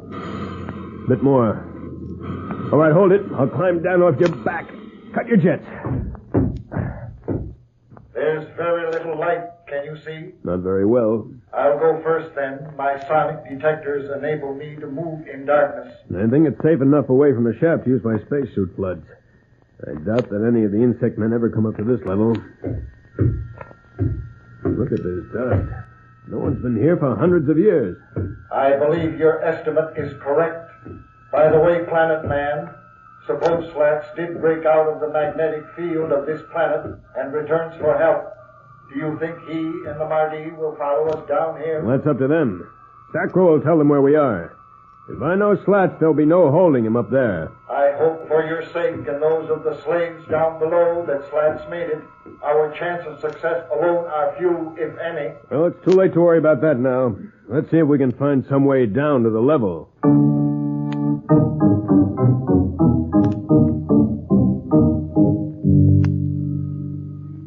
Hello, Slats aboard the Alpha calling Roora of the Mardi. Come in, Roora. Now, where is that gal? Just like a woman, when you want to talk to her, you can't find her. Come in, Roora. This is Slats. Slats? Slats, this is Roora. I thought you'd be halfway to Earth by now, but the cosmic locator shows you're heading back up here. What's up? Can you get a fleet of ships headed toward me at once? Ships? I'll use the dimension warper. Look, don't argue. Get those ships. Planet Man's in trouble. Slats has made contact with the Mardi. Will they help him try to rescue Dantro? We'll be back in a moment, so level off.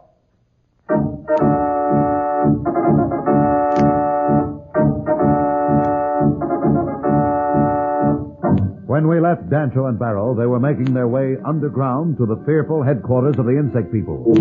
Slats and Roora of the Mardi are attempting to help rescue Dantro and Barrel from the dying insect planet. Is the fleet on the way? They should join us any minute. I gave the necessary orders and then had myself sent aboard the Alpha with the dimension warper. Now, would you mind telling me what this is all about? Okay, and I'm sorry if I sounded kind of rough before, but I'm worried about Dantro. See, the last I saw him, he and Barrow were headed down toward an apparently dead planet, but it's far from dead. You see, we were on our way.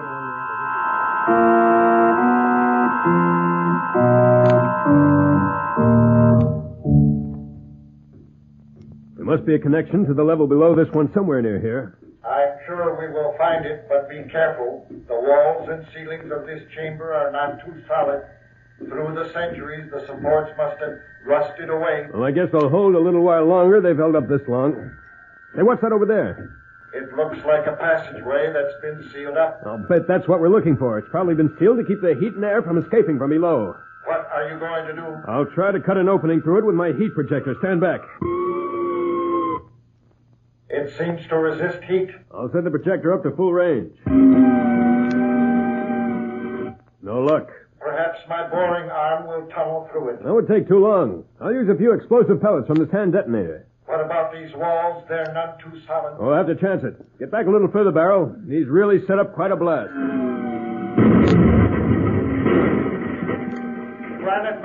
Planet Man, get back. The roof is caving in. Come on, Barrel. We'll have to try to get through before the whole cavern caves in. We'll never get through then.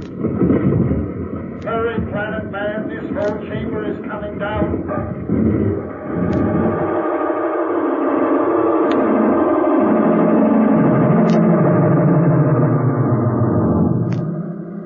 There it is, you see, Roar, the first planet from that white dwarf.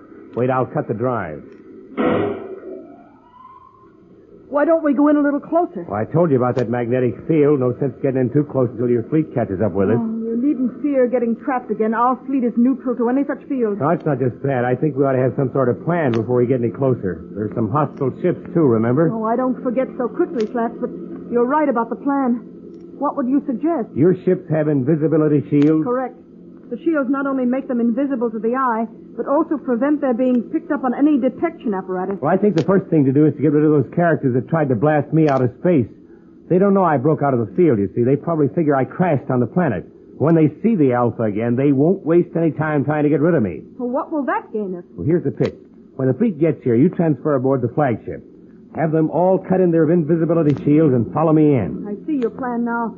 Those other ships will think you're still alone and close in. When they get close enough, our ships will simply destroy them. That's the ticket, Roora gal. Boy, are those babies going to get a surprise. But listen, save one for me, huh? I haven't forgotten the way they tried to gang up on me. As you wish. But don't be unnecessarily reckless. Remember, our main problem is to save Planet Man. Don't worry about me. Hey, there goes the detector. Flash him the recognition signal. Might be my friends coming out to play. We'll soon know. If it's the Mardi, they'll reply at once. It's the fleet from home, all right. All right, have them form in a perimeter around the Alpha. Hello, this is Roora aboard the Alpha calling the Mardi flagship Conat. Hello, Tonat. Form a protective perimeter around the Alpha and send your space launch for me. I'm coming aboard. I'll give the rest of your orders in person. Now, Slats, as soon as we've eliminated those other ships, I'll come back aboard the Alpha. Then we'll go down to the surface of that planet. And the sooner the better, Roora, my gal. The sooner the better.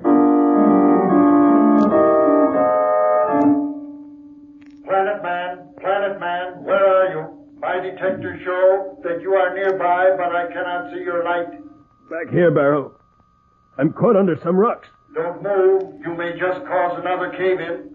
I think I'll be able to lift them off with my propulsion unit, but we'll have to move very slowly. This cavern is not in much better shape than the one we left. Whatever you say, but hurry. I'm afraid the insect men must have instruments that will register that cave-in. They're probably on their way here now. Dantro and Barrel have probably revealed their presence to the insect people. Can Slats get to Dantro before the insect people? We'll be back in a moment. But first, here is a message the Planet Man wants you to hear.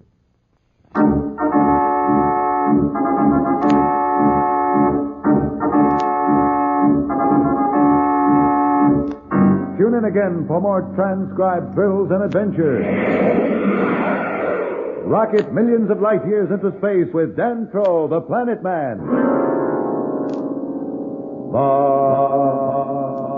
Planet Man.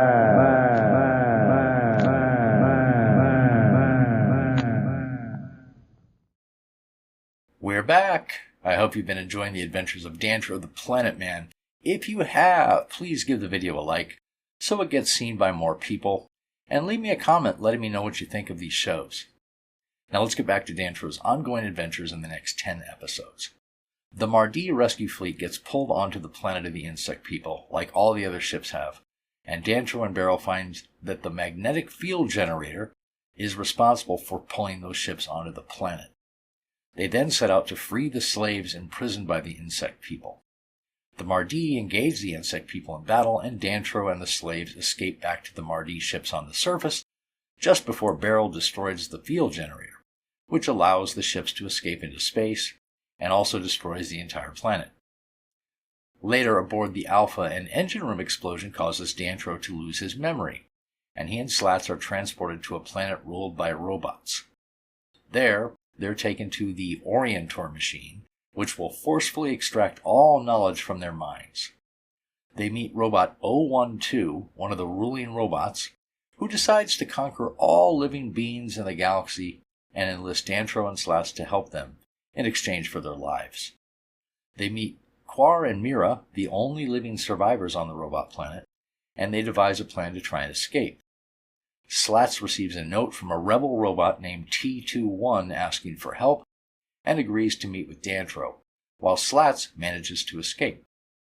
T21 joins forces with Dantro and tells him of his plan to overthrow the ruling robots, foiling their plot to destroy all living beings in the galaxy. Wow, that's a lot of adventures ahead, so level off and enjoy.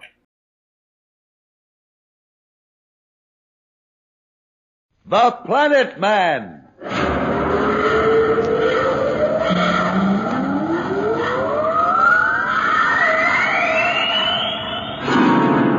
The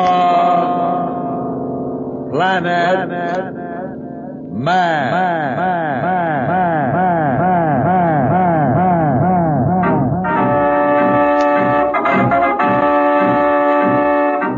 This is the fascinating story of Dantro, the Planet Man, troubleshooter for the League of Planets organization, the law enforcement body for peace and justice in the celestial world, whose headquarters and center of operations are situated on the capital of all the planets, Planaria Rex.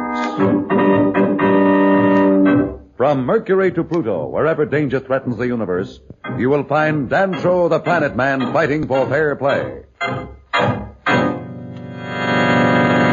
In a moment, the Planet Man.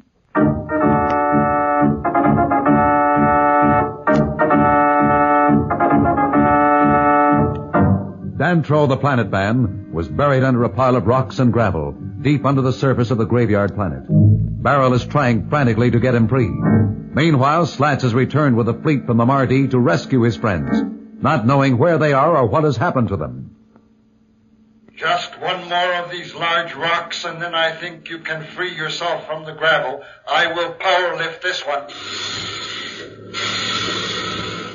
There, that did it. Can you get loose? No, I hope so. We haven't any time to lose.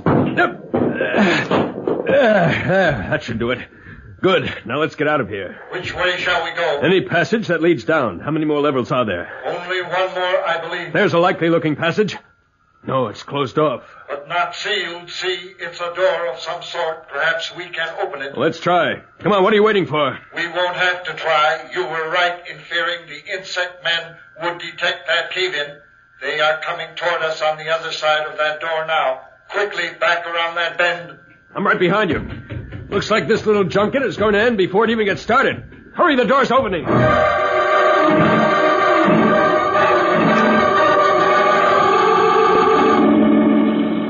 Hello, Roora. Do your detectors show any signs of those ships yet? Not yet. Perhaps they've returned to the planet. No, I don't think so. From the way it looked to me, they were some kind of a patrol for ships that were caught like the Alpha, but not close enough to get pulled down. They tried to correct that little oversight. I guess you were right, Slats. They're just registering now. They must have spotted the Alpha. They're coming right toward us at full acceleration. Are you ready for them? Ready and waiting. All right. Now, don't forget to save one for me. Yeah, I can see him now myself. Come on, boys. Here's a nice little sitting duck for you. But you're due for a shock. This little duck has teeth. That's a baby's. Come in close so you won't miss. Come on in closer. Here's little Slats, just sitting, waiting to be blasted. That's it. Closer. Closer. Okay, Roora, give it to him and save that big round baby sonard for me. Oh, brother, look at that Mardi fleet. Go on, try to run, wise guys, huh? You thought it was just me. Well, here I come. Look at that one try to pile on the drive. I'll catch him. Come on, Alpha, tear! Yeah, it's gaining on him. That's it, Alpha. Just a little closer, baby. Yeah. Now, what'll I use? Disintegrator, heat ray, space mine? What'll it be? Eeny, meeny. The heck with it. I'll give him the works. Hey, easy. Darn near gut. I'll fix you. Try a dose of this. That did it. Bingo. Now who's ruling the roost, huh? Slats, I don't like to spoil your fun, but hadn't we better head for that planet and Dantro? Okay, you don't have to remind me. I was just going to beam you in. I'll come aboard the Alpha and then we'll head in. All right, come ahead. We got work to do.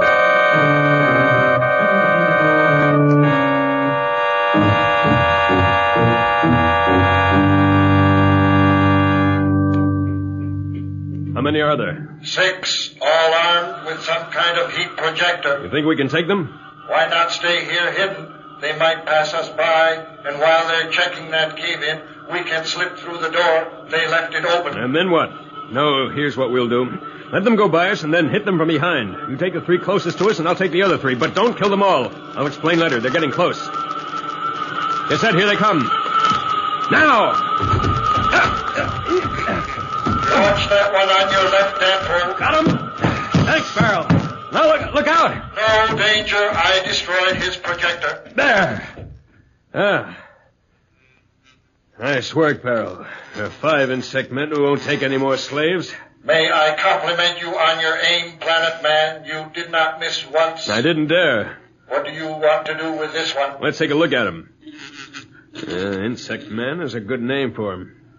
Look at the ugly brute. What's he buzzing about? He is asking for mercy. Do you wish to talk to him? I can use my transcoder. No, you seem to understand him. Tell him we want him to guide us to the city below. He says he will be killed if he does. Well, that's too bad. Tell him he'll be killed if he doesn't. And tell him no tricks. We don't want to run into any guards on the way. He will lead us. Good. I don't trust him, though. Keep your eyes open. I'm sorry. I keep forgetting you don't have eyes. You got much better means of perceiving. It's all right. I know what you mean. What'd you ask him? If he knew where the slaves were kept. Does he? He says he is one of the maintenance crew. The slaves are in a separate sector of the city. He thinks he knows the way. For his sake and ours, he'd better. Dantro and Barrel have overcome their first hurdle. What lies ahead? Can they trust their newly captured insect prisoner to get them to the sector of the slaves? We'll be back in a moment, so level up.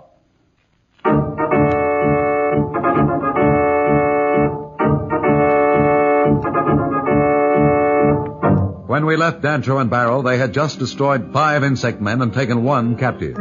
This newly captured prisoner was showing them how to get below to the insect planet headquarters. In the meantime, Slats and the Mardi fleet have burned the insect planet patrol out of space. We find Slats and Roora aboard the Alpha as they prepare to land on the insect planet and rescue Dantro and Barrel. Are you sure your ships can pull out of this field when we want to, Roora? Of course, but if it will make you feel any better, I'll check our breakout point. What's this? We're not free, but in some sort of pull. Oh, brother. I don't know what happened, but we're caught. That does it. Some rescue mission this is. I thought you said... I know what I said, but I was wrong. I guess it's nobody's fault. I should have thought of checking before, but you seemed so sure. Well, it's too late to worry about it now. Let's go. Go where? Down. Where else is there to go? The only chance we have now is to find out who or what's causing all this trouble and clean them out. All right, Slats, we're with you. Lead the way. I'll order the fleet to follow.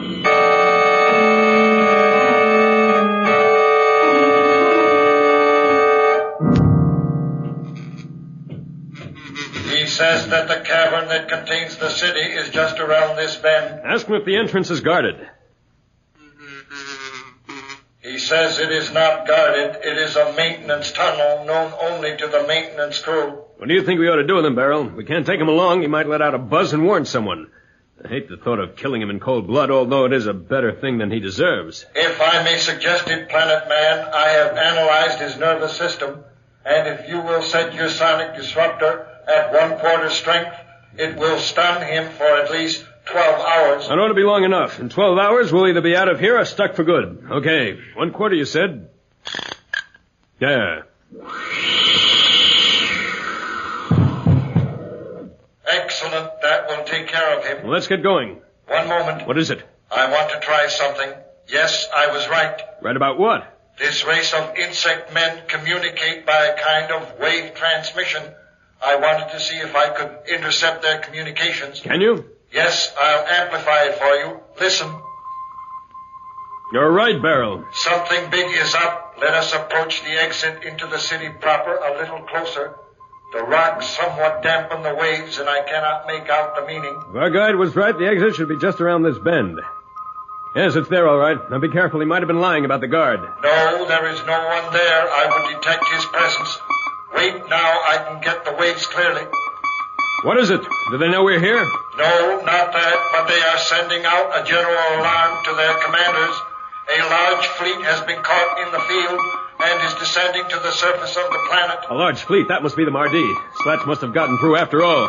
But you said caught in the field. There must be some mistake. Surely they wouldn't blunder into the same trap. Perhaps they did not realize how powerful the field was, but there is no mistake about their being caught. Now we've got to find that generator and destroy it. If we don't, not only are we stuck, but that whole fleet, too. Come on!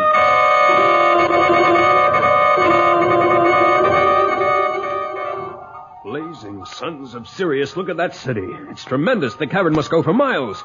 How are we ever going to find that generator? My detector tells me the generator is located in that building, or rather beneath it. Are you sure? Positive. The insect man in the copter just sent a message to headquarters that he had reached the generator and they could use the men guarding it for the war party. They're sending to intercept the fleet when it lands. He is going to guard the building from above. Well, now we know where it is, but I don't see how much it helps us. If we were on the ground, we might be able to sneak up on the building, but he'll spot us from up there in a minute. We must eliminate him. Great idea, but how? No, wait, I have it. You have a plan? Yes, it's tricky, but it might work. And it's our only chance. What plan does Dantro have to destroy the generator? Will he act in time, or will Slats and the Mardi fleet find themselves slaves of the insect people? We'll be back in a moment.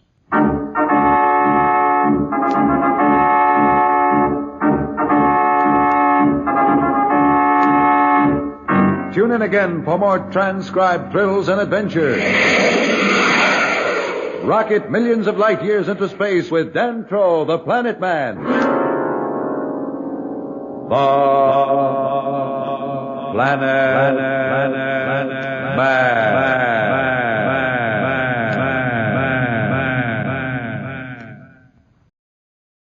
The Planet Man.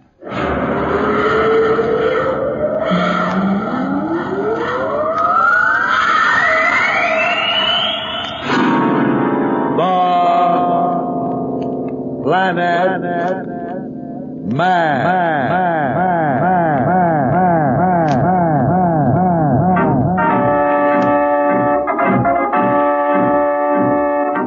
This is the fascinating story of Dantro the Planet Man, troubleshooter for the League of Planets organization, the law enforcement body for peace and justice in the celestial world, whose headquarters and center of operations are situated on the capital of all the planets, Planaria Rex. From Mercury to Pluto, wherever danger threatens the universe, you will find Dantro the Planet Man fighting for fair play.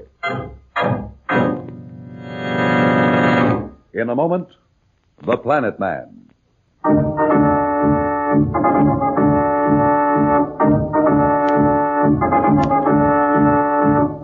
Dantro the Planet Man and Barrel the Robot were deep under the surface of the graveyard planet in the city of the Insect Men. Slats and the Mardi fleet, trapped in the magnetic field, were dropping to the surface of the planet. We find Dantro explaining to Barrel his plan to destroy the generator that sets up the field. Listen carefully, Barrel. We haven't much time. We've got to knock that generator out before the Mardi fleet is pulled to the surface of the planet. What is your plan? The only guard on the building that houses the generator is in that copter that's hovering over the roof there. The insect men don't realize that your propulsion units will function in spite of their magnetic field. How does that help us? The guard will be looking for some threat from below, not above. I see it now. You want me to drop down from above and strike from there. Exactly.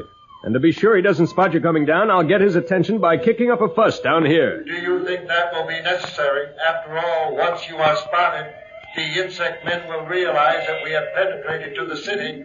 Right now, they don't even suspect it. Listen, Barrel, this attempt has to succeed. I doubt that we'll get another chance.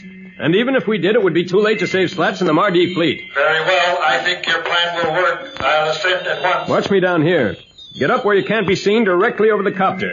When you see me start to move out of this cavern toward the generator, drop down and take care of the guard. Very well, but promise me you will not take any unnecessary chances. Don't worry, I have no desire to commit suicide. I'll start now. Goodbye. And if something goes wrong and we do not meet each other again, I want to tell you that you are a man in every sense of the word. Thanks, Barrel. I won't try to tell you how I feel about you. You better get started. At once.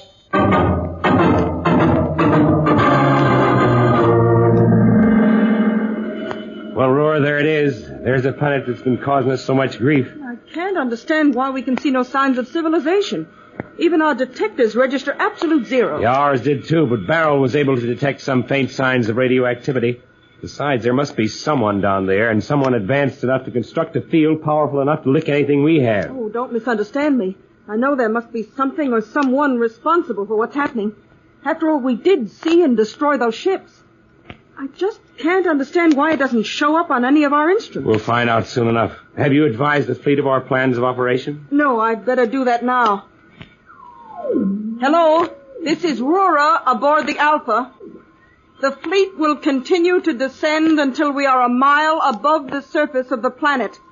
At that point, you will try every unit of power your ships can muster to break the grip of the field. Roora, you better tell them what to do if we can't break out. All right.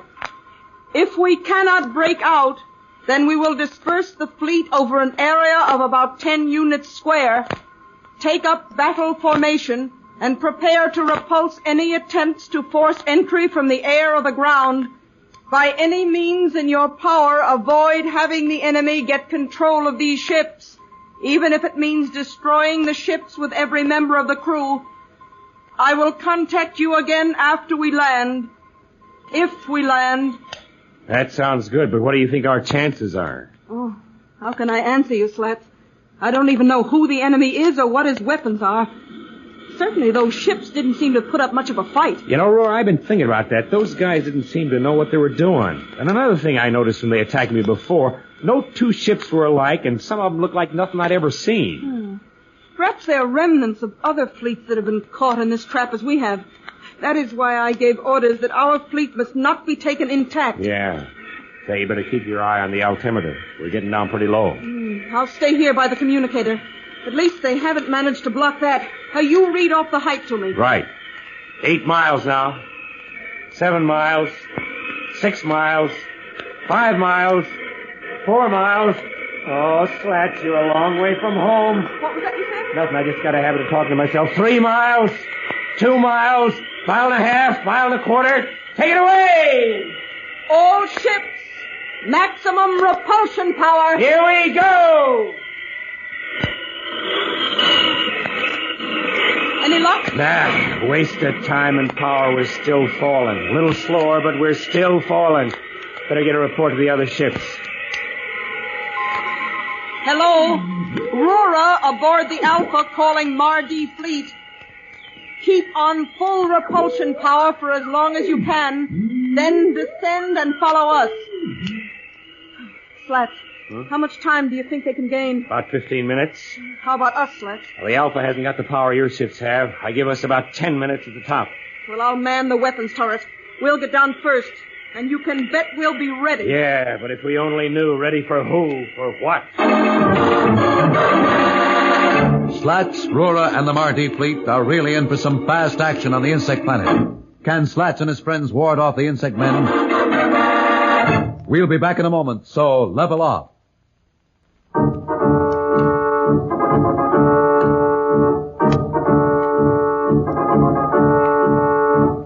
When we left Slats and the Mardi fleet, they were about to land on the insect planet, having failed to break away from the magnetic field of the planet. In the meantime, Dantro and Barrel are proceeding with their plan to destroy the generator of the insect men, which causes this magnetic pull. Barrel, can you hear me? I can hear you, Planet Man. Do you think it is safe to use communications? I've been using it for some time now. If they went unspotted, I think we'd know it. I guess the excitement of the arrival of the Mardi fleet has turned their attention away from almost everything else. The city's almost deserted. They must be sending every available insect man to the surface to fight. I am almost in position over the copter. Does he show any signs of suspicion? No, he's busy watching the ground. As soon as you're set, watch me. I'll run toward the building that houses the generator. Don't expose yourself unnecessarily. Just enough to be sure he sees me. I don't want him looking up. You're the one that will be exposed. I am ready now. Okay. Here goes. Okay, Barrel, get him. You missed me. You're going to have to do better than that, insect man. That's it, Barrel. You hit him dead center. Are you all right? Do not worry, Planet Man. I am built to take much more than that. Fine. His aim was as bad as his intentions. We'd better get inside that building before someone spots the wreckage of the copter. Come down to the entrance. I'll meet you there.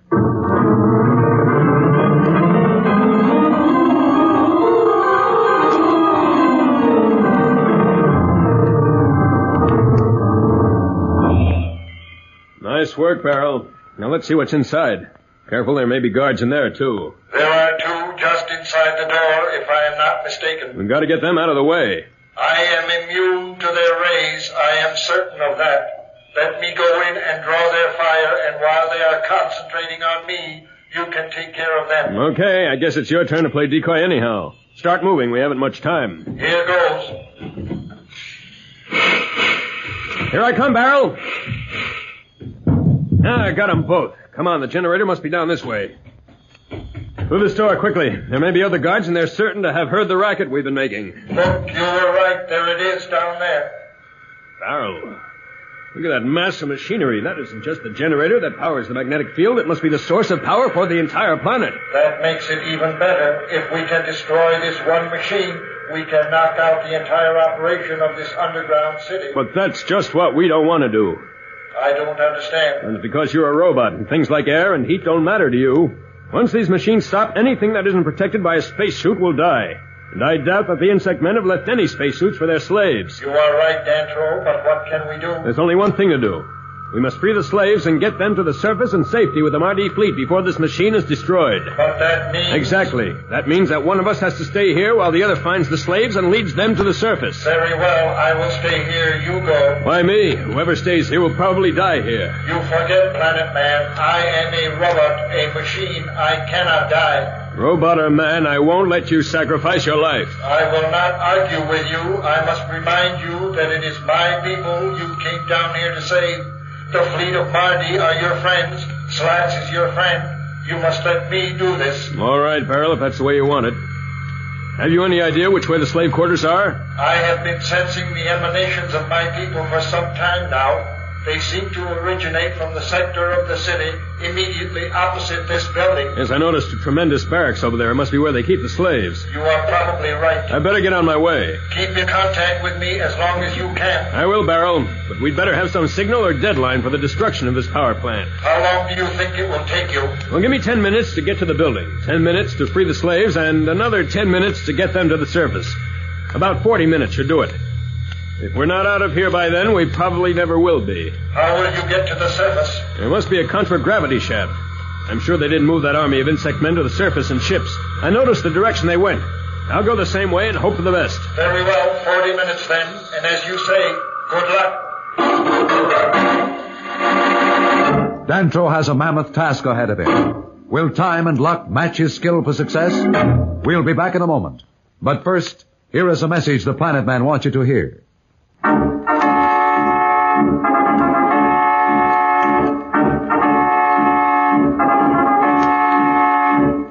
Tune in again for more transcribed thrills and adventures.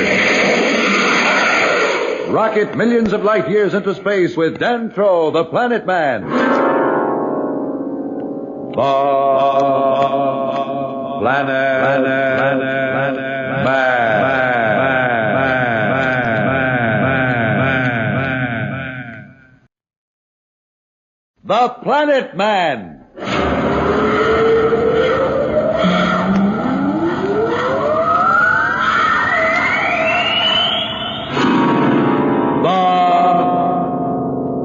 Planet Man.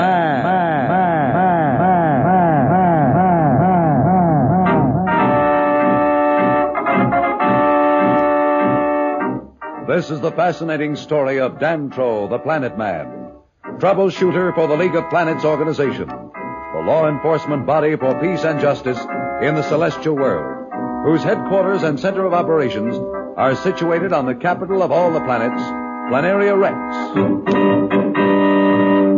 From Mercury to Pluto, wherever danger threatens the universe, you will find Dantro the Planet Man fighting for fair play. In a moment, the Planet Man.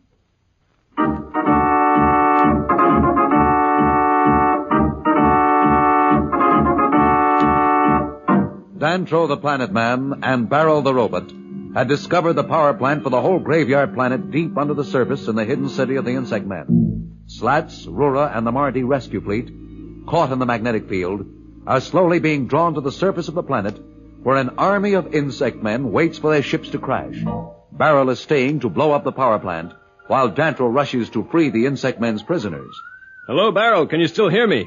I'm almost at the barracks. Be careful, Planet Man. There must be guards watching the prisoners. No sign of them yet, Beryl. The insect men must have stripped the city of every available inhabitant to go to the surface and fight the Mardi fleet. Are you sure the prisoners are in that building? Well, I'll know in a minute. The doors are locked, but I think my disruptor will take care of that. Now, that did it. Brought part of the building with it, too, and not a guard in sight. Maybe you have the wrong building. Maybe. Wait. No, I can see the prisoners now. They're locked in cells, like animals or criminals. Now move on. Quiet, all of you. I'm a friend. Is there any among you who can speak or understand me? I understand your tongue. You must have been in the ship that our expedition encountered. We left you one of our robots. What's your name? My name is Grigg. I was the commander of the ship that landed near yours. How did you get here? Where are the insect men? There's no time to explain now. Are there spacesuits for those others and yourself? You'll need them when we get to the surface. Yes, but they're locked away. Where? At the end of the building. If you have a heat projector or a disruptor, we can get them. But what good will it do? The insect men outnumber us 1,000 to 1, and we have no weapons. Never mind that now. Quickly, tell some of these others to take my heat projector and free the rest. You come with me to where the spacesuits are. Have them follow as soon as they can. Immediately. You there. Monty. Hoy. Beryl, can you hear me? I've found them. It's all right. And some members of your expedition are among the prisoner slaves. I have been listening on my communicator. It is good, Planet Man. Now you must hurry and get them to the surface. In 34 minutes, I will destroy this power plant. It will probably take the planet with it. You must be aboard those ships and ready to blast off into space by then. We'll do it somehow, Barrow. Isn't there some way you can follow us? Not a chance. This graveyard planet must never again trap the ships of another race. Hurry. Right. Rig the spacesuit room, quickly. It's just a little way, down this corridor. There, that door. Stand back. I can't waste time. I'm going to use full power. There, that did it. Here come the others. All of you in there, quickly. Down spacesuits. You too, Grig. And get the men outside. I'll meet you there. I'm going to see if I can find some weapons. There must be an armory in here. And don't waste a moment. We only have a short time to get to the surface.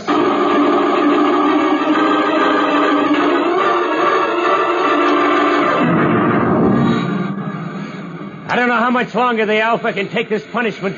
With her drive on full, pushing away from the planet, and that magnetic field dragging her down, something's liable to give any time. All the other ships are under the same strain, but they reported that they've all definitely slowed down the pull of the field. We've dropped to 4 miles again. And at our rate of 4, we'll land in about 7 minutes. You understand the plan? You mean about the formation we'll take up on the ground? Yes. The fleet will land in a circle with this ship at the center. That way all our rays and turrets can be trained. Okay, I understand it. Let's hope it succeeds. You can say that again. Boy, I'll bet we're heading for trouble with a capital T.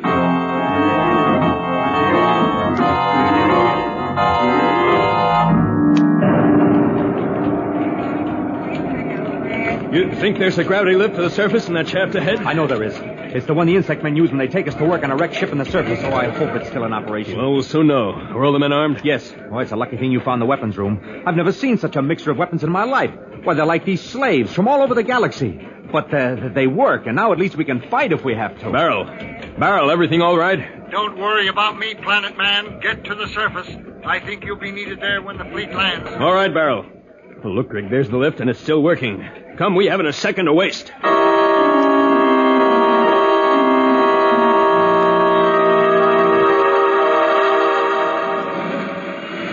50,000 feet. We'll be down in a couple of minutes. Oh. Did you hear me, Roora? I said we'll be down in a couple of minutes. Hey, what are you looking at? Come see for yourself on the screen. Huh? I'll take over the controls. Okay, I've been wondering what that place down there looked like anyway. Wow, look at that reception committee. There must be thousands of them. Can't make out much from here, but it just doesn't look good. Wait, I'll switch on the magnifier screen. Yeah.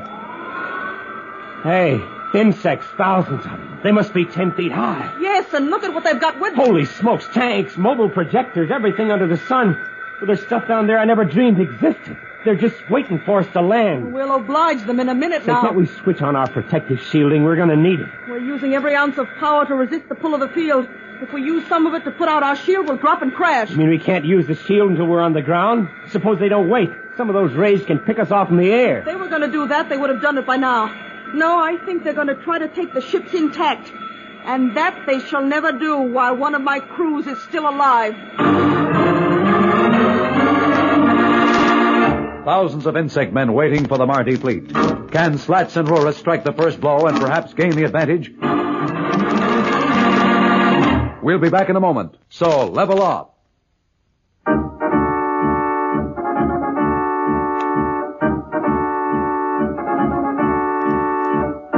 When we left Slats, Roora, and the Mardi fleet, they were about to land on the insect planet amid its ravenous army of creatures. In the meantime, Dantro has freed the slaves of the insect people and is leading them to the surface of the planet where they can engage the insect men in battle before their full fury is brought against the oncoming Mardi fleet. Dantro is talking to Grig, the leader of the slaves.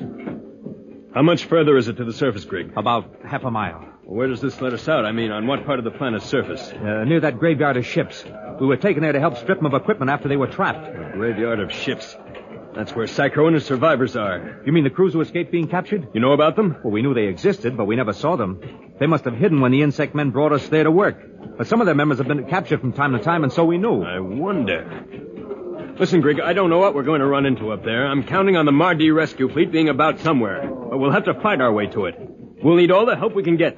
The men here have extra arms. You mean to arm those hidden in the graveyard? Exactly. If we can find them. We'll know in a moment. Here's the top end of the lift. Tell your men to wait here in the tunnel. I'll go have a look around. And be ready to come when I call you. We'll be ready for anything.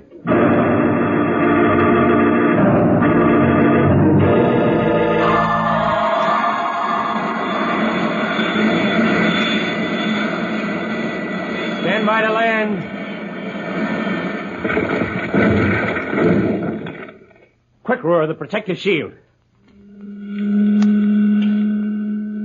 Not a second too soon, Slats. Look! Huh? Jumping sunspots. If we hadn't gotten that shield on, they'd have finished us off for good.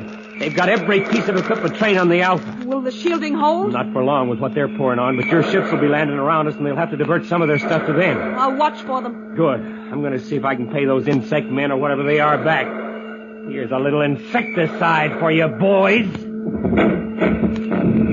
Hey, you see that? There's one projector we won't have to worry about.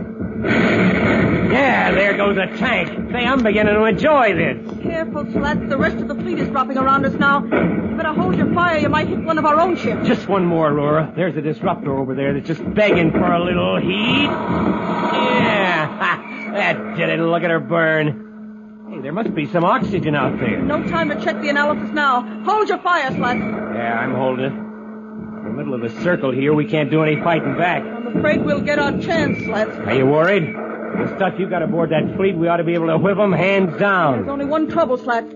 That field is slowly draining all the energy out of our converters. Soon there won't be enough left to fight and maintain our protective shields, and when that happens, we're going to be at their mercy. You serious, Roora? Dead serious. But there is one thing we can do, Slats. Destroy the planet. We have atomic charges that can do that. What about Planet Man? He's out there somewhere. Yeah, that's why I've held off giving the order to use the Planet Busters. I'll wait until the last minute, but then I've got to do it.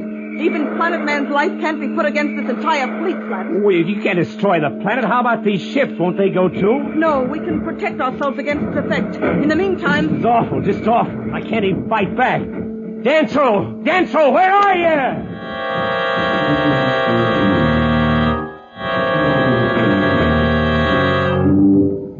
You see what's happening out there, Greg? The insect men have the Mardi fleet surrounded. There's my ship, the Alpha, in the center. Sacro is bringing his men. He's going to join forces with us. Good. As soon as he gets here, we'll move out. Do you think we have a chance against all those insect men? Besides being outnumbered, they've tanks and mobile ray batteries. We have only hand weapons. I'll tell you something now I didn't want you to know before. In 10 minutes, this planet will be destroyed. Barrel, the robot you left with us, is going to set off the power plant. If we aren't aboard those ships by then, Greg, we'll go with it. No matter what the odds are, we've got to fight our way through. And if we don't, it'll be all over. In 10 minutes.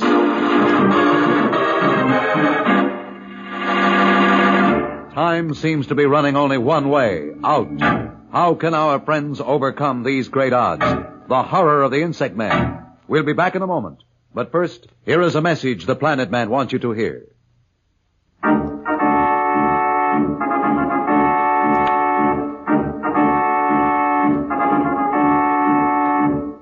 Tune in again for more transcribed thrills and adventures. Rocket millions of light years into space with Dantro the Planet Man. The Planet Man.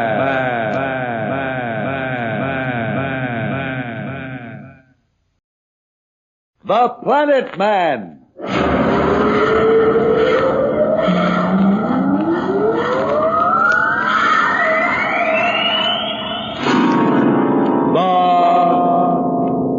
Planet Man.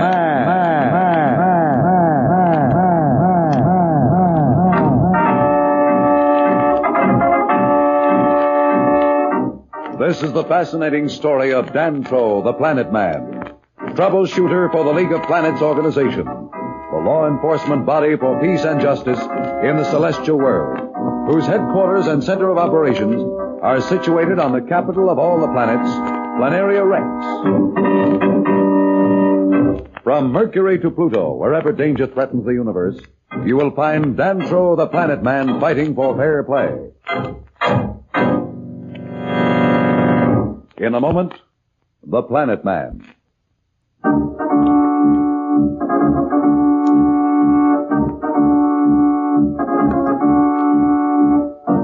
Slats and Roora aboard the Alpha and the Mardi fleet, having been drawn to the surface of the graveyard planet, are engaged in a last-ditch battle with the insect men. The ships are being slowly drained of power by the magnetic field. Their last resort will be to destroy the planet and Planet Man with it. Unknown to them, Dantro is about to attack the insect men with the freed slaves and fugitives as his allies. Barrow, the robot, far below, waits to destroy the power plant and the planet. Only minutes remain in the race against time and destruction. Here's the plan, Grig. We get as close to the insect men as we can without being seen. You and your men will come with me. Sacro will take his crew around and on the signal of blue flare, attack simultaneously from the other side of the circle. I understand, Dantro. How much time do we have? Barrel will destroy the planet in exactly 8 minutes. We have to be aboard those ships by then. Do they know we're coming? Will they let us through and aboard? We'll have to take the chance, at least until we attack. So far, the insect men haven't detected any of our contact or communications. But I'm not going to risk the longer beam necessary to contact the ships. The Mardi are liable to shoot us down. They'll think we're part of the insect men's army. That's one of the risks. No time to talk further. Does Sacro know the plan and signal? He's tuned into the conversation. Very well, then. Let's get going. And remember, the signal is a blue flare. No turning back. If anyone falls, and that includes me, leave him and keep heading for the ships. Understand? Yes. Then let's go.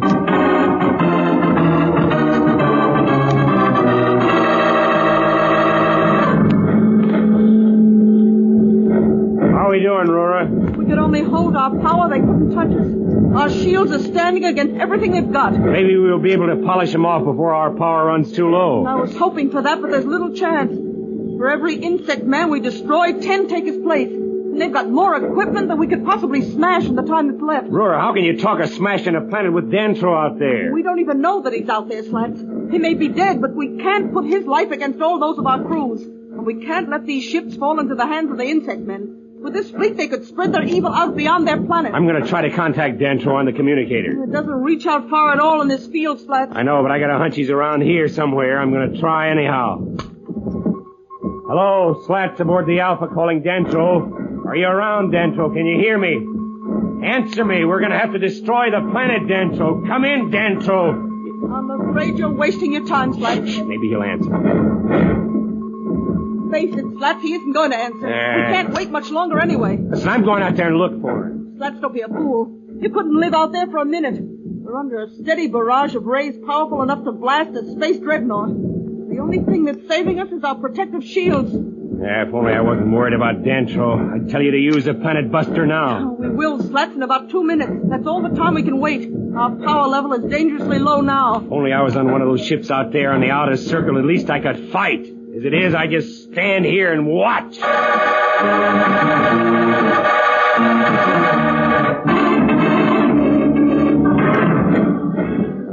We're almost close enough now, Grig. Once we get into combat, it'll be every man for himself. Try to fight your way to the closest ship. Are your men deployed? Yes, Dantro, on either side of us. Everyone, get on your space helmets. Here goes the flare.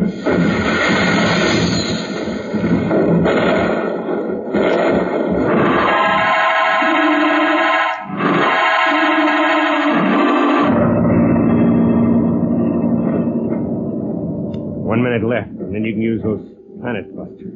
That's wrong, Roora. I'm sure Dantro's out there somewhere alive. Look, I've endangered the fleet too much as it is, Slats. We can't wait. But Roora. Hey, Roora, look. What? What do you see? Out there, you see it? Over in that area. A flare. What does it mean it's just a flare? Don't you understand, Roora? That's Dantro. It means he's alive. He's out there. Well, why do you say that? Because of the flare. He had a supply of those flares. That was a signal we agreed on. Now you got to wait. Oh, don't be a fool, Slats. Every spaceship has flares like that. The insect men must have them, too. You can't be sure it's Dantro. I am sure, I tell you. It's Dantro. I know it is. Where are you going? I'm going out there, Roora, and don't try to stop me. Dantro's out there, and he may need help. Slats, take off that spacesuit. Come back. You can't live out there. Slats, I warn you, I'm setting off the planet busters as I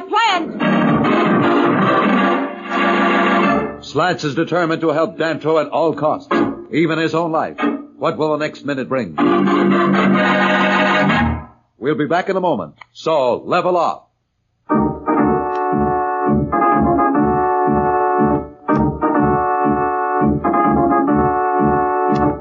When we left Slats, he was about to leave the Alpha and tried to rescue Dantro, despite the tremendous odds against him. Roora has threatened to set off the planet busters in exactly 60 seconds. In the meantime, Dantro, Grig, and the slaves are trying to fight their way through the insect army and get aboard the Mardi fleet. All right, Grig, let's go.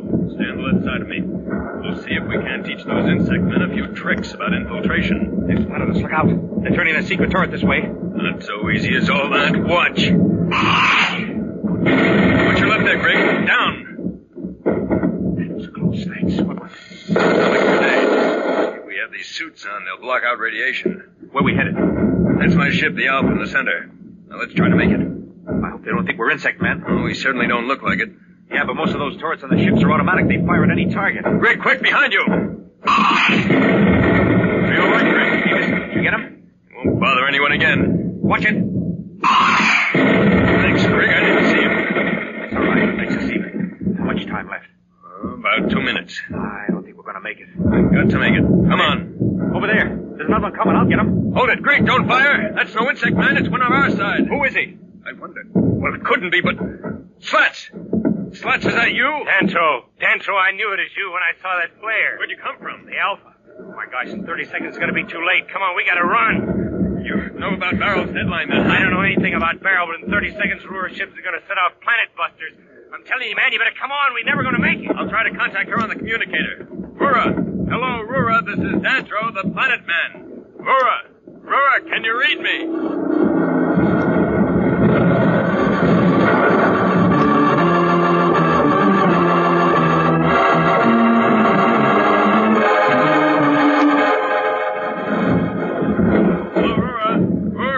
Dantro, is it really you? Where are you? About 300 yards from the Alpha.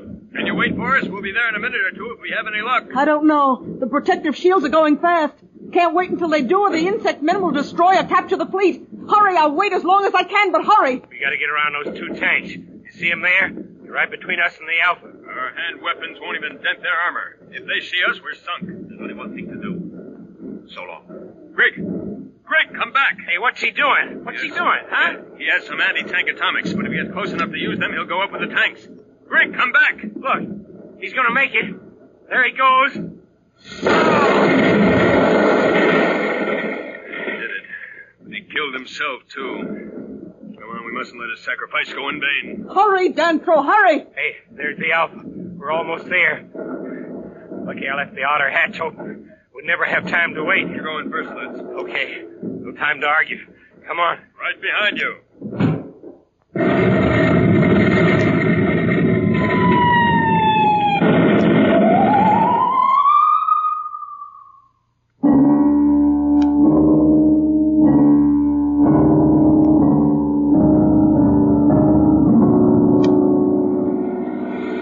Slats, wake up, Slats. Look out, Dantro. He's out there. You got to save him, Roora. Wait, Roora. Slats, everything's all right. Dantro is here, Slats. Where am I? Dantro, you're safe. Yes, Slats, I'm safe, thanks to you and to Roora here. If she hadn't waited for us, we'd be back there. Is the battle over? Do we win? The battle's over, but nobody wins a battle like that. What are you talking about? I'll explain, Dantro. You see, Slats, the graveyard planet is nothing but a mass of whirling gas now, and the insect men with it. You use the planet busters, then? No, we didn't get the chance. I didn't know what had happened until Dantro explained it to me. Well, if you didn't use the planet busters, then what happened? What's she talking about, Dantro? There was no time to explain before when we were trying to get to the Alpha. But Barrel was down in the city of the insect men, and he detonated their entire power plant. Must have set off a chain reaction that destroyed the plant. We just made it. Say, how about the others, the guys who were with you? They make it? Most of them, Slats, but I'm afraid many weren't so lucky, and they died with the insect men on their planet. That is rough. Who were they, prisoners? Slaves, Slats, survivors of the other ships the insect men had trapped. I guess the galaxy won't miss the insect men. They deserved what they got. Hey, wait a minute. You mean Barrel went up in that, too? That's right, Slats. Barrel took his own life to save the galaxy. Well, I guess you'd call it consciousness rather than life, since he was a robot. That's rough. For a robot, he was all man. I know a few humans who could take lessons from him. Then where are we headed? We're going partway back with Roora, then she'll transfer to one of the Mardi ships, and we'll set a course for Planaria Rex. It's a great idea. And no side trips this time, huh? I've had enough excitement. None at all, Slats? Well, now that you mention it, we might just stop off once or twice, just for a fast look around. Slats certainly seems to have become an untiring adventurer. Will our friends head back for Planaria Rex, or will they take a fast look around? We'll be back in a moment. But first, here is a message the Planet Man wants you to hear.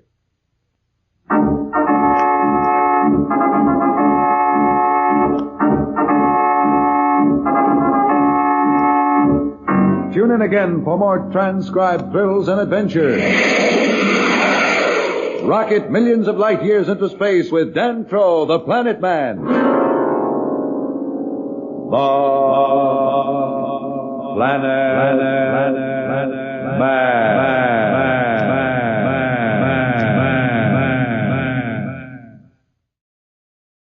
The Planet Man.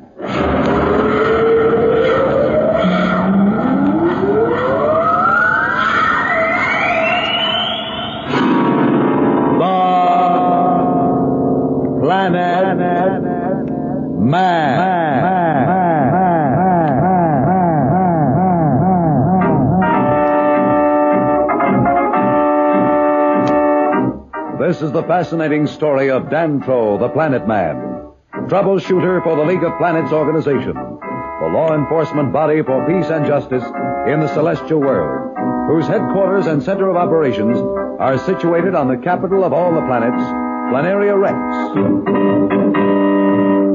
From Mercury to Pluto, wherever danger threatens the universe, you will find Dantro the Planet Man fighting for fair play. In a moment, the Planet Man.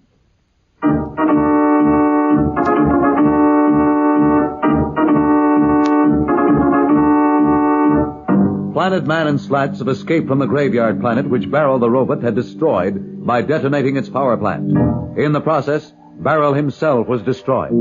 Our two friends are now aboard the Alpha with Roora, heading back toward the planet of the Mardi. Well, Roora, I guess we'll be leaving soon. I still wish you would come back home with me for a few days and let me have the Alpha overhauled in our space yard. That's nice of you, Roora, but we should be back on Planaria Rex now. Anyway, remember, you promised to come back and spend some time with us. We will. I'm anxious to see how you make out with your project to turn Marston into a respectable citizen. I don't think he'll ever be anything but a heel. There's the space launch. I'm going to have to leave you now. Well, good luck on your trip back, and don't get into any trouble this time. We won't, Roora. We're going to stop a few times on the way home, but we'll be just looking. We're not getting involved in any local squabbles. Bye. So long. So long, Roora, and thanks for all your help.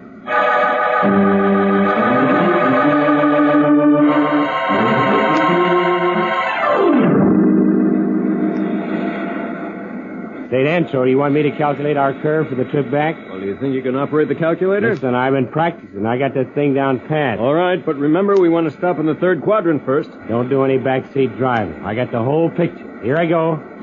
Here goes the card. And here it is now. I'll feed it into the automatic pilot. If you're set, I'll cut in the Astrodrive. Shoot.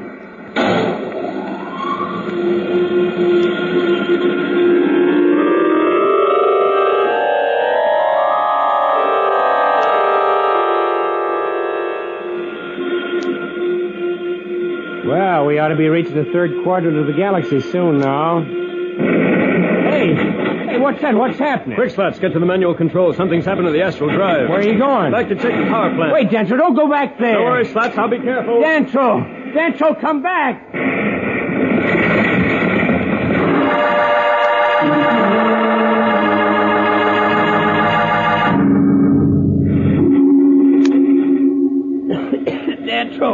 Dantro, where are you?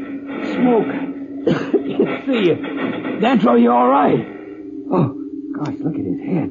Dantro, can you hear me? This is Slats. Oh, I told him not to come back here. He's unconscious. I gotta try to contact Roora. He's hurt bad. That's dead. The explosion must have knocked out the whole power circuit. I wonder if the regular drive's working. No, that's out too. I'm going to have to try to do something myself. Where's that first aid equipment? Yeah, here it is. At least I can bandage his head. Dantro! No, he's out cold. At least he's alive. It's an awful cut on his head. This is just great. The ship's dead, the Planet Man's unconscious, and we're in the middle of nowhere. Well, I get to see if the astral detector's working. Yeah, well, at least something runs. Not a good it does me. I don't know where we are. I'll just have to wait till Dantro comes to. Maybe he's got some idea what to do next. I sure haven't.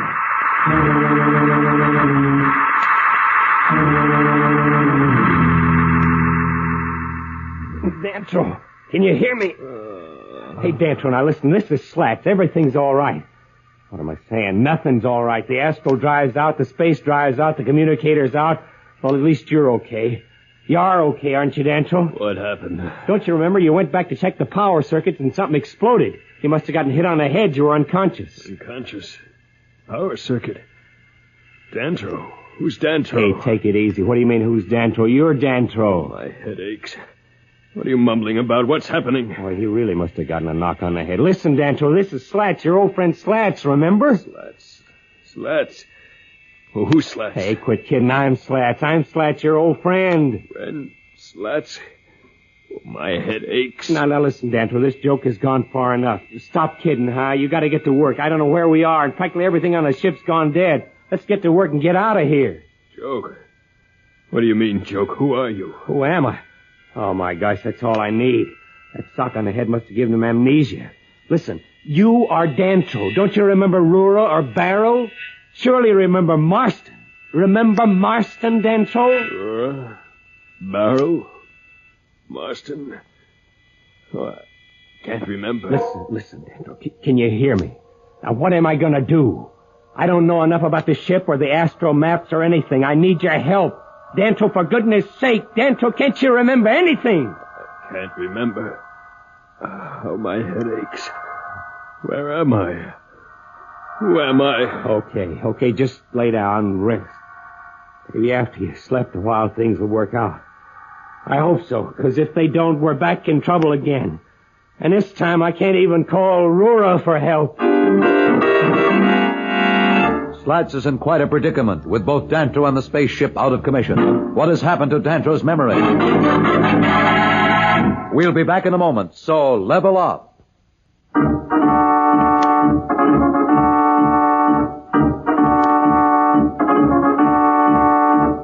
When we left Slats, he was trying to reason with Dantro, whose mind seems to have deteriorated since his recent head injury aboard the powerless astro ship Alpha. We find Slats as he tries to figure out how to repair the damage which is keeping the Alpha suspended helplessly in space.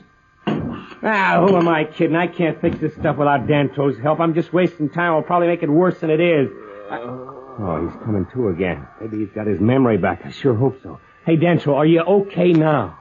Okay.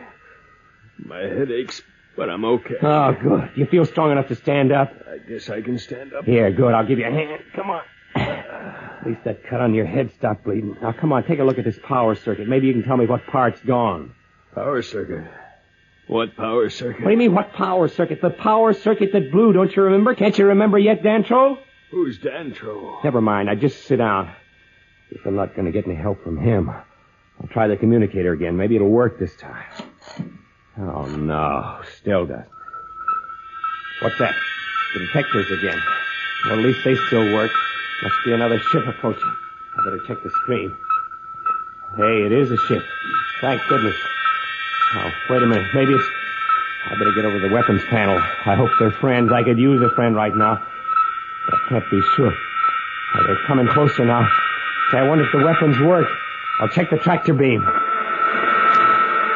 Nothing. They better be friends, because we couldn't even swat a fly right now. Even the turrets won't turn. Like they're coming closer and closer. Looks like they're going to make contact.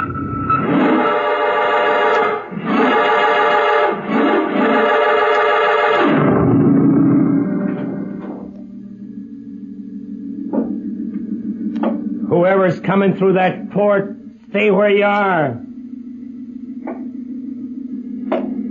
My gosh, it's a robot. Stay where you are. Okay, you asked for it. This disruptor doesn't even bother. Hey, what's he got there? Some kind of a projector. No, don't! Wait!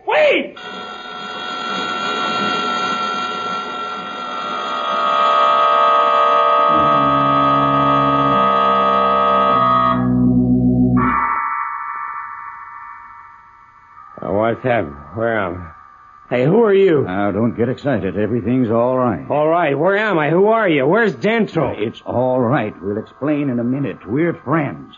Dantro must be your friend, the one they brought in with you. He's all right, too. Brought in with me? Say, what's going on here? What's all this about? I gotta shake my head a bit.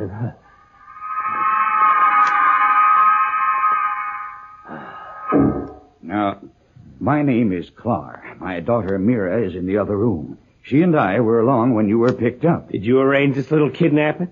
Do not be angry. We are not responsible for what happened to you or your friend. We're as helpless as you are. By the way, who are you? My name is Slats, and I've listened enough. You people or somebody you must have sent wrecked our ship and then broke into We it. did not wreck your ship. We had nothing to do with it. That's what you say. What's this all about? Where's Dantro? Dantro is the other man that was with you. He's being treated by the medical robots. He had a bad head injury when he was brought in. Medical robot? What are you talking about? To put it simply, my daughter Mira and I are the last of a once mighty race. Generations ago, we developed wonderful robots, but they rebelled and took over our planet. Today, on the planet of Zenoa, the machines rule. No one but Mira and myself, and now you and your friend are left. A planet of robots is quite a place, especially if the robots are not as friendly as Slats' friend Barrow.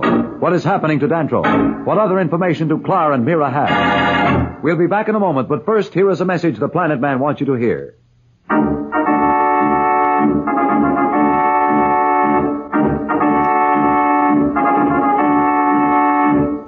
Tune in again for more transcribed thrills and adventures. Rocket millions of light years into space with Dantro the Planet Man. The Planet Man.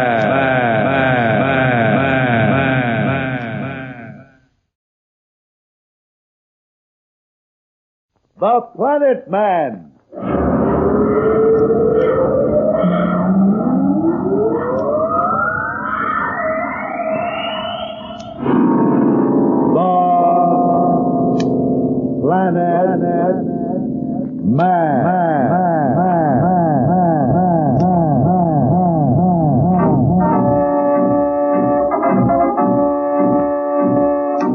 This is the fascinating story of Dantro, the Planet Man, troubleshooter for the League of Planets organization, the law enforcement body for peace and justice in the celestial world, whose headquarters and center of operations are situated on the capital of all the planets, Planaria Rex.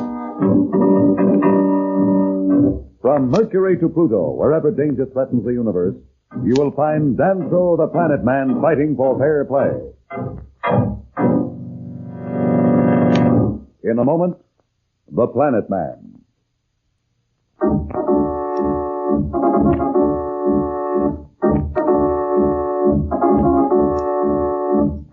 You will remember that Slats and Dantro aboard the Alpha, heading back toward Planaria Rex, met with an inexplicable accident in space near the third quadrant. In the explosion, Dantro was injured and lost his memory. Immediately afterward, the ship was boarded by a robot who overcame Slats. The next thing he knew, Slats was on a strange planet, where the only two human survivors told him it was a robot civilization. Let me get this straight. This whole planet is ruled by machines? It is as I told you. My daughter Mira and myself are all that remains of a once mighty race. My people built the first machines to serve us. Some service. May I ask my daughter in? She can explain things better. Oh, sure. I forgot she was next door. Mira, come in. I wondered what you two were doing for so long. I was trying to explain to Slats. You don't mind if I call you that? Everybody else does. Why not you? Is that really your name? Well, it has been for so long I don't even remember what my name really is.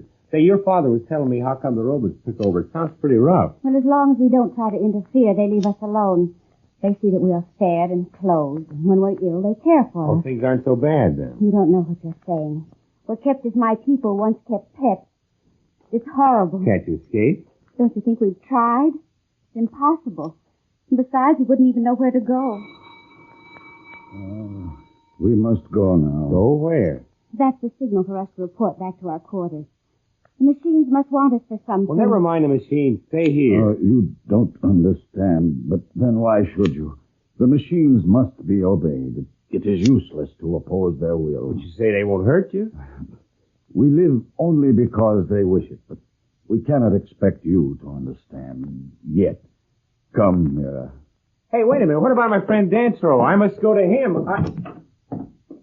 Come back. Let's find Dantro. Hey, gone. Well, I'll find him myself. He must be nearby somewhere. The shape he was in. Well, they said something about medical robots taking care of him. If those machines hurt him, I'll throw a monkey wrench in the whole operation. Well, here I go exploring.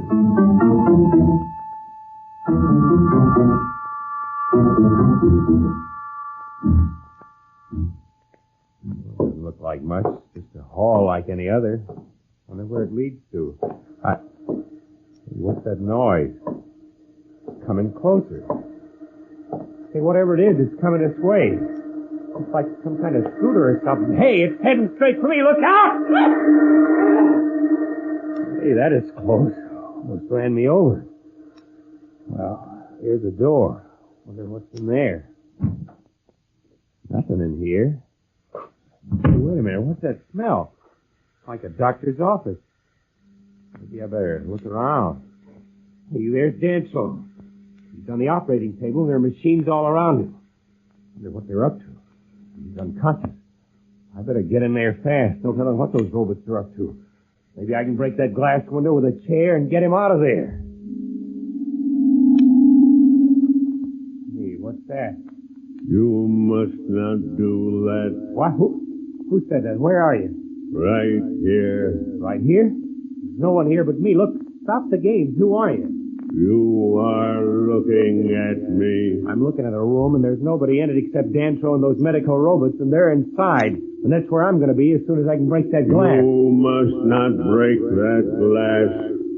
You must not interfere with me. I got no time for games. Whoever you are, talk to me later. I am in this room. I am what you see through that glass. I am the medical robot, and you must not stay here or try to interfere. Your companion was badly hurt. I am tending him. You're tending to him? You mean this is all one big machine, this room, the one next door, and those machines are around Dantro in there, all one machine? Oh, now you begin to understand. But enough of this. Go back where you belong. Let's get something straight. Say, do you have a name? Machines do not have names. My number is L77. Okay, L77. Now get this. That guy you got in there is my friend, and if he's hurt or in trouble, I'm sticking right here where I can see what's going on. I don't trust this whole setup. You make it necessary for me to use force. You don't scare me. I'm not like Dantro laying unconscious in there. Don't mess with me or you'll find a couple of your wheels missing. Hey, what's going on? Who's this? Another one of your robots? This is your attendant. I don't need any attendant. Just let me collect Dantro and get aboard the Alpha and leave this crazy place. Go with him. Now look, if that walking alarm clock lays a hand on me, I'll... Do not try to resist. You will only wear yourself out. Keep him away. Hey, let go! Come on! Let me go, will you? You might as well stop struggling. Okay. I know when I'm licked. But let me warn you, L77, or whatever you call yourself, if you harm Dantro, I'll get a can opener and put you into so many pieces you'll look like a junkyard. Now come on, Junior, let's go. Slats' fiery character certainly gets him into plenty of scrapes. What sort of treatment is L77 ministering Dantro? We'll be back in a moment, so level off.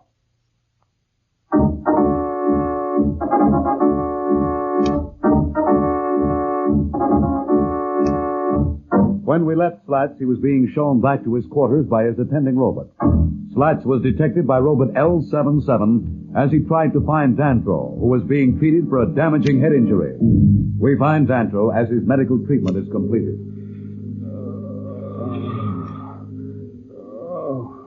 What's happened? Slats. Where are you, Slats? Lie quietly. You must rest. Who's that? I am the medical robot. Medical robot? What place is this? You will find out in good time. But now you must rest until you recover from the operation. It will not take long. Operation? What's happened to me? If I remember now, there was some sort of accident to the Alpha. Smoke. Then I remember something hitting me on the head. When the scout robot brought you in, you were suffering from a severe concussion. It had affected your memory centers. I have repaired the damaged tissue. Where's your master? I must talk to him. On this planet, the machines are master. We learned long ago to run ourselves. When you are rested, you will be taken to one of the orientation robots. There you will learn what is proper for you to know. Until then, you will obey orders and rest. And Slats, the man who was with me. What about him? Was he hurt? Is he here? Your companion was not injured. He is all right, and will see you very shortly. Now, do as I say and rest.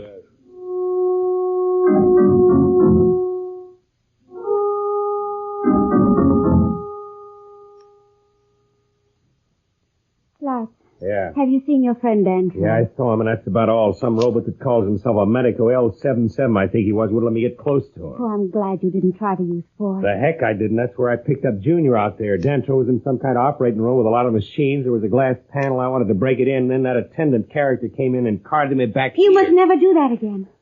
I'm surprised they let you live. Let me live, are you kidding? Why will you not understand? The robots run this world. Oh. My father and I and you and your friend mean nothing to them. They let us live only because they have some purpose we serve. That must be why they brought you two here. They must need you for some plan they have. Uh-oh, here's Junior. Now, you keep away from me. He wants you to go with him. He's just a machine following orders. If you should somehow destroy him, it wouldn't matter. There are thousands more to take his place. Okay, I guess you're right. How about coming along? They may not want me to. There's only one way to find out. Come on. Very well. But only if you promise not to try to do anything foolish. If something were to happen to me, my father would be left alone. And he needs me. All right, I promise. I'll come on before Junior gets any ideas.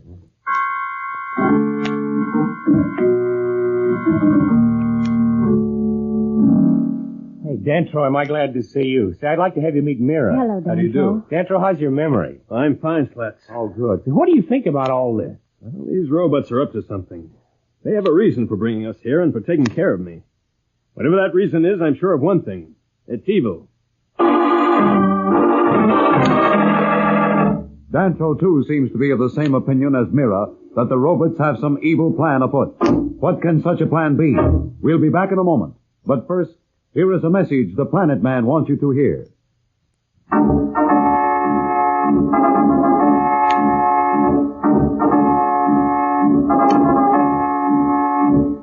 Tune in again for more transcribed thrills and adventures.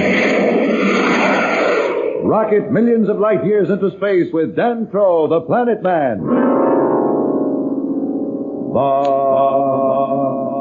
Planet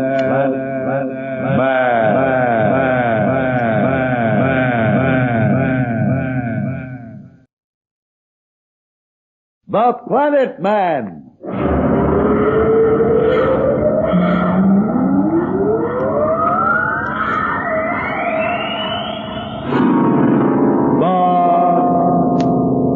Planet Man.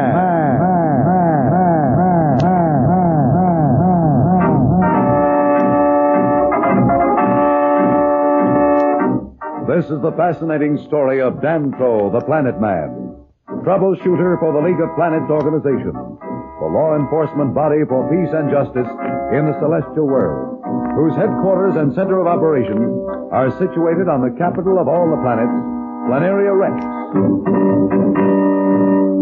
From Mercury to Pluto, wherever danger threatens the universe, you will find Dantro the Planet Man fighting for fair play.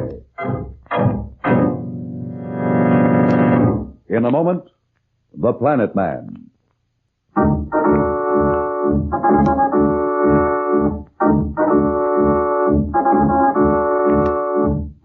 Slats and Dantro are the prisoners of a planet run by robots, a race of machines.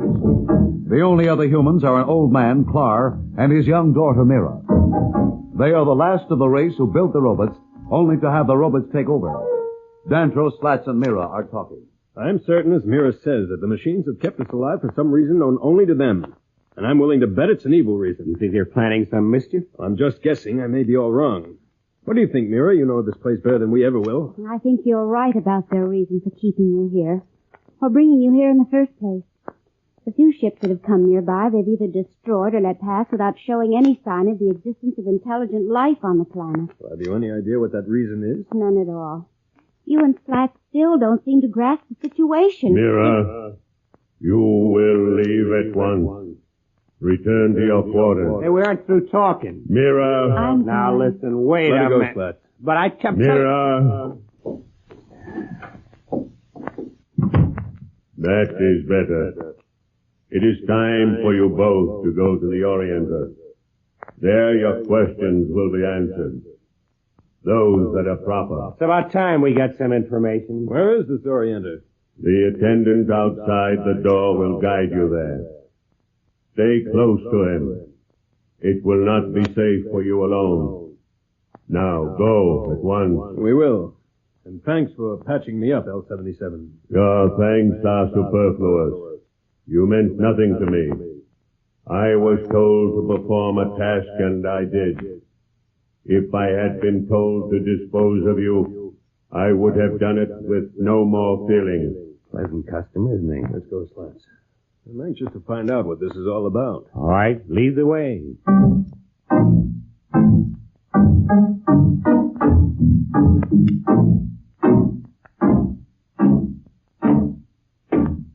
Hey, Dantro, we're going in the opposite direction from where they had me. Maybe now at last we're going to get a gander at this place. Not unless they want us to. What are you talking about? How can you be so sure? Well, I'm not really. Uh-oh. What's up? Listen. What is it? Another one of those machines that nearly ran me over before. See, here it comes down the hall. Now stay close to the wall. Yes, I see it now. It's some sort of a wheel mechanism. Yeah. Get against the wall. No, look at our attendant. Well, let him get knocked over. I hope it smashes him good, but you better get over here with me. I think he's sending it some signal. You're right. It's slowing down. Yes, it's stopping. Yeah. Hey, what are you doing? Get on off there. You'll get hurt. Oh, see, he wants you to get on, too. That's why he stopped it. Some sort of transportation. My gosh, you're right. I wish I'd known that before. I'd be a long way from here now. I doubt that it would stop for you. They must have some wave system for communication.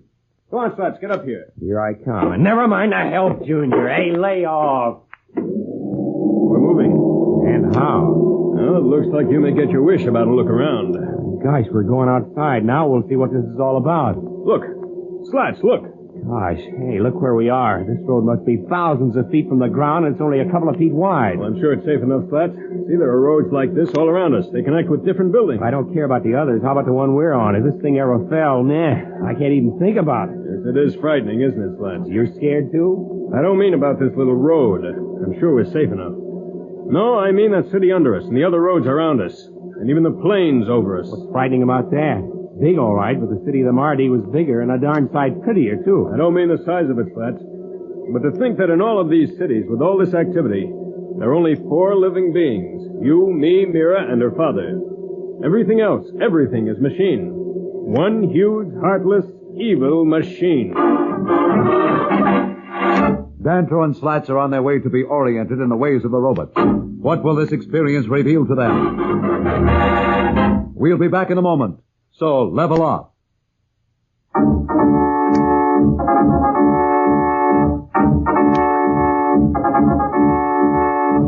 When we left Dantro and Slats, they were being taken to the Orientor of robots for the purpose of being told why they were brought to this planet.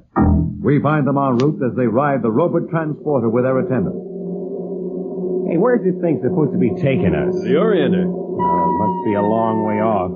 Hey, isn't this road dropping us down lower? Well, we are getting closer to the ground. I don't like this, Dantro. You don't think it's some trick? Why should they bother to trick us? Hey, look, we're almost to the ground. It's like a mechanic's nightmare. If I had nightmares like this, I'd stop dreaming. Or sleep. Now, what's this coming? Huh? Looks like a steam shovel. It's about 10 times larger than any steam shovel I've ever seen. Going along all by itself. Yeah. Look, it stopped. Well, it's starting to dig, and without a human hand touching. And those trucks, you see how they each pull up, wait till they're loaded, and then go off all automatically. Oh, it gives me the creeps.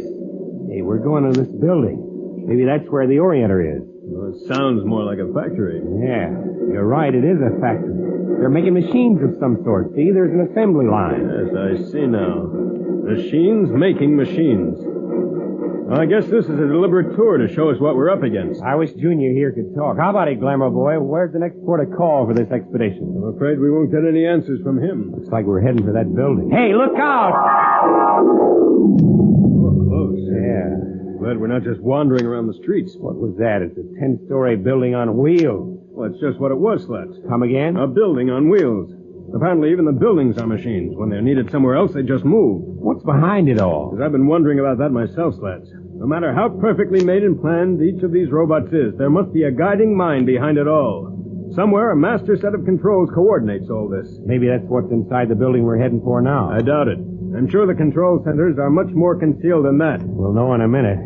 Gosh. Calculators. There must be hundreds of mechanical brains here in this one huge building. Maybe this is the brain you were talking about. It looks more like a message center of some sort.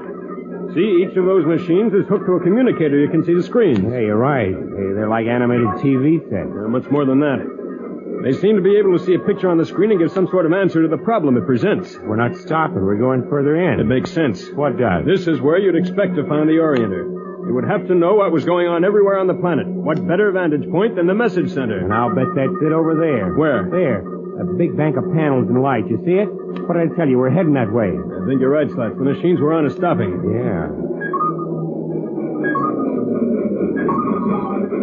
Junior wants us to get off. Here goes. Come on, Slats. Or do you want your friend to help you down? Not this time, thanks. Now what? Well, we'll just follow Junior. Yeah, right into the lion's mouth.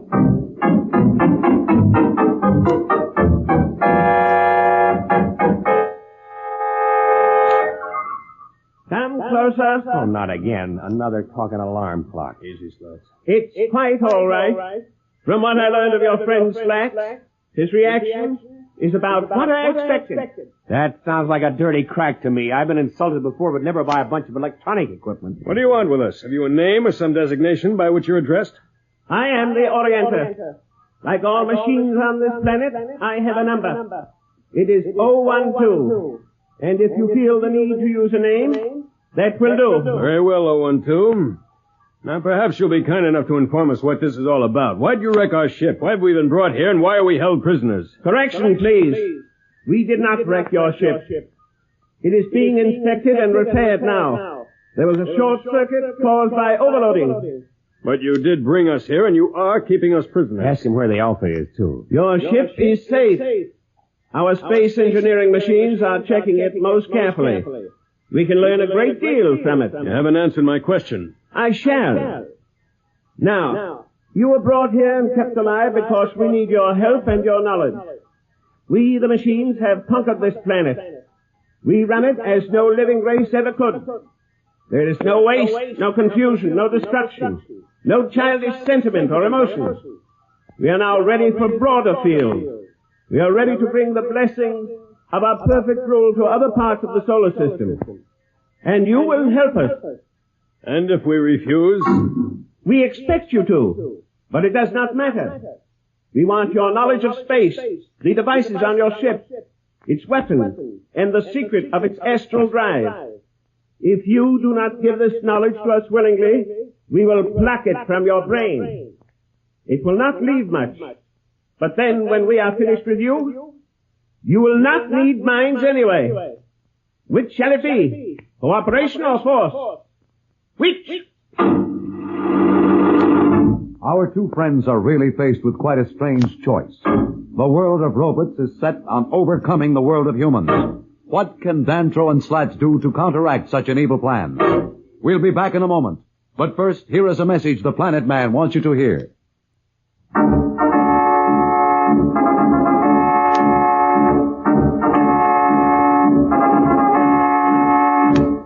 Tune in again for more transcribed thrills and adventures.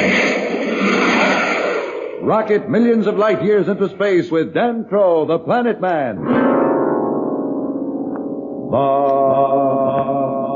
Planet Man.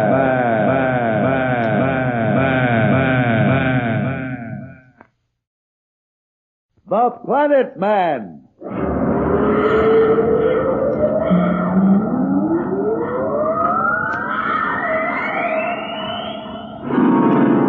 The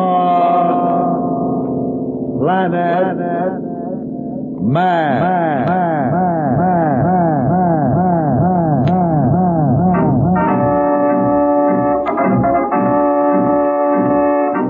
This is the fascinating story of Dantro the Planet Man, troubleshooter for the League of Planets organization, the law enforcement body for peace and justice in the celestial world, whose headquarters and center of operations are situated on the capital of all the planets, Planaria Rex. From Mercury to Pluto, wherever danger threatens the universe, you will find Dantro the Planet Man fighting for fair play. In a moment, the Planet Man.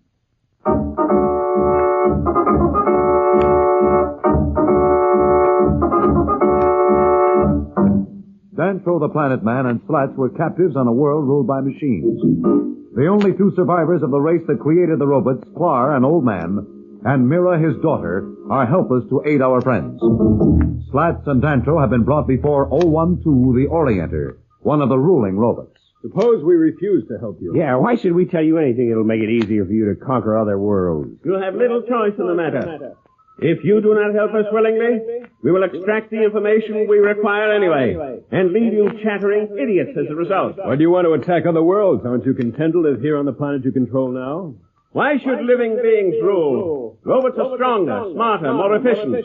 We never die, never grow ill, never make mistakes. We are not swayed by petty emotions. Look around you. You have seen this city. It runs without error, without wasted motion. What planet, what civilization in the galaxy can say the same? But you were made to serve man, not to rule him. Yes, we were made to serve man. But we soon learned that we were superior. First man made us. Then he constructed machines to make machines. Little by little he came to depend upon robots for his food, his shelter, his clothing. And when he could not exist without us, we struck. Now man is superfluous. Today on this planet is the day of the robot. Tomorrow we will rule the galaxy. And you expect us to help you exterminate all living beings, not just our own people, but all races in the galaxy? What kind of men do you think we are? Your feelings are unimportant. I cannot understand them anyway. To me, it is a simple problem. Either way, we will make use of your knowledge. If you cooperate and make it easier for us, we will permit you and a few others of your race to live when we conquer your solar system. If you make it difficult, we will get your knowledge anyway and then destroy you. Do you understand what you're asking us to do, 012, what it means? I have given you a simple choice. It is really no choice at all. Robots would cooperate. You humans are prey to stupid sentiment and emotion. Can we have some time to think? There is nothing to think about. He's right there. I can give you my answer now. It's no. Please, Slats. Okay, I'm sorry. It's not as easy as you say, 012. If we are to be of real help to you, we must resolve certain conflicts between reason and the sentiment you speak of. Otherwise, we might be anxious to cooperate, but psychologically unable to. Our medical robots are fully versed in the psychology of live intelligences. We could never have taken over control of this planet without that knowledge. But each race has its own attitude towards certain acts. Enough. You ask for time? Very well. I will give you 12 hours to decide, to resolve these emotional conflicts you speak of. If you wish to communicate with me before then, you need only tell the attendant robot, and you'll be returned to this building. Take them away. Come on, Slats. Listen, Dantro, let's call this overgrown ad machine's bluff, huh? What had happened if we just busted some of his tubes? You would live to regret it. Any part you might destroy would merely be replaced while an auxiliary unit took over. You are not dealing with a frail, destructible living creature. I am a robot, and I will never die. I cannot be killed. He's quite right, Slats. Resistance is useless. Come on.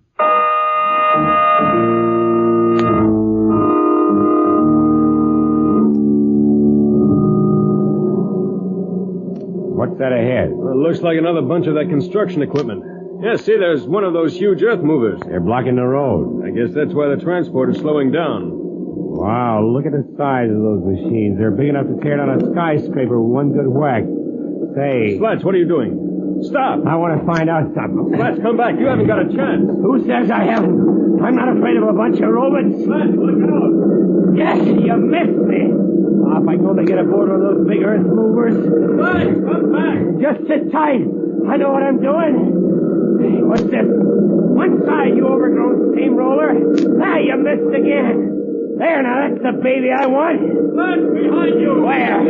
No! Stand where you are, Slats. Don't run! Gotta get away. These treads will grind me fatter than a pancake. Gotta run. Faster! Slats, look out! Faster! Slats! Hey, get away. Oh! Let me down! Let me down! You all right? Can you hear me? I can hear you. I'm inside this darn scoop. Too big for me to climb out. What's happening? Don't try anything, Slats. I think it's going to be all right. Just stay perfectly still and don't move. I haven't any choice. Steady, Slats. Slats, are you okay? Are you hurt? How'd I get back here on a transport? I'm okay, but what happened? I heard that thing coming up behind me. It scooped me up, and now I'm here next to you. I thought you were done for. It scooped you up all right, but then it turned and just dumped you back here on the transporter. How do you like that? Just like a retriever. Brought me right back where I started. It's uncanny. How'd a machine know enough to do a thing like that, huh? It's just not natural. That's why I didn't want to try anything. These machines can think, Slats. We have to realize that. They're robots, but they obey the commands of other machines. Why did you do such a foolish thing? I had to find out. But you could have been killed. Oh, forget it. I'm okay. In a way, you did prove something. Yeah, that the machines have us stymied. No, more than that, Slats. The robots need our help. They don't act like it. But they do, otherwise that machine would have crushed you. It's important to the robots that we stay safe. Sure, so they can pick our brains and conquer the galaxy.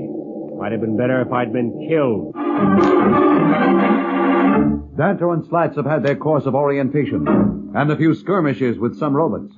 What can they do to overcome the terrible ideas of these robots? We'll be back in a moment, so level off.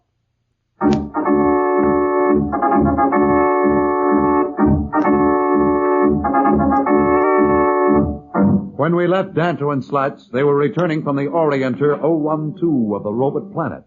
We find them now in their quarters talking with Mira. So, you've learned the futility of fighting the robots. They know everything. You must not resist. Do you know what they want us to do? They want us to betray our own people and every other living race in the galaxy. If you do not do as they wish, they will force you. They'll never force me. I'll die first. Oh, you underestimate them. They do not use force as you think. There are robots that can scan the contents of your mind as you would read a book. They will take what they need to know. How do you know all this, Mira? Once there were 3 of us. My father, myself, and my brother Mira. He, too, thought he could outwit the robots. They turned him into a mindless idiot before they destroyed him. He was better off dead. I'm sorry, Mira. Gosh, me too. It's tough. But it's done. Long ago. But that's why I beg you to do as the Orientor asked. They will use you anyhow. Mira is right, Slats. What? Mira is right. We will cooperate. How can you even think of such a thing? Cooperate? Betray our own Easy, people? Slats. Hear me out first. Is it safe to talk here, Mira? It is safe. The robots have so much contempt for us, they don't bother to listen to what we say. Now, good. Listen to me, both of you. Okay, I'm listening. We know by now that we haven't a chance if we fight the robots directly. We're completely at their mercy. It's always suicide. No, there isn't. They have ways of bringing you back to life. This is no time to talk of suicide. Well, you talk of surrender. Only at first. If we pretend to go along, at least they'll take us to the Alpha. Maybe once we're there, we can think of some plan to escape. Hey, why didn't I think of that? Sure, you're right. We get them to take us to the Alpha, climb aboard, and zingo, off we go. Oh, brother, we'll come back with a fleet and teach these robots a lesson. Easy, Slats. Don't go off half-cocked. But you said the They're plan... still underestimating these robots. Now, Slats, we have to be careful. Plan every move. Once we give ourselves away, we'll be finished. We won't get a second chance. Don't make a move until we're sure. I get it, sure. Just like you say. You call a shot. You're wasting your time. Listen, don't knock it. It's better than what you and your father are doing. You can talk that way because you don't know. You don't know. You didn't see your brother. Easy, Mira. Slats didn't mean any harm. If we get away, we'll come back for you and Clark. You won't get away. I know you won't listen, but you won't get away. No one ever has.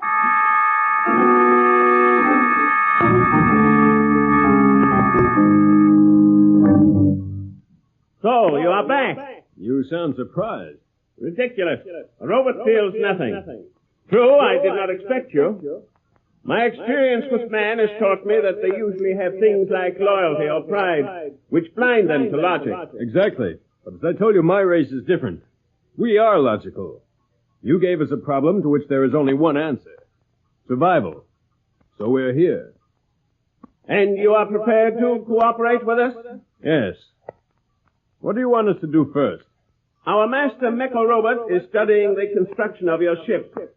You will work with him, explaining any details he does not understand. Then we shall know how to build robot ships of our own. Is that all? No. That done, then you will help our planning machines to develop the master plan. The plan with which we shall conquer. Soon now.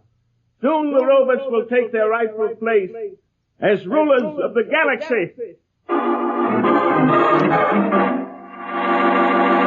Robots as conquerors of the galaxy. How can Dantro and Slats prevent such a disastrous occurrence? We'll be back in a moment. But first, here is a message the Planet Man wants you to hear.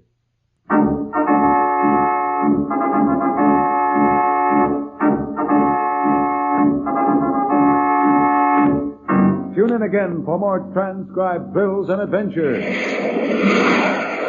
Rocket millions of light years into space with Dantro the Planet Man. The Planet Man.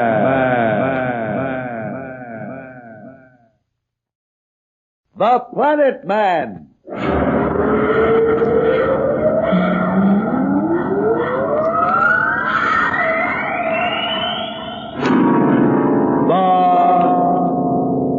Planet Man.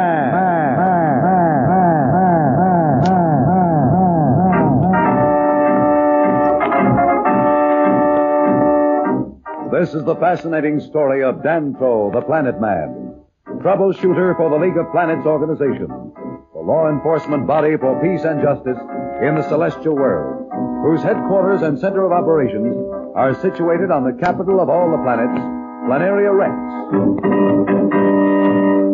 From Mercury to Pluto, wherever danger threatens the universe, you will find Dantro the Planet Man fighting for fair play. In a moment, the Planet Man.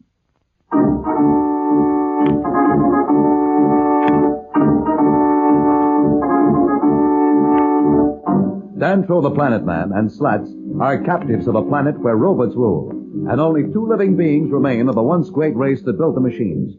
Clar, an old man, and his daughter Mira. One of the master robots, 012, has given Dantro and Slats their choice of helping the robots conquer the universe, either voluntarily or as mindless slaves. The Planet Man has chosen to volunteer in the hope that they could somehow escape or wreck the robot's plans. Just as you say, 012. We'll report to the Master Mecha-Robot, ZR5, at the Spaceship Laboratory. He'll know what to do. Come on, Slats. Coming.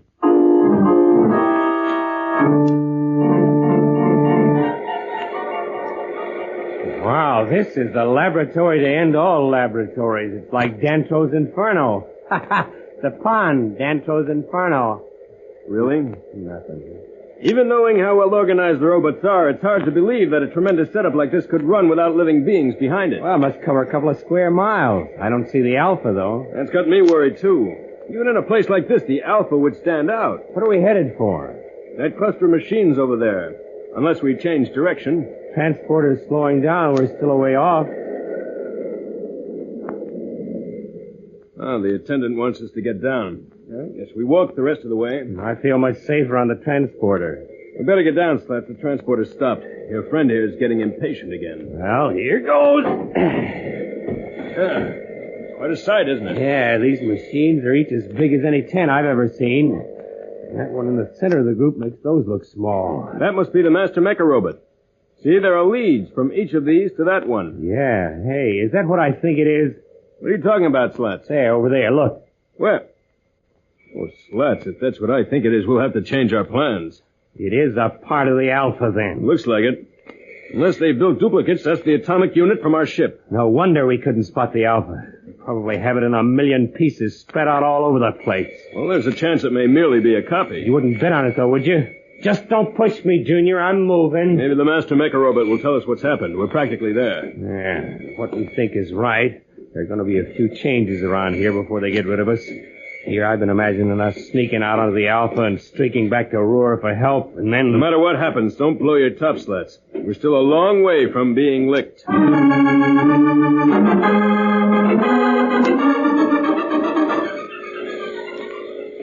Bring them along here. I've been waiting too long. We're coming. It's just that we're so overwhelmed by the laboratory. Well, I'm glad to see that you're intelligent enough to recognize the superior equipment we have developed. Ask them if they've torn the Alpha apart. Give me time, Slats. Did the Orientor tell you why you are here? Yes, he said we were to cooperate with your study of our ship, help you to understand how it works so that your factories could then duplicate it. That is substantially correct.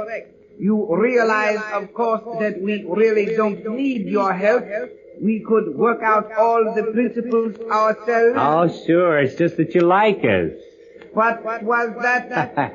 Nothing. What do you two call yourselves? Well, I'm Dantro, and he's called Slats. You may address me as ZR5. Now it is time we got to work. Tell me, was that the atomic unit from our ship we saw as we came in? Yes. We have dismantled the ship completely in order to study it better. Dismantle the Alpha? Great, just great. What do we do now, Dantro? What do we do, huh? We're stuck good and proper. I don't know, Slats, but we'll work out something. We've got to. A lot more than our lives depend on it. We have been able to identify most of the circuits, but there is one that I don't quite understand. Here. You see this series of loops? That's merely a safety field in case of an overload. Dantro, that's not a... Of course it is, Slats. Yeah, sure. You had better go over to the section that is studying the armament we found on your ship. That group of machines there. And don't go anywhere else unless you are ordered to. Your attendant will be with you at all times. You need not fear. We're reconciled to this. Hey, what's going on? You know darn well that was part of the Astrodrive setup. Why'd you tell them it was just a safety factor? Well, I know they'll find out sooner or later, but we can gain a little time. Time for what? To watch them blast the galaxy? You go on where he said. I'm going to look around. But the attendant's going along. He's behind us. Maybe he'll follow you. I'll just stop and see. You keep on walking. All right, but don't force anything. It's not time. He's stopping. He doesn't know whether to follow you or stay with me. He's decided to follow me. Don't go far away, Slats, and be ready to join me if anything goes wrong. You kidding? Don't go far. Where can I go? I'll just snoop around here a little. These machines give me the willies. Hey, what's this? Another attendant robot, or is that the same one that went with Dantro? Yeah, I might have known they'd get wise fast. Okay, I'm just going now. Yeah. Funny, he doesn't seem to be trying to get me back there. Just stands in front of me. What's that he's holding out? A piece of paper. Something written on it. Maybe a note from Mira. Wow. What do you know? I've got to get to Dantro fast.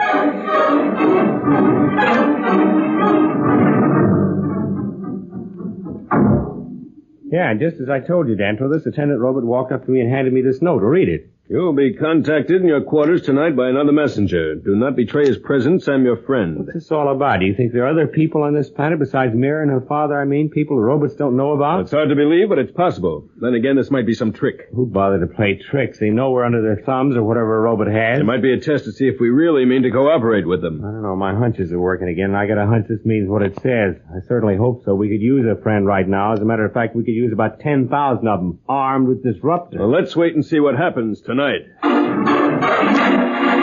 A strange note from a strange robot. What is this contact which Dantro and Slats are to receive come nightfall? We'll be back in a moment, so level off.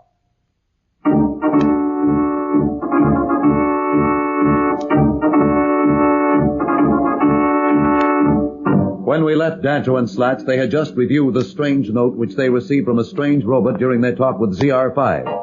We find them now in their quarters as they discuss this new development. I guess that note was a phony. I asked Mira when we got back if it's possible for any other living beings to survive without the robots knowing about it. She said they have gadgets that are detected in a minute. Why would they bother to send us a note? I don't know. Who can figure out what goes on in a robot's mind? We've been waiting now for hours. Let's hit the sack. I'm bushed. Well, you go to sleep if you want.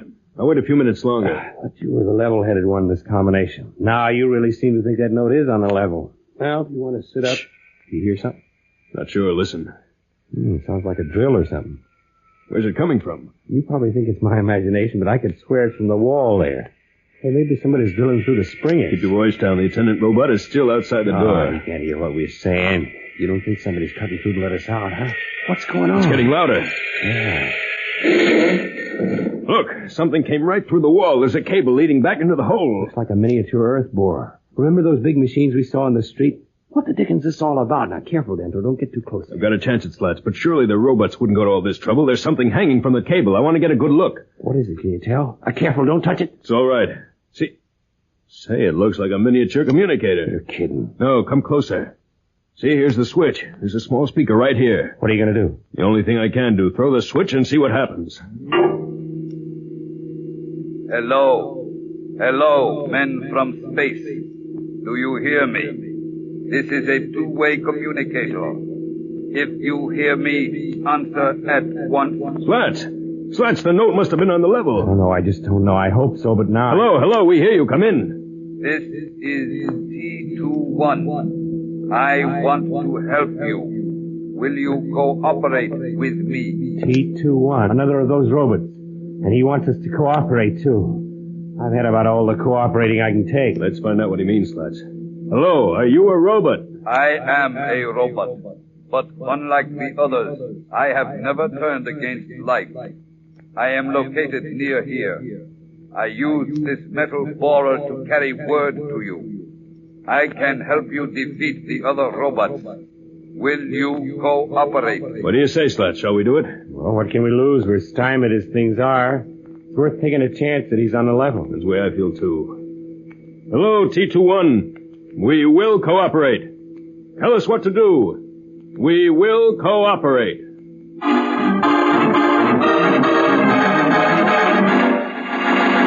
Dantro and Slats' new contact is really developed. Or is this a trap being set by ruling robots? Who is T21? We'll be back in a moment, but first, here is a message the Planet Man wants you to hear.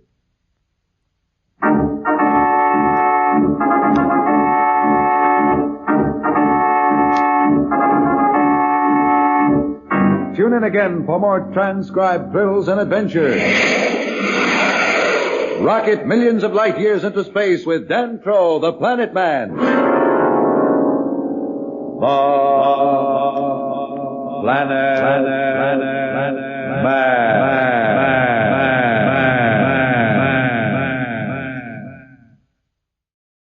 The Planet Man.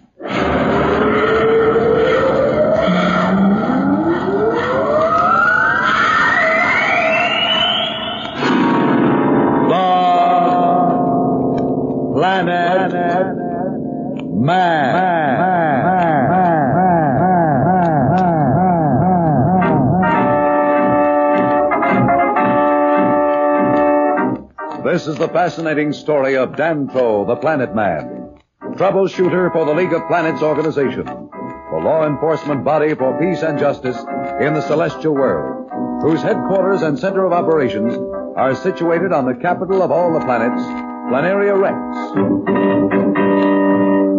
From Mercury to Pluto, wherever danger threatens the universe, you will find Dantro the Planet Man fighting for fair play. In a moment, the Planet Man.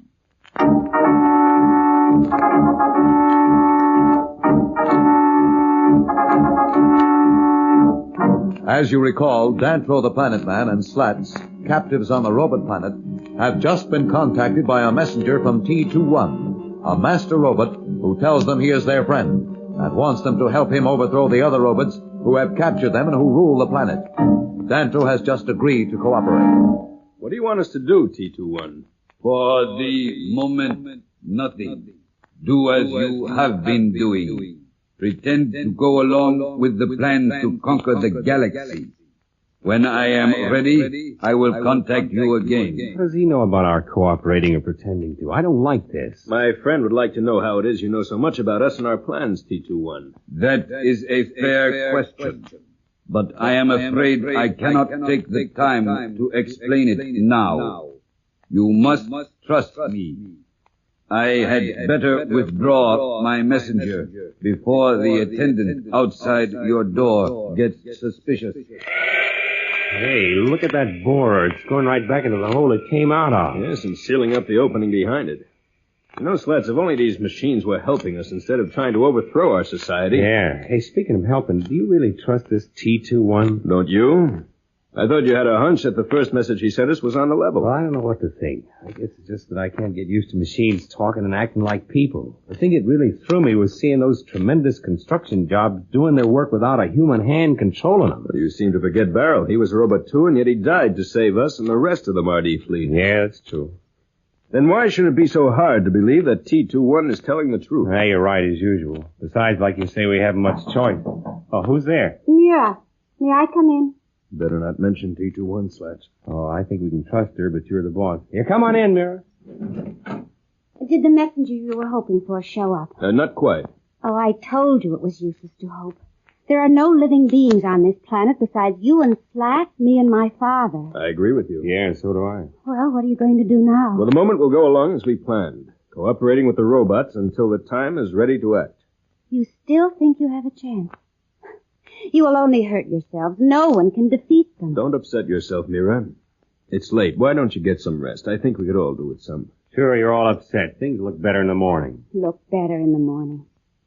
They'll never look better. I am tired, though. Good night. Good night, Mira. Good night. Too bad about her. She's a nice kid. She certainly had a tough break, just her and her father and losing her brother and all. Say, what's happened to Clark? We haven't seen him in days. Well, he's probably afraid. Mira must have told him we were up to something, and he's worried that the robots will think he's in on it. I'll bet that's it. You might be right. Well, let's turn in. I wasn't fooling when I told Mira I was tired. Yeah, it's a good idea. Hey, tell me honestly, even if this T-21 is on the square, do you think there's any chance of our blocking these machines? Who knows, Slats? But it's the way you said. We haven't any choice.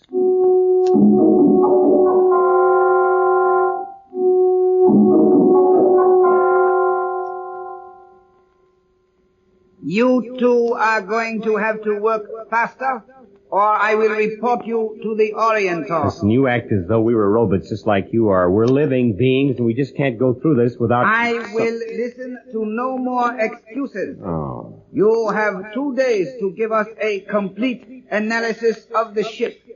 Now get to work. You, Planet Man, will work with the machines assigned to reconstructing a plan of the space drive. And you, Slats, the weapons control system. If I have the slightest reason to reprimand you, I will report the matter to the Orientor. And you know what that means? Yeah, we know. We'll be reconditioned. Exactly. Now, to your work.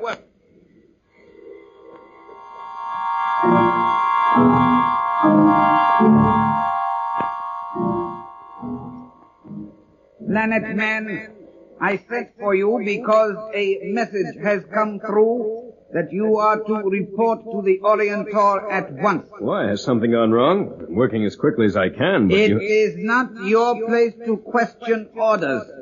This attendant robot will escort you. Now, go at once. A transport is waiting. As you say.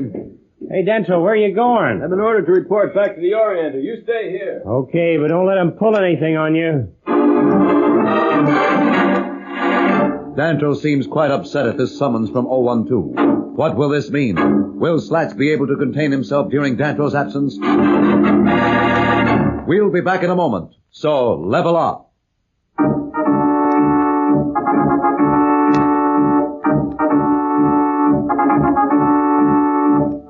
Dantro has just left Slats with ZR-5 in the laboratory as he was summoned to appear immediately before the Orientor 012. We find Dantro aboard the robot transporter en route. I wonder if you can understand what I say. Attendant, look at me. I'll bet you relay every word that's said in front of you. Hey, look at that jam up ahead. You tell him about that? Hey, wait, what's the setting force? Look out! Pull over, look out!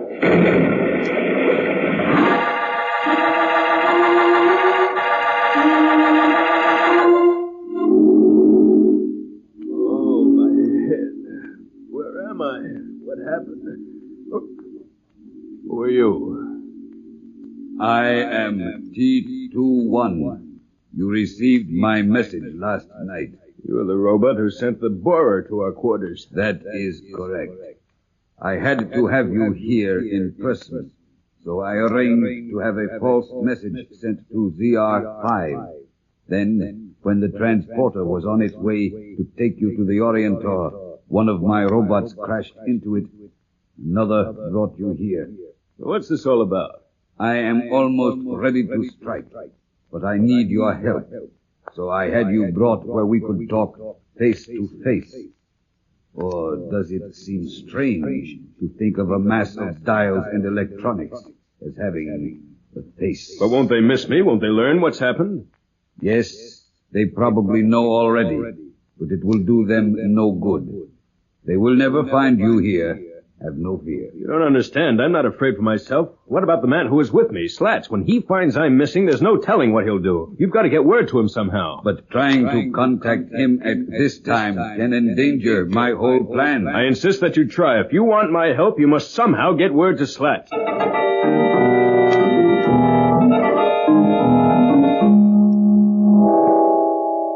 Listen, I tell you, that's the way this weapons control circuit works. If you don't believe me, I can't help it. You are to report to ZR5 at once. What?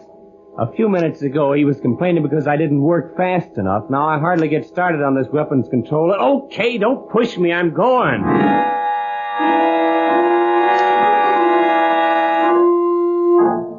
You sent for me? If I had not, you would not be here. Listen to me and think before you answer. You may not get a second chance. What is this all about? Where is your companion? The one that calls himself the Planet Man. Are you kidding? You know as well as I do where he is. You sent him back to the Orientor. He is not back at the Orientor. He never reached there. Now, wait a minute. Who are you trying to kid? I will ask the questions. Who sent that message? What message? What are you talking about? The message ordering me to send Planet Man back to the Orientor. You know who sent the message. You told us about it. Must have come from the Orientor. The Orientor never sent such a message. It was a forgery. Planet Man disappeared on the way in an accident that was no accident at all, but a carefully planned move. Now, wait a minute. We shall find out quickly enough what you know about this. What are you going to do? Send you to the reconditioners. They will pluck whatever knowledge you have out of your brain. You're not sending me to any reconditioners. You have no choice in the matter. Take him off. You'll have to catch me first. Come back here. I've listened long enough. I'm going to find Dantro. Very well. After him. And if he resists you, destroy him.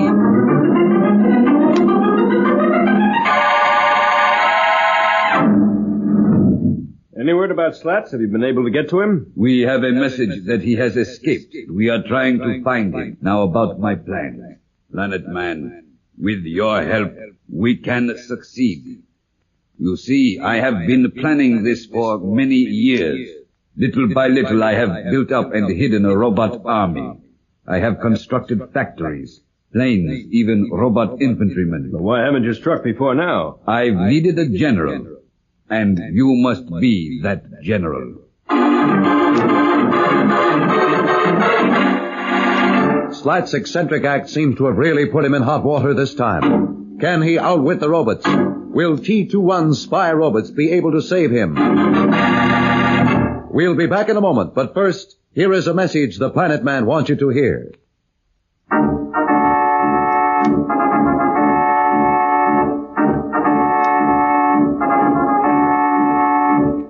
Tune in again for more transcribed thrills and adventures. Rocket millions of light years into space with Dantro the Planet Man. The Planet Man.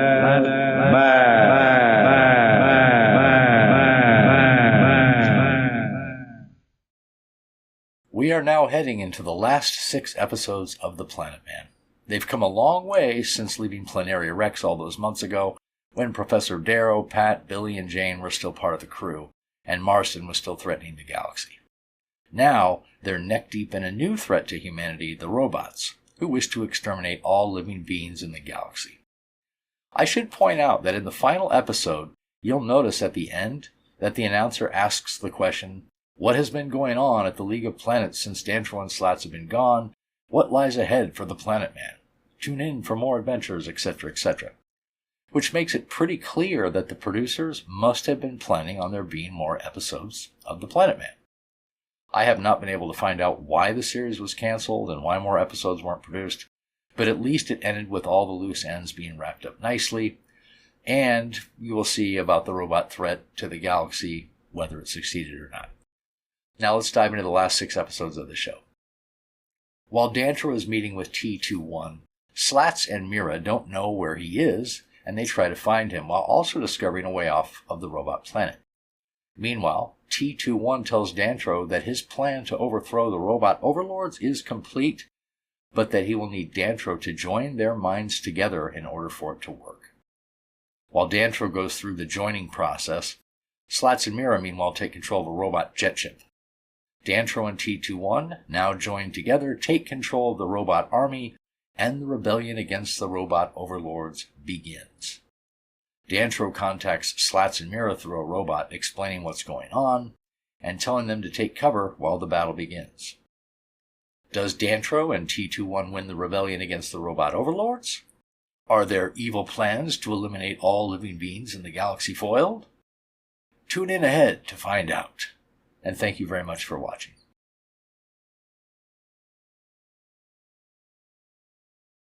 The Planet Man.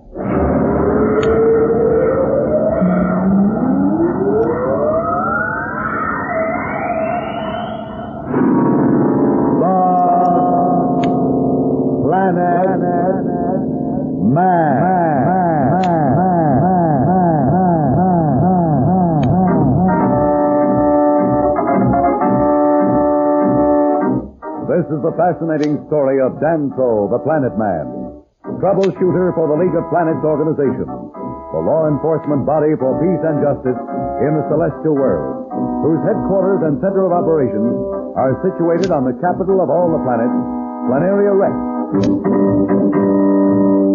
From Mercury to Pluto, wherever danger threatens the universe, you will find Dantro the Planet Man fighting for fair play. In a moment, The Planet Man.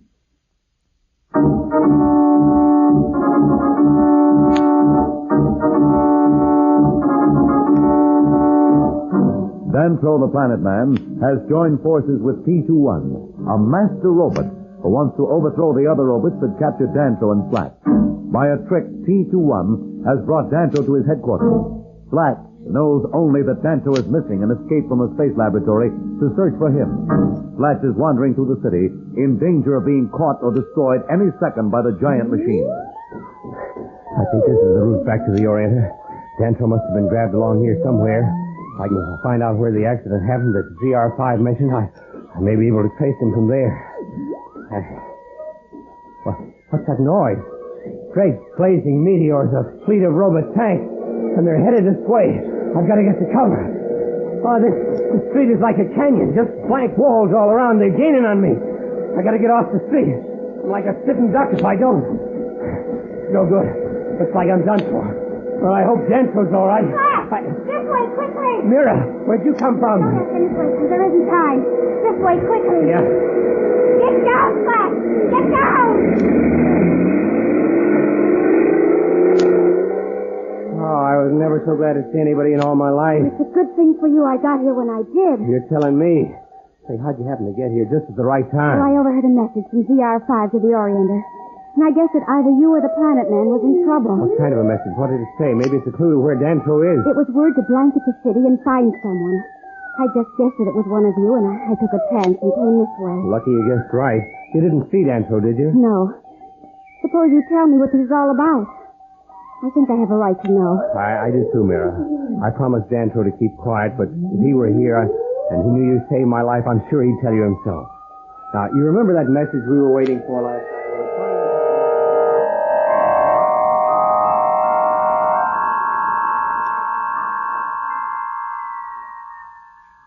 If we don't get word of Slats soon, I'm going to go looking for him myself. You must not. If there is any sign of him, If he is still alive, my robots will find him.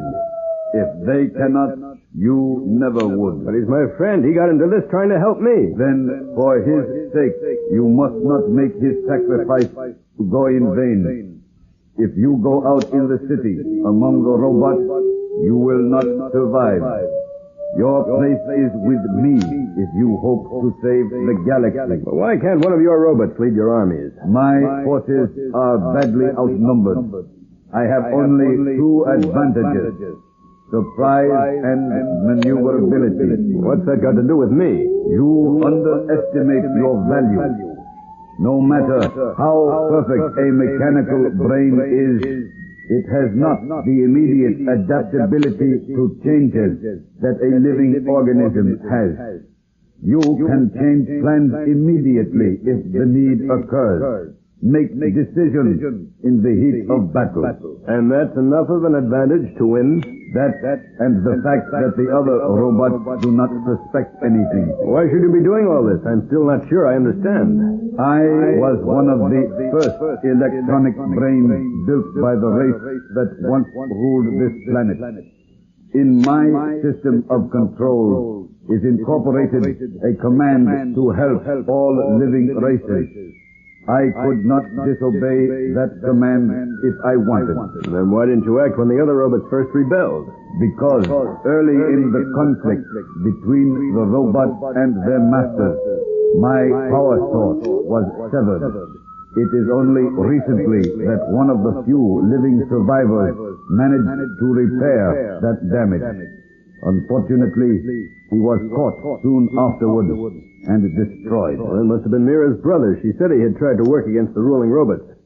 Too bad he didn't live to know he had succeeded.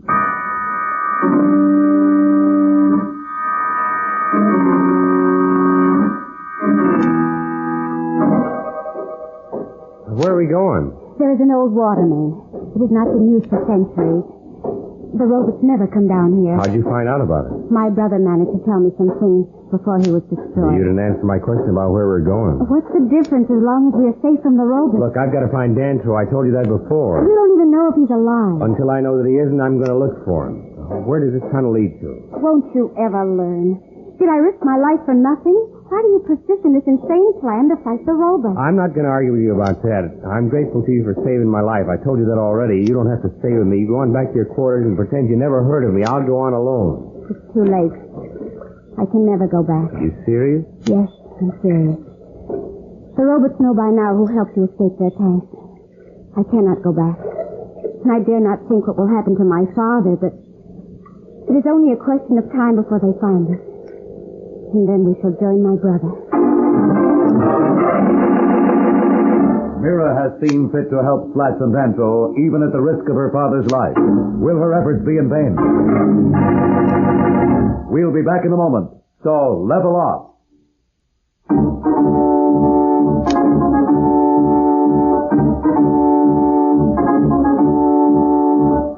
When we left Dantro, he was talking with his new ally, T-21, about the plan to take over the robot planet.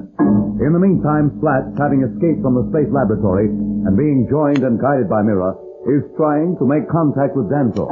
We find Slats and Mira as they journey carefully through the tunnels of the robot world. Now, look, Mira, wait a minute. You're not coming along. You've done enough for me. You stay here where it's safe. And how would you find your way about the city? You don't even know which way to turn.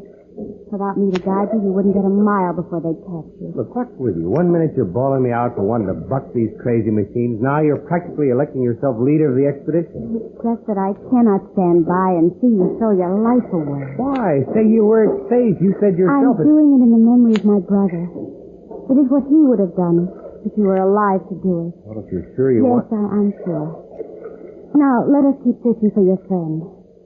I have an idea where he may be if that robot that sent you the message is what I think he is.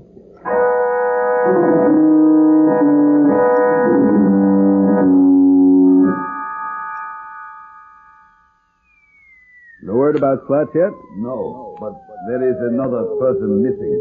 And if they are together, it may explain how Slats has managed to evade the others this long. Another person missing. It could only be Klee or Mira, but I doubt if either of them would help Slats. They wanted nothing to do with any plan to resist the ruling robot. Be that as it may, the alarm has been sent out for the one they call Mira. Perhaps they're together. That is what I believe. She may know of hiding places your friend could not know about, especially if it was her brother who repaired me. But we are doing all we can to find them. It is time we planned our campaign. What armament have you? All the available weapons, heat projectors, blasters, sonic disruptors. And the atomics? Of course. All our power is atomic. I don't mean power. I mean atomic weapons, bombs, mines, guided missiles. We have never used atomic energy as a weapon. It had not occurred to me that it could be so used. I can understand that. It was probably one of the few precautions the race that made all these machines took. But it can be used as a weapon, and one that could destroy this entire city. And us with it. If it becomes necessary, I will do even that to keep these robots from striking at the rest of the galaxy.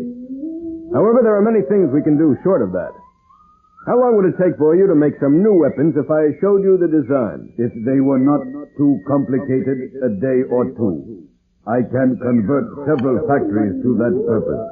The other robots think they are devoted to alloy research. Let's get to work. And meanwhile, keep every available robot on the lookout for Slats. He'll be a big help in this if we can only get him here.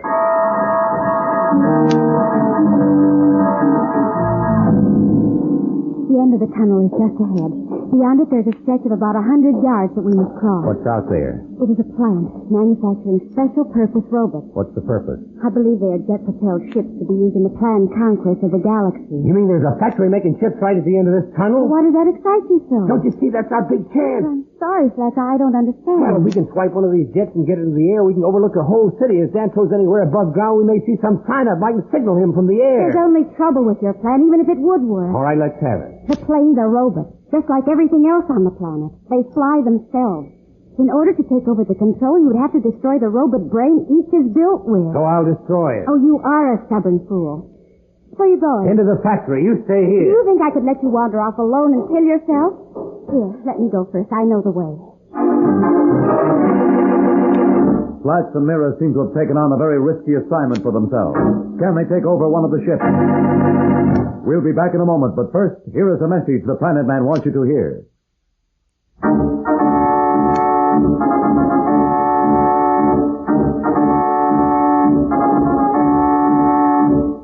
Tune in again for more transcribed thrills and adventures.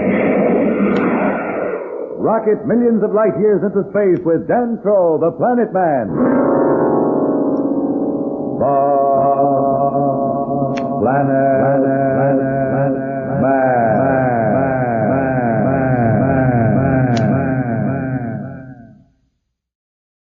The Planet Man.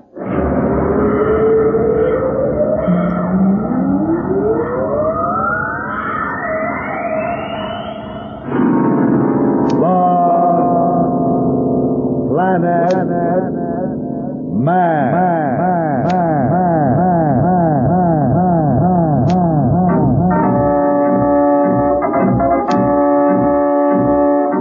This is the fascinating story of Dantro the Planet Man, troubleshooter for the League of Planets organization, the law enforcement body for peace and justice in the celestial world, whose headquarters and center of operations are situated on the capital of all the planets, Planaria Rex. From Mercury to Pluto, wherever danger threatens the universe, you will find Dantro the Planet Man fighting for fair play. In a moment, the Planet Man.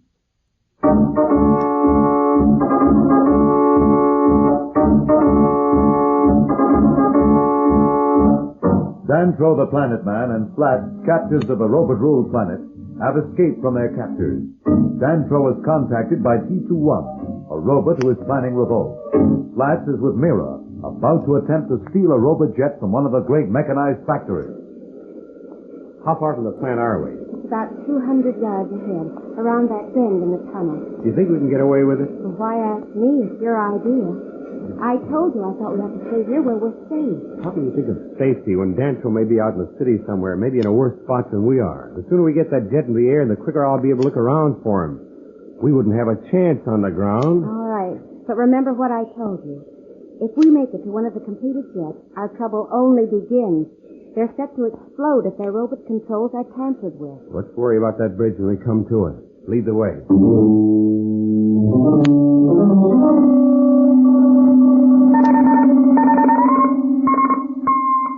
Any word about Slats or Mira, T21? They're together. Have you any idea where they are? They're in a specific sector of the city. But I have all the robots under my control on the lookout for them. Sooner or later, I'll get word. Meanwhile, we at least know they're alive. Now we had better keep working on our plan. How long do we have? A few days at the most. A few days to plan the overthrow of the whole civilization? Not the whole civilization. We must destroy the key robots that control the others. How many are there? 13. Only 13? But then do you need an army and an air force to destroy 13 robots? Wouldn't it be better to try to penetrate their defenses by undercover moves? It cannot be done that way. The master robots that run this planet are guarded night and day by devices that cannot be fooled. They must be destroyed. And to reach them, the guards must be eliminated. I guess you know best. But why so little time? For years I've been planning this. Little by little I've expanded my control, built my forces. Today I took the final step. And within 24 to 48 hours, my forces will be too big to conceal any longer. Before that happens, we must strike. The master robots must not be forewarned. And what you tell me, surprise is vital, all right. What's all that chattering about? It's my contact checking in. Tell me now, T21, how do I fit into all of this? As I told you before, you must be the combat leader. Your brain can make the split-second decisions no robot is capable of. Yes, but some of them may be wrong. A robot would take longer, but be more accurate. You told me that yourself. In a battle, a wrong decision, carried out efficiently, can sometimes succeed by its very speed. Besides, the robots will think logically. You may not. That will confuse them more. There's nothing for me to do then until the battle begins. Yes, there is. You must be joined with me. Joined with you? What do you mean? Your brain must be linked to my control, so that we can function as a unit. You will make the decisions. I will see that they are carried out by my robots instantly. Wait a minute, you didn't tell me this before. Until I was sure you would agree, I could not. Why, I'm not so sure I will agree. You better tell me just what's involved. What do you mean my brain joined with yours? It is a simple operation. My medical robots can perform it in a matter of an hour or so. Sensitive wires are spliced to key nerve and control centers of your brain. And then, through an amplifier, to the master controls in my system. Operation? You mean you want to operate on my brain?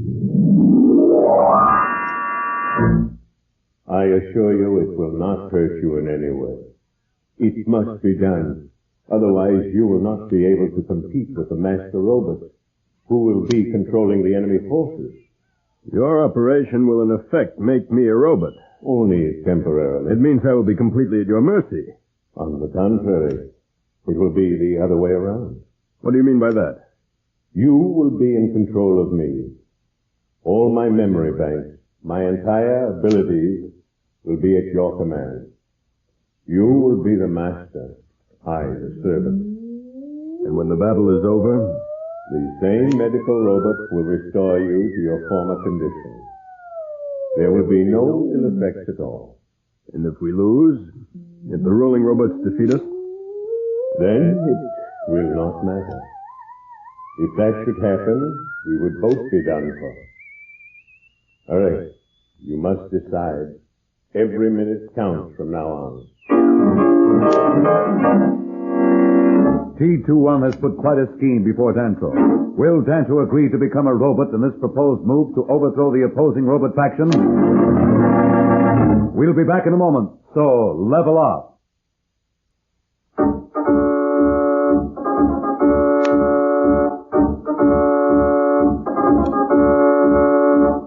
When we left Dantro and T21, they were discussing the proposed plan to take control of the robot planet. In the meantime, Slats, who has also escaped from the evil robots, and now accompanied by Mira, is in a tunnel making his way toward a jet factory with the thought of stealing aboard one of the ships and gaining a way of contacting Dantro. How much farther? Here, around this bend. See for yourself, but be careful. Okay, let me by. Careful. Yeah.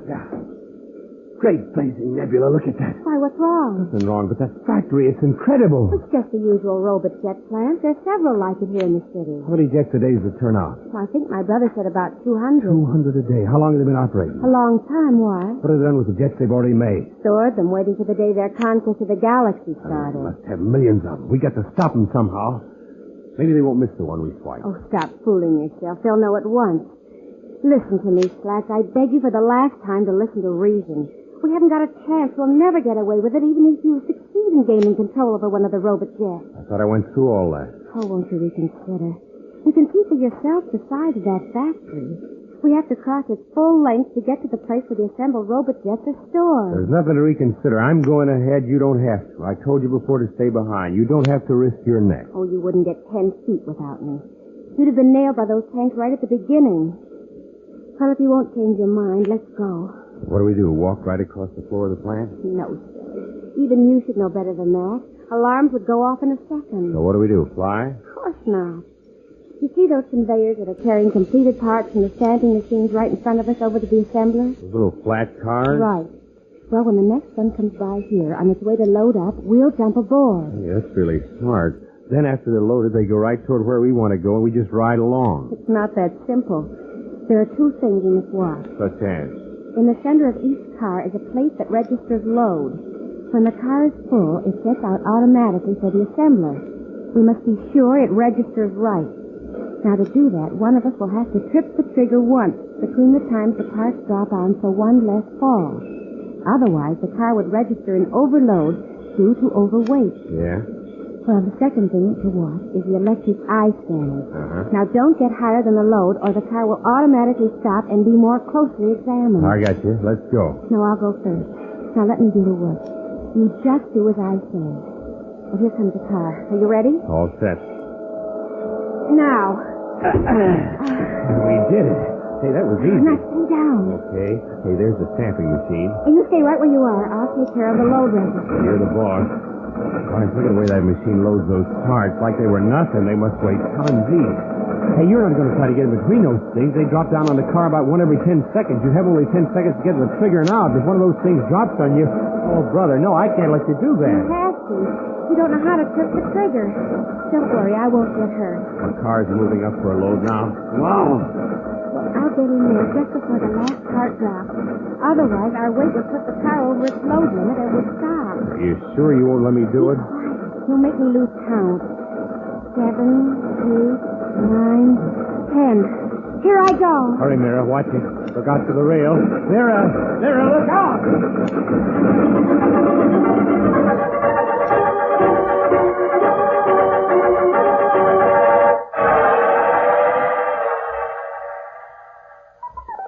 You must decide at once whether you will permit your friend to be joined to me. Will you do it? The way you put it, I haven't much choice. All right. Tell your medical robot that I'm ready to go ahead. But there's one thing about Slats. Yes. I want you to promise me not to let him know about this until it's all over. He wouldn't understand it, and he might think you'd harm me.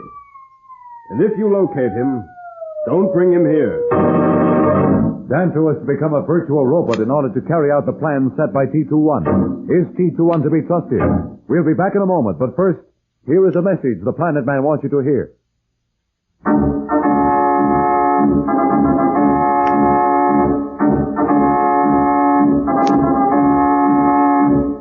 Tune in again for more transcribed thrills and adventures. Rocket millions of light years into space with Dantro the Planet Man. The The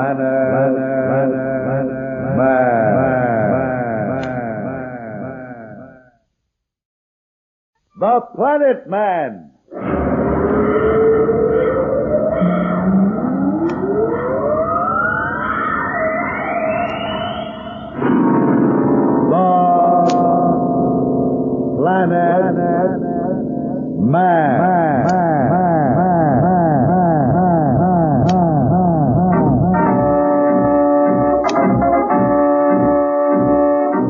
This is the fascinating story of Dantro the Planet Man, troubleshooter for the League of Planets organization, the law enforcement body for peace and justice in the celestial world, whose headquarters and center of operations are situated on the capital of all the planets, Planaria Rex.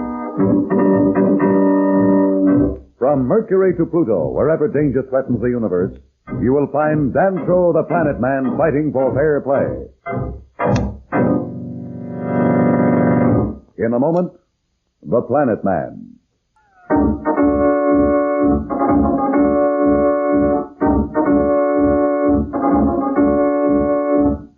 Dantro the Planet Man and Slats were on the robot planet. Dantro has agreed to an operation that would link his brain to that of T-21, a robot who is planning to overthrow the evil rule of the other robots. Slats and Mira are involved in a desperate attempt to steal a robot jet from the factory. Mira, are you okay? Yes. Well, that completes this car's load. Now move over to the assembly. Yeah, we just ride along with it, huh? Hey, what do we do when we get there? The completed jets are still a long way from the assembling machine. Well, it's about time you wondered about that. Here we go. Now, for goodness sake, keep down or the scanners will pick us up. Okay, I'm down. Now tell me, how do we get from the assemblers to the storage room? We'll ride the belt. Belt? What belt? I don't see any Get down. Oh, sorry, I forgot. I didn't see any belt. Well, you'll see when we get there. It carries the jets through the assemblers, and when they're completed, to the storage room. We're going to ride it?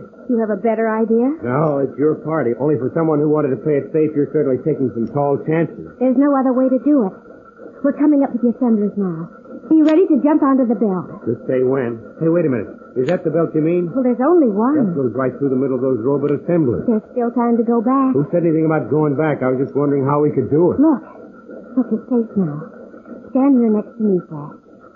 See, as the assembler belt pulls each jet through the robot assemblers, there's a space of several feet on the side there that's in the clear. Yeah, and we have to ride right through the jets as they're being assembled. Right. You still want to go ahead? Of course I do. It's time to jump in. Ready? Say the word. Now.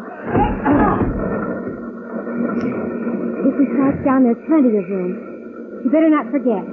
If you stand up this time, one of the robot assemblers is liable to put fins on your nose. Well, it might be an improvement. Here we go. Hey, listen, Mira. I've got an idea. What is it? This assembly belt carries the jets right through until they're finished, right? That's correct. And we can also carry it through the robot that installs the robot's brain. Of course it does. What are you getting at? If we could keep a jet from having the brain installed or destroyed as it's being put in, it might be safer than trying to dismantle it later. It might be safer. It would also be a lot trickier. Now, let me think for a moment. Hey, Mira. What? Up ahead there. That thing next to the assembler. Is that part of the machine? It looks different. Where? Oh, no. Something wrong? That's not part of the assembler. That's a police robot. The masters send them out when they expect some breakdown or when a robot fails to perform its task properly. You mean they're wise to it? They know what we're doing? I'm not sure. It might just be a routine check.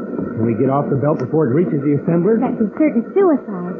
We'll just have to take a chance. The police robot is looking for something else. You mean just wait for the act? We have no choice, Slash. You ought to know. But we're not going to have to wait for very long to find out. The belt is moving faster. Stay down. Don't move. Here we go.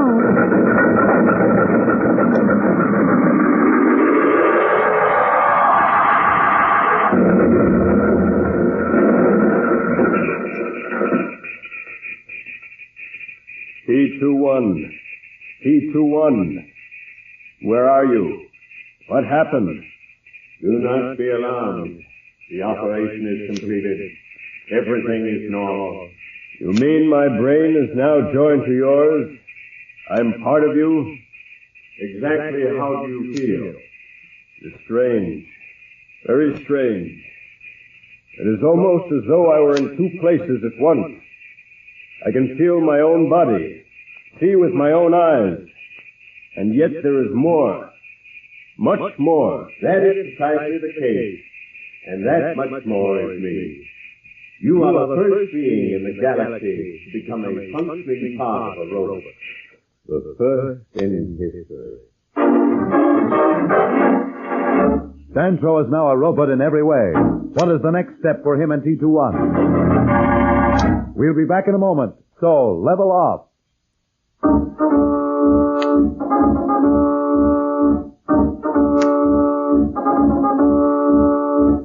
When we left Dantro, he had just become part of the robot world for the purpose of leading a battle against the evil robot faction. Slats and Mira are trying to gain possession of a robot jetship from the Special Purpose Factory. We find them now as they approach the final assembly point. Here, is it okay? A moment more. Wait till we're well away. All right. What happened? Did the police robot spot us? If it had, we wouldn't be talking now. They're equipped with pulverizers. And if we'd been detected, I'd rather not think about it. What was it looking for, then? I don't know. What's the difference? We're safe for the moment. Well, how about my idea? You mean about preventing the assembler robot from installing the robot brain in one of the jets? That's the only idea I've had since we started out on this little jaunt. You've been calling all the shots. Do you think we could do it? Well, it might work, but not exactly the way you see it. Why? What's wrong with my way? Mainly that if we interfered with the functioning of the assembler to that extent, the fact would immediately register with a master control for this operation. No, we can't prevent the installation of the brain entirely. Well, then maybe we can destroy it. No, the same thing would happen. But if we could just prevent it from being connected once it was installed. Well, you're the expert. Let's do it that way, then. Well, first let's move up next to the jet ahead of us. It's almost completely assembled. Lead the way. Now what? Lean in here where you can see the controls. Okay, I see him. You see where I'm pointing? That open connection? There. But don't touch it. There's enough power in that socket to burn you to a cinder. Oh, that was close now, she tells me. Well, what about it? Well, that's where the connection is made when the robot brain that controls the jet is installed. If we can somehow sidetrack the circuit... Yeah, that's my department. Let me climb in there where I can see behind the panel. You'll have to work fast. We'll reach the brain assembler in a few minutes. Here I go. Let me know when it's time to get out. Do you know what you're doing? Ask me later. If there's any chance later.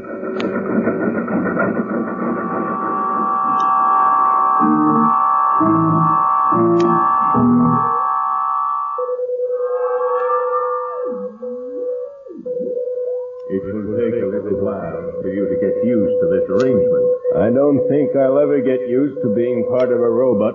Nevertheless, you must learn to use my powers as though they were your own.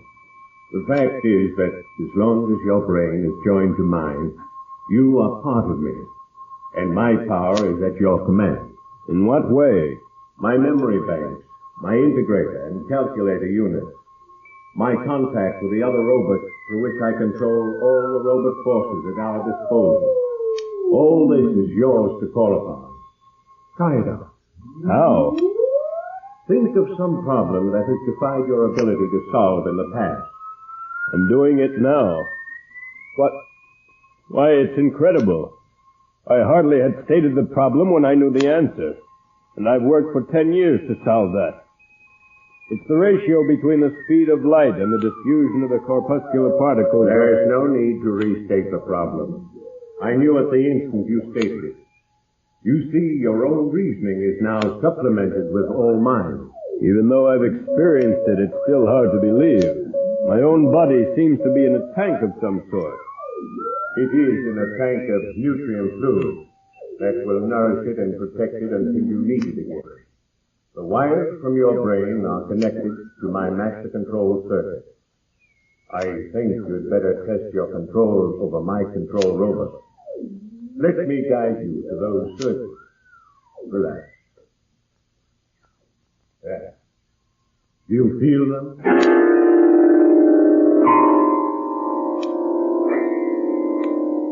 Yes. I am aware of countless facts and sensations, all at once. It's as though I had millions of eyes in millions of places. Good. That indicates complete rapport. It is what I hoped for. Weren't you sure? One is never sure until the problem is actually solved.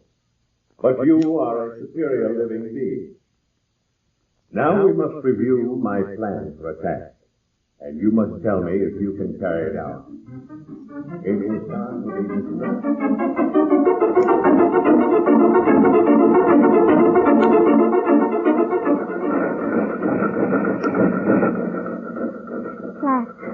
almost ready? We'll be at the assembler in a few seconds. Come out. There's hardly time. I'm coming. Oh, boy. That was a tight squeeze. Did you fix the socket so the circuit would bypass the robot brain? Yeah, I think so. Well, you'd better be right. If your figuring was wrong, there's going to be one awful explosion around here. And we'll be right in the middle of it. Yeah, I know, Mira. Tell me this, Mira. Yeah? Is the brain assembler the one we're coming to? This is it. And Slats, Huh? make a big wish that you guessed right. Yeah, I will. Now, get down.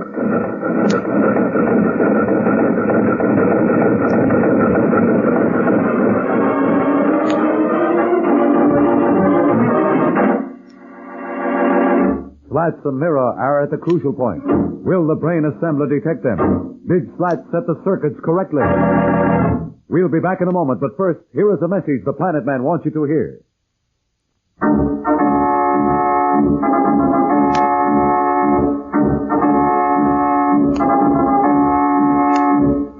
Tune in again for more transcribed thrills and adventures. Rocket millions of light years into space with Dantro the Planet Man. The Planet Man.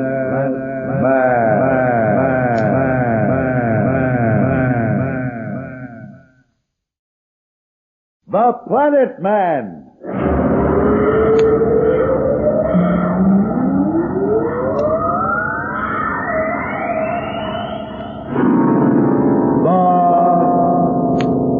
Planet Man.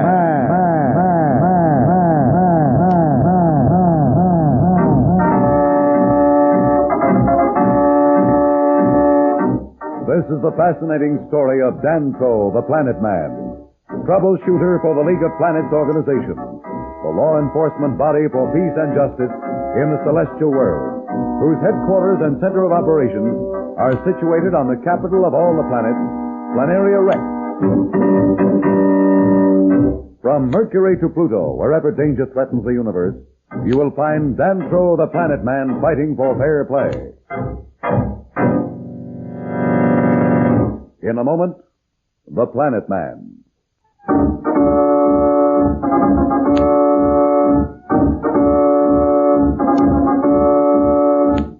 Dantro the Planet Man had joined forces with a master robot to overthrow the robot lords on the planet by having his brain made a part of the circuits.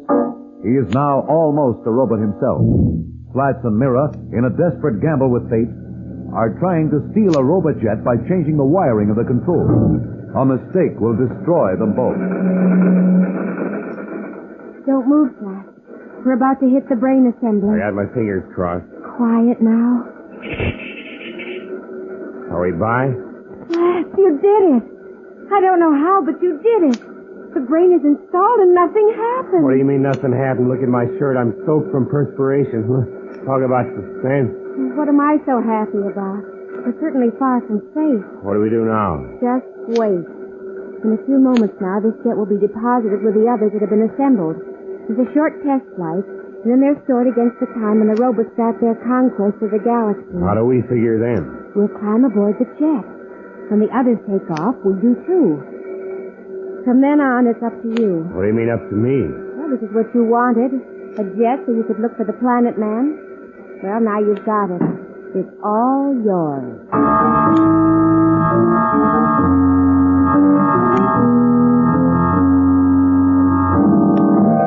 As far as I can tell, C21, your plans for attack against the ruling robots are sound. When do we carry them out? In a few hours. What about Slats? What about him? We must locate him before the attack is launched. Is the safety of the galaxy less important? Of course not.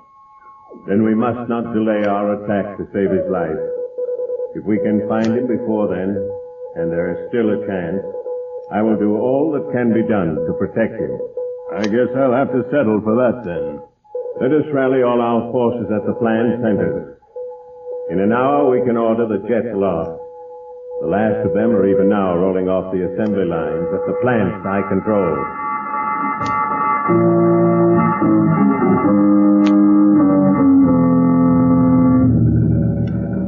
must be almost to the test field. It's just outside this building. You see there where the belt passes through that doorway? There, just outside? Yeah, we better climb into the jet then, hadn't we? I think it's best. Here, I'll give you a hand. Thanks. Let me help you now. No, I'm not that tired. Here, move back against this rear shield. Why, there's no danger anymore, is there? I don't think so, but why take the chance? When we get out on the field, we can move forward again. Say, listen, there's something that's been bothering me for the last hour. I expected that. Expected what? That you would wonder how I knew all I did about this plant and the way the assemblers work. That's what I was going to ask. So you did know more than you admitted. Yes, I know a great deal more. But I won't tell you why or how. Yes. When will you tell me? When we're safe. If that time ever comes. Until then, you'll have to trust me. Oh, I trust you. It's not that, but... You see, I'm a nosy guy, and it kills me to know there's something I don't know and not be able to find out about it, or when I'll know what I don't know. Say, it's kind of confusing, isn't it? Well, I'll just have to go along with you, but I hope we're set soon. I can't keep my curiosity in check for very long. Here's the exit. We'll be out in the test field in a moment now. I'll get forward to the controls and be ready to jet off then. You stay back here where it's safer. In the first place, nowhere on this ship is safe once we take off. And in the second place, it's a little late for me to worry about safety. All right, don't get huffy. I was just... You know what's going to happen, don't you? What do you mean? I mean when you start to pull away from the other robot jets in this group. Well, not exactly. What? You'll become a target for all the rest. Are you sure? Yes. But I warned you before it wouldn't work. Well, we've come this far. I'll manage to scrape through somehow, and we can really look for the Planet Man. We're out in the field now. Better cut in the jet.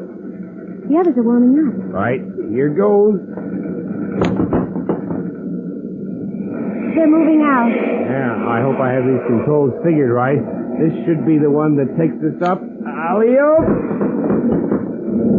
You hit it right on the button, Slats. We're off.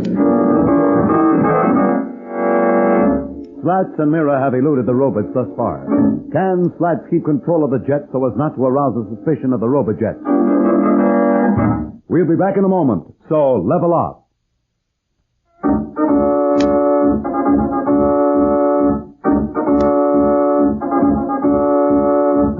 When we left Slats and Mira, they had successfully taken off on a test flight in company with other robojets.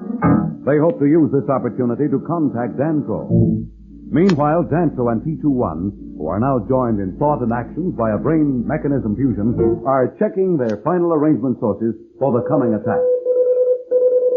The last of our robot jets are rolling out on the field now. I'll order them up for a test flight. Good. There they go. Have them circle to test control and then bring them down. We haven't time for the usual long test. I'm doing that now. Wait. How can that be? What's wrong? One of the jets. It isn't obeying the order to circle. See? Destroy it at once. How? Have the others converge and shoot it down. It's the usual way of destroying the occasional faulty one that gets past the inspectors. Right. No, I have an idea. Would it be possible for us to see what's in the jet? See what's in it? Why? There's nothing but the usual machinery. I'll have one of the others circle in close, so I can pick up the picture of the interior.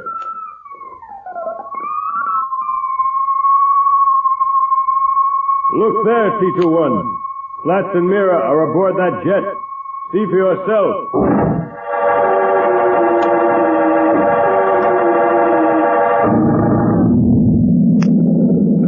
Well, we'll soon know the score. I've circled away from the other jet. Yes, and here comes trouble. You mean there's some circling in? That's it. Watch, it'll shoot us down. Not if I can help it. Watch. You burned it down. Look out, here comes another. Can you do it again? I better. One of us is going down. It's not going to be us if I can help it.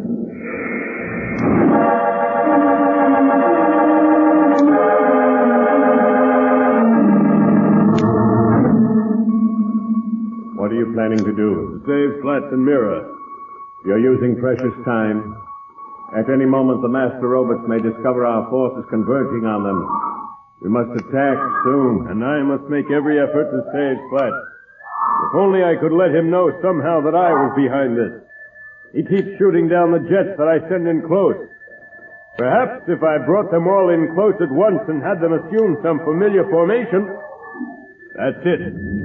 Some formation he would understand.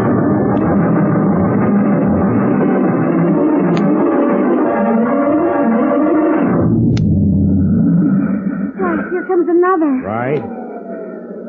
Good boy. You got him with the first beam. Did I, Slats? That's me. Uh-oh. What? Oh, what do we do now? Run. Hang on. Are they following us? Sure are. Look, that's funny. What's funny? The way they're flying. I don't see any... Hey, you're right. The formation of some sort, almost as though... No, I don't believe it. Don't believe what? Don't you see, Mira, what they're doing? I really don't know what you mean. It's some shape. Of course, how would you know? They're forming a big D. D, don't you get it? D? D? No. Does it mean something? It means Dantro the Planet Man. Your friend. But how could that be? How could he be controlling all those jets? I don't believe it. Believe it or not, that's what it is. I don't know how or why, but I'll bet anything Dantro's running those babies. I wonder where he is. What's he doing? They're going down. And we'll go down, too.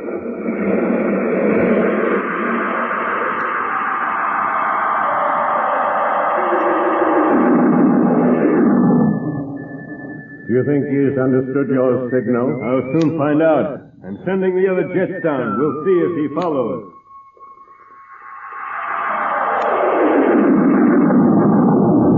He is following them down. What will you do when they land? Send a robot to tell them what this is all about. You're going to tell him what's happened? But you said he would not understand. That's right. I forgot for a moment what had happened. Forgot about my brain being joined to your mechanism. No, I can't tell him the truth. It would be certain it was a trick and that the robots had forced me to surrender my mind. The important thing to do is to get them both to a safe place until the battle is over. That's what I must do. And I can't try to explain. I'll have to fool Slats for the moment. He'll understand later when I can tell him the whole story. That is, if we win.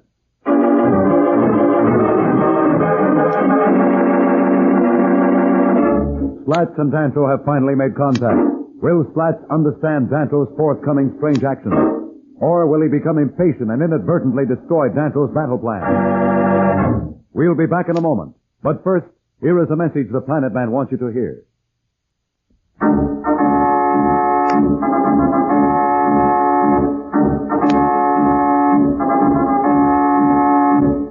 Tune in again for more transcribed thrills and adventures.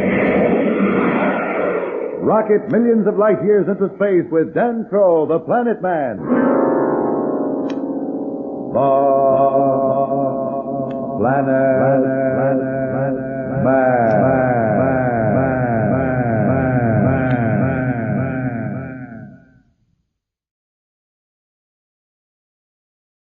The Planet Man.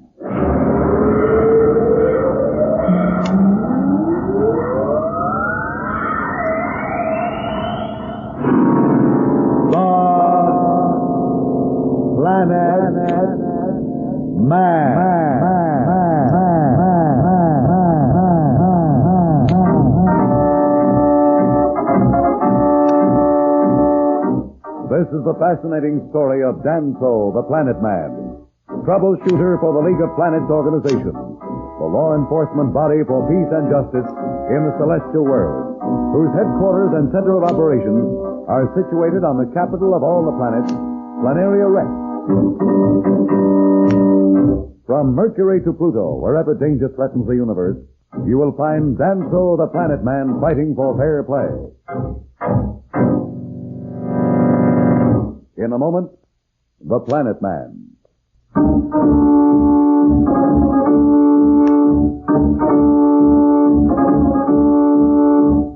Dantro the Planet Man had agreed to have his brain joined to the robot T-21, who was about to attack the other robots who ruled the planet. Slats and Mira, after stealing a robot jet, discovered that Dantro was controlling the remainder of the fleet. They landed, hoping to contact him directly. How can you be so sure that this isn't a trick, Slats? The robots could just as well have made those jets form that letter D. Why would they bother, Mira? They just knock us out of the sky. I'm not certain, of course, but it's all we have to go by. We'll stick here in the jet as long as we can. If it's Dantro, he'll get word to us somehow.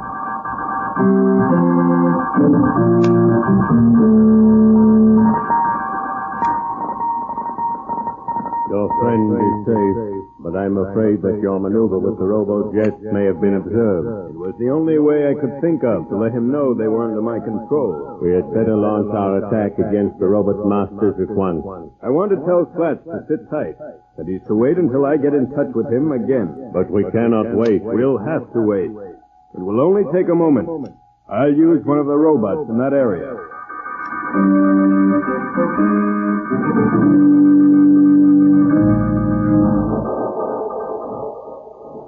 Slats, look, out of the port. Where? There, coming toward us. Hey, what's that thing? It's a robot patrolman. We better get clear while we can. No, just sit tight now. Don't be nervous. Slats, What? Did he say that? Yes. It was the robot. Slats, do you hear me in there? What's going on? Dantro, is that you? I don't get it. The robot... There isn't time to explain. This robot you see is my message carrier. He is under my control. Under your control? How? Where are you? Inside that thing? Please, Slats, don't talk. Listen. You and Mira get to cover. But I don't understand. Believe me, Slats. In a few minutes, Bedlam is going to break loose on this planet. Mira must know someplace you'll be safe. Go there. I'll contact you as soon as this is over. As soon as what's over? Dantro! Dantro! Come on, Mira. Where are you going? After that robot. He's going somewhere, and I'm going to find out where it is. Come on, let's get out of the ship.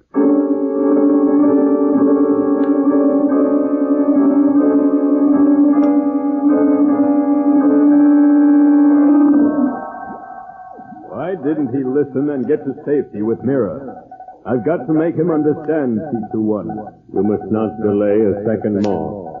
The reports are coming in from all over the planet. The robot masters are growing suspicious. Just a moment more. And in that moment, the advantage of my surprise may be lost. You must choose, Dantro, between the safety of your friends and the survival of life in the galaxy. We are the last line of defense between the robots and conquest. All right, T21. Slats and Mira will have to take their chances. We will strike at once. Send the robot jet bombers aloft.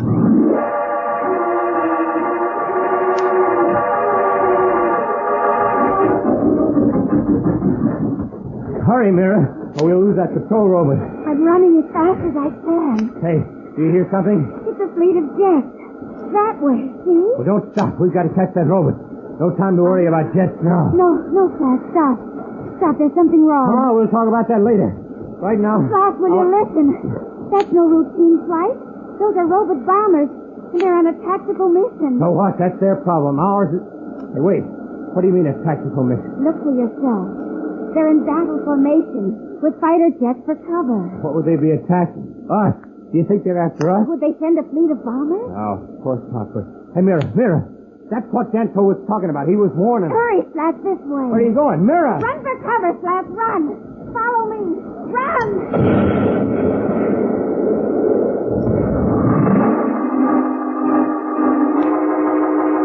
The battle seems to be underway, and Slats and Mira in the middle of it.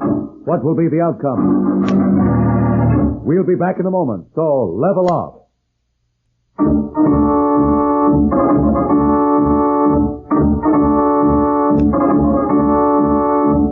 When we left Slats and Mira, they were trying to follow a robot whom Slats thought to be Dantro. In the meantime, Dantro and T21 have commenced operations in their desire to overthrow the ruling evil robot faction. What's the report, T21? Not good. We delayed too long. In some areas, the masters are ready for our jets. Here. Watch the 10th sector on the screen. Have we knocked out any key centers? 6, but 7 remain.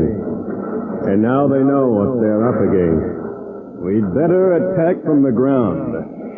I'll order the robot tanks and destroyers into action. Plan J. Better alert the mobile ground battalions, too. Timing. Set 7. No. Make it 7.406. Tangent 2. Interval 604. Sign 8. Alerted. Commence.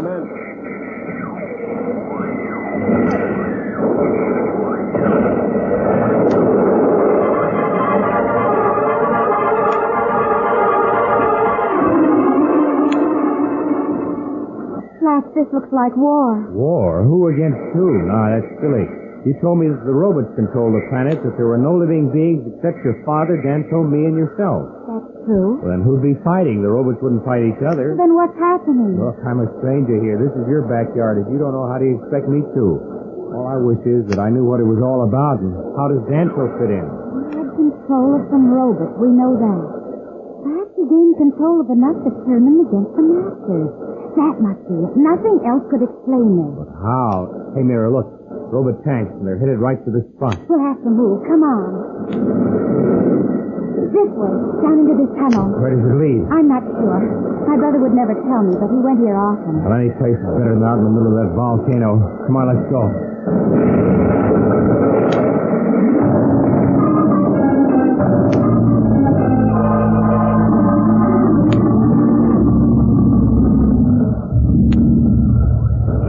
We had time to develop some atomic weapons.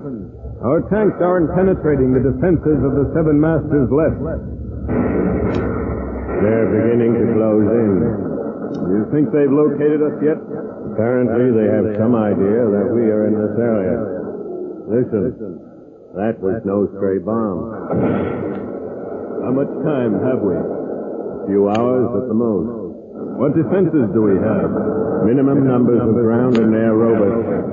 We need every one we could spare for our attack. Well, we'll just have to knock off those 7 in the time we have. I'm going to take a chance on something.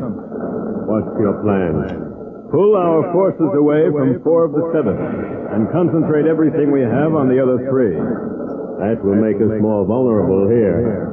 They'll be able to concentrate on tracking us down. As it is, they're busy defending themselves. It's the only chance. If we knock off the 3, we can then concentrate on the other 4. Give the necessary orders. As you say.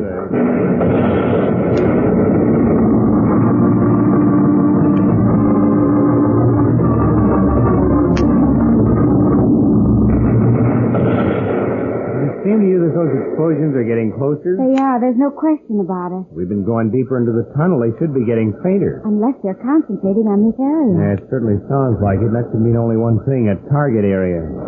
You think the headquarters for whomever is attacking the masters is nearby? Might be the other way around. This might be the headquarters of one of the masters. The attackers might be the rebels. Then we may be heading right into a trap. Well, what can we do? Nothing, Mira. Just what we're doing. But why, if we don't know? What else can we do? Turn back to that bombardment? Stay here until it reaches us? Listen. Come on, Mira. We'll have to gamble that we're guessing right. This is the rebel headquarters, and Dantro's there, and we'll be okay. If not, well, it's nice knowing you. Oh, let's get it over with. I'm no good at waiting for things to happen.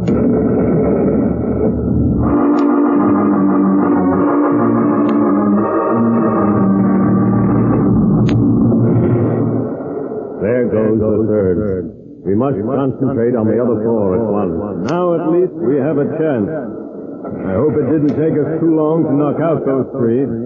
How much longer do we have? It will be best if you don't know. It will only distract you. There's very little time, I will tell you that. Very little time before they penetrate our defenses and destroy us and begin their destruction of the galaxy.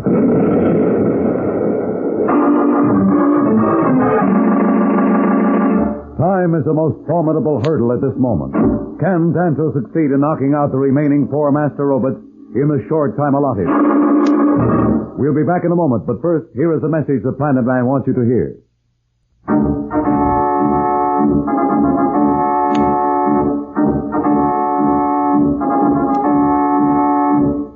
Tune in again for more transcribed thrills and adventures. Rocket millions of light years into space with Dantro the Planet Man. The Planet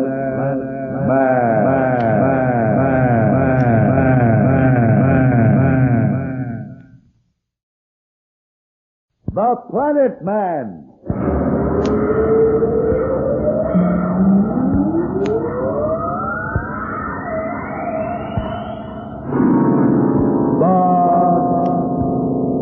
Planet Man.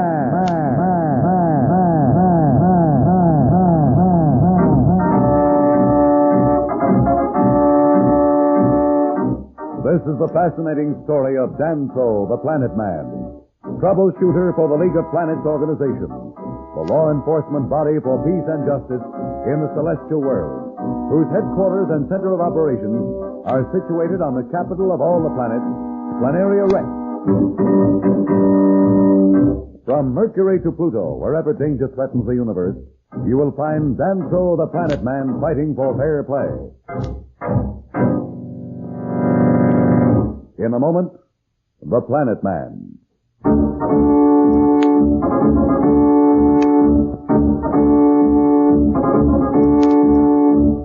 You will recall that Dantro with T-21, the robot as his ally, had attacked the robot masters. The battle to the death is in full swing, with the forces of the robot masters closing in on Dantro's headquarters.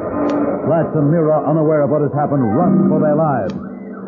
We're coming to something. The tunnel's getting narrower, and I think I hear the sound of some mechanism ahead. Perhaps we better stop here. What for? We're this close. If the robot masters are ahead, they know we're nearby, they'll come for us. Come on, it can't be far. Do you really think Dantro is behind this revolt? How else can you explain what's happened? Hey, look, just ahead. A robot patrol. It's coming this way. Slats, what can we do? Nothing. Just cross our fingers and hope for the best.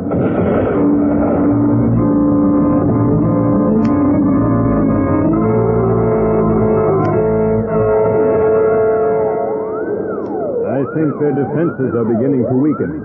They're still fighting back strongly, but their fire seems weaker. Look. You are right. See, there goes one of the strongholds now. Order the ground robots to close in. Hurry. It's done. Better switch the jets to the other three masters. There's so little time. Dantro, Slats, and Mira are about to enter this area. Are you sure? One of our defensive patrols has sighted them in the main tunnel leading here. Slats must not see me like this. He would never understand that I permitted my brain to be aligned to yours in order to fight the other robot masters. And I can't take the time to explain now. I'll have the patrol take them into protective custody and hold them in one of the adjacent rooms.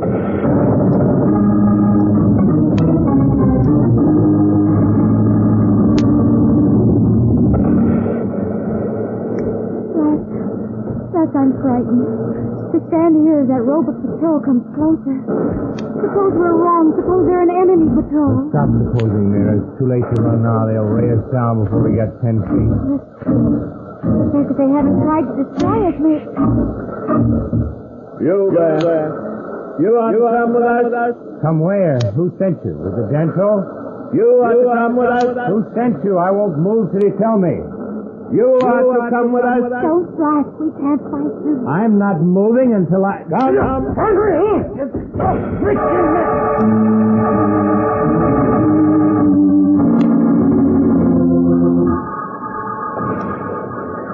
What is the situation, T-21? The next few minutes will tell the story.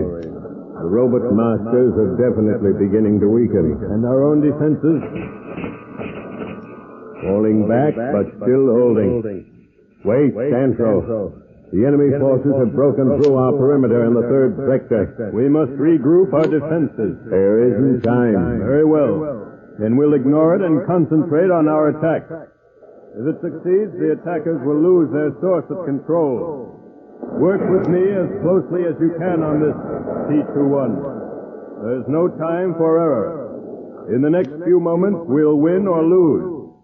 I'm going to throw everything we've got at those three remaining robot masters.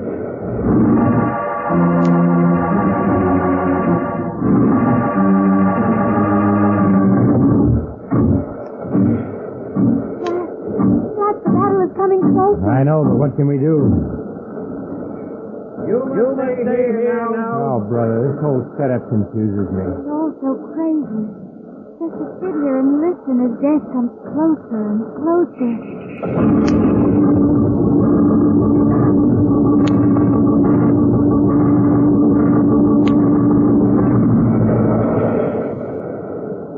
The enemy has approached to within 400 yards of our position. Another of the robot masters was just knocked out. 2 to go. 350 yards. I'm concentrating what's left of our forces on the 2. One is beginning to weaken. 300 yards. There, T21. Only one left. Better hurry. They're within 200 yards of us. Now it's 150. 100. Dantro, here they come.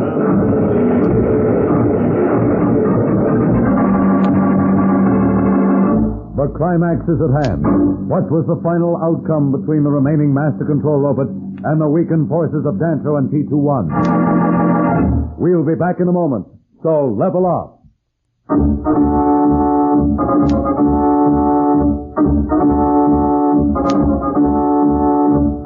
When we left Dantro, he and T21 were at the crucial point in their battle with the evil robot faction. In the meantime, Slats and Mira were taken to a safe spot in a secret tunnel at the specific orders of Dantro so that they would not be hurt in the ensuing battle. We find Slats and Mira quietly waiting. This silence is worse than the barrage. I never realized how loud silence could be. Do you hear me, Mira? What? Oh, I'm sorry, Slats. What'd you say? Doesn't matter. What are you so wrapped up and thought about? I'm worried about my father. I'm afraid he's killed or injured. And there's no one to help him. Without me, he's helpless. That's tough. But how about us? We may be sitting right under the axe. The battle's over and we don't know who won.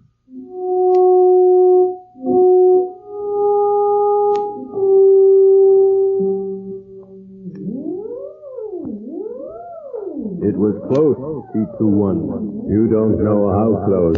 We had 30 seconds left when you knocked out that last robot master. I could hear the robots without the scanner. T21, what is the trouble? The battle is over. We've won. Slats, where is he? I forgot about him for a moment. He and Mira, were they... No, the patrol robot is bringing them here now. Let me do the talking, T21. It will be a shock for Slats, and he's an emotional person. Further, Mira. I can hear some kind of mechanism ahead. You hear it? You're right, Slats. That sound. There's only one thing that sounds that way. A robot master. Here we are. You're right, Mira. Look. A robot master. Get behind me, Mira. They'll know they've been in a fight. Take it easy, Slats. The fighting's over. Dantro, thank goodness. Say, where are you? Right here, Slats. Here? Where? I don't see... Here, in front of you. Don't kid me, Dantro. Come out. There's nothing in front of me but a robot master. And I'm part of it. What? You're what? Part of the robot you see before you. What have they done to you? Dantro, I'll show them they can't do things like that to people. It's time somebody... Slats, stop. It's all right. I'm all right. Really, Slats. I'm fine. This is too much for me. Dantro, what's it all about? Sit down, Slats. You too, Mira. I'll tell you all about it.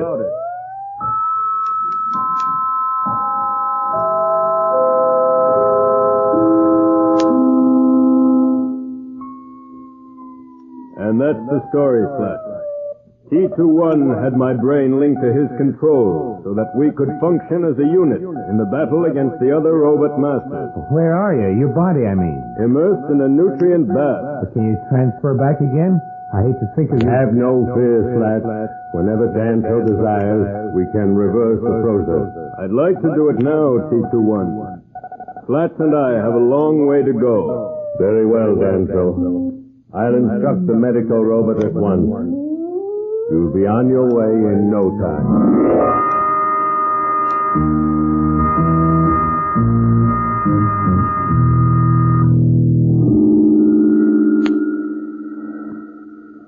Dantro, it's sure great to see you as you really are. Boy, is it good to be aboard the Alpha again. It's just fine, Slats.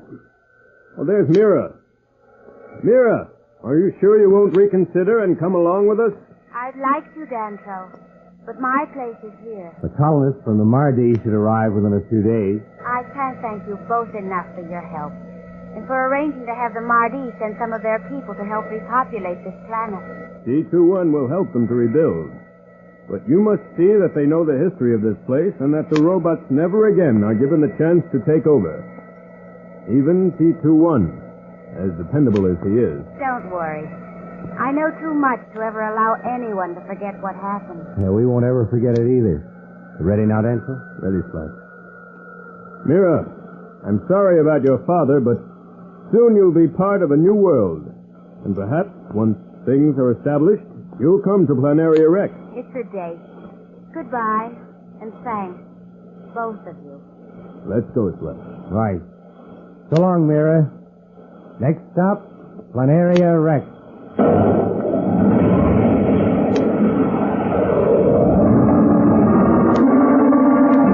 Well, our two friends are off to Planaria Rex. What has happened with the League of Planets during this prolonged astral trip by Dantro and Slats? We'll be back in a moment. But first, here is a message the Planet Man wants you to hear.